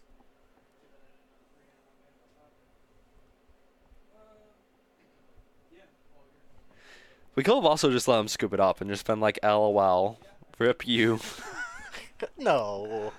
I mean, we could have, but, like, probably should have. Let Corey have this. Corey deserved a win. We just viciously ripped it from his hands. I 100% cucked him right there. To be fair, Rude Disturb 3D kind of got him out of it.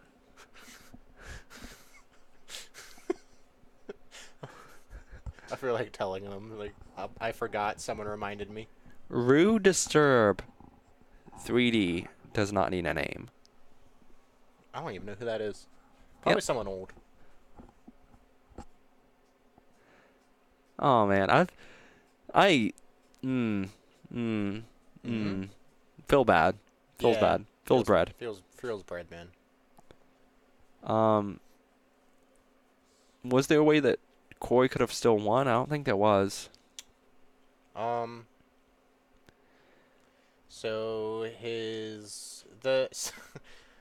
So the best line probably involves bolting his own Flamewake Phoenix. I think still not a great spot. But it's still not great, because then you're down a bolt, and the Baneslayer... But, like, the thing is, the Baneslayer probably can't afford to attack. Yeah, but it's also not on blocking duty, so it's weird. It stops those Flamewake Phoenixes, though. You're not wrong. This whole game's weird. Yeah. Is that a timely? It's timely, that's good. I'm so sorry, Corey. It's a timely. I'm so sorry. Corey went from 100 to 0 real quick. Oh, that attack. No, why'd you attack? You could have gained more life with timely. Shoot, I gain life. However, So yeah, we're technically in time here, but there was that period where I kind of forgot to tell them they could go, so we're gonna give them a little bit of an extension. Yep. It's the last match anyway. It's So- the last game. if Sebastian doesn't have interaction, how much does Corey need to have go right to win the game? All right. So how many cards do you have in hand? He has 3. All right. So if he has no interaction, he needs to go like Burning Inquiry, Street Wraith, Street Wraith, Street Wraith, Street Wraith is a great way to start it. Alright, wait. Street Wraith, Burning Inquiry, right? Uh-huh. That makes this a 5-power dude, right? Yeah. Then bring back your, play a land, bring back your 3 Phoenix, and your Blood Gas. That's 8, 13 damage. Can we fit a bolt in there so the blood gas can actually attack? It sure don't have haste right now. Shoot. We cannot. Not I with the way mean- I mentioned it. Yeah, that's fair. Do Do we just start on the Street Wraith anyway? we have to? Question mark? So it brings him to 10, which means the Bane Slayer is a 2-turn clock. Yeah, but at the same time, I think that realistically, 2 hits from the Bane Slayer is already a 2-turn clock. Because, like, are you going to win if Sebastian gains 10 life? No. Yeah. So it's already a 2-turn clock. Yes, Gast has haste at 10 life. But Sebastian was at 12 life, Sebastian was at 12. which is, fun fact, More than 10? more than 10. Prove it. Oof. Yeah, this game over. Rip. I'm so sorry, Literally Corey. rip. I'm gonna ban myself from Corey's house. I'm not allowed here. I just ruined everything. Oh, man. Oh, man. Oh, jeez.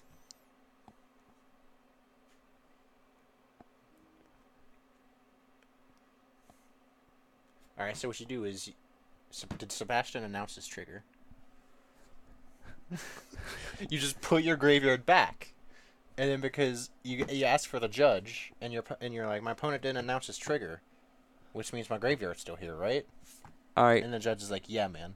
So Corey had to go for the good old double bolt the Baneslayer. Hope it's good enough plan. It might be. It may or may not be good enough. It's probably not good enough. God, I would love to see Corey still pull this one off. One small thing of note. Corey possibly should have cracked the E before casting the engineer explosives. What? I mean, he should have cracked the EE before casting 2 lightning bolts. Yeah, I believe so. There's a small, little thing.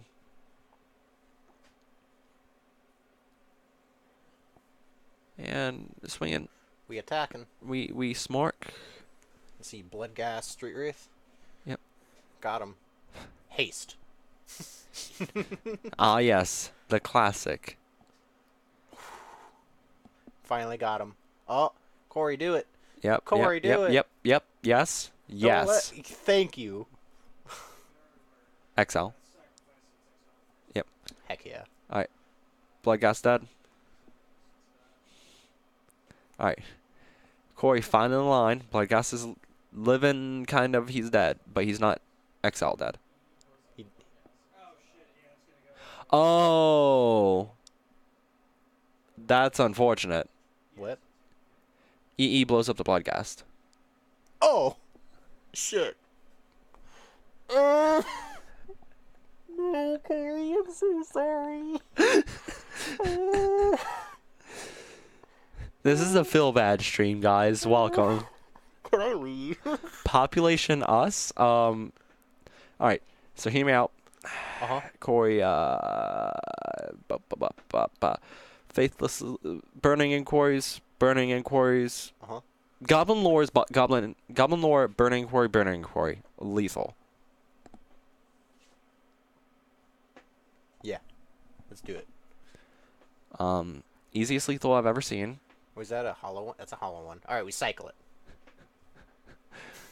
Is Actually, we cycle a Street Wraith first. do we cycle a street wraith? Yeah. Just accept that we're dead? Yeah. To the celestial colonnade? Yeah. We gotta go for the high roll. Yeah. The highest of rolls. You might be correct is the funny thing. The funny but also sad thing It's also possible we just like cast this hollow one. Yep, play the hollow one. It potentially makes the Celestial Colonnade attack worse, but not really, because he has that. Is it Staticaster to block it? Yeah. Koi needs to get lucky, or Sebastian needs to make a mistake. Let me show you around. This is where I make all my subpar plays. This is where I cry. You'll notice. This is where my Bloodghast was.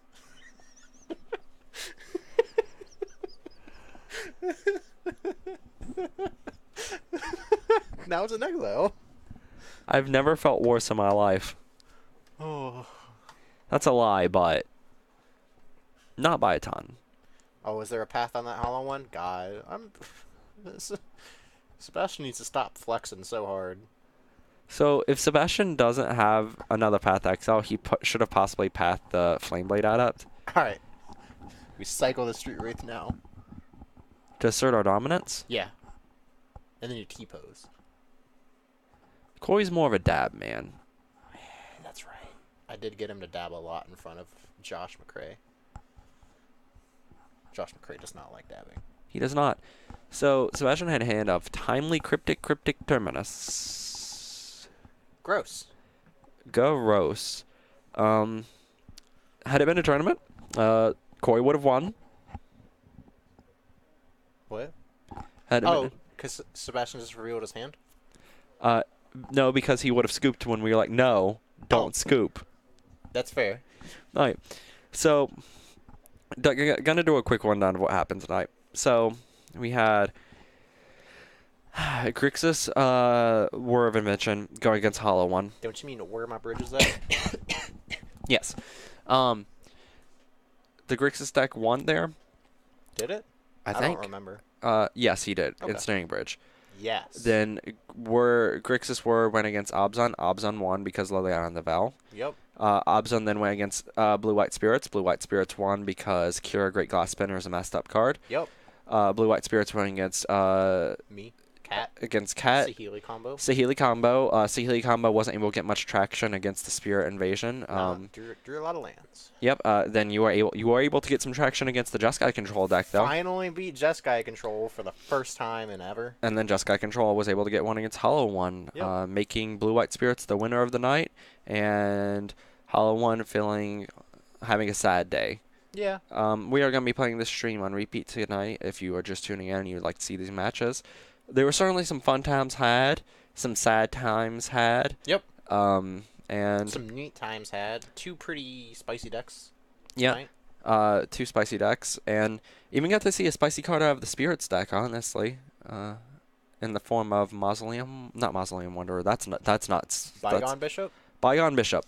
Spicy card. Yeah, pretty So, spicy. if you want to watch that, please feel free to tune in for the rest of the night. And next week we'll be bringing more Magic action. Realistically, there's a good chance we rotate off Modern, but we might be on it again. Just tune into the channel to see. That'll be 7:30 next week. Mhm. And everyone who got there, we appreciate it, and we will see you next week. See you then. Great to have you.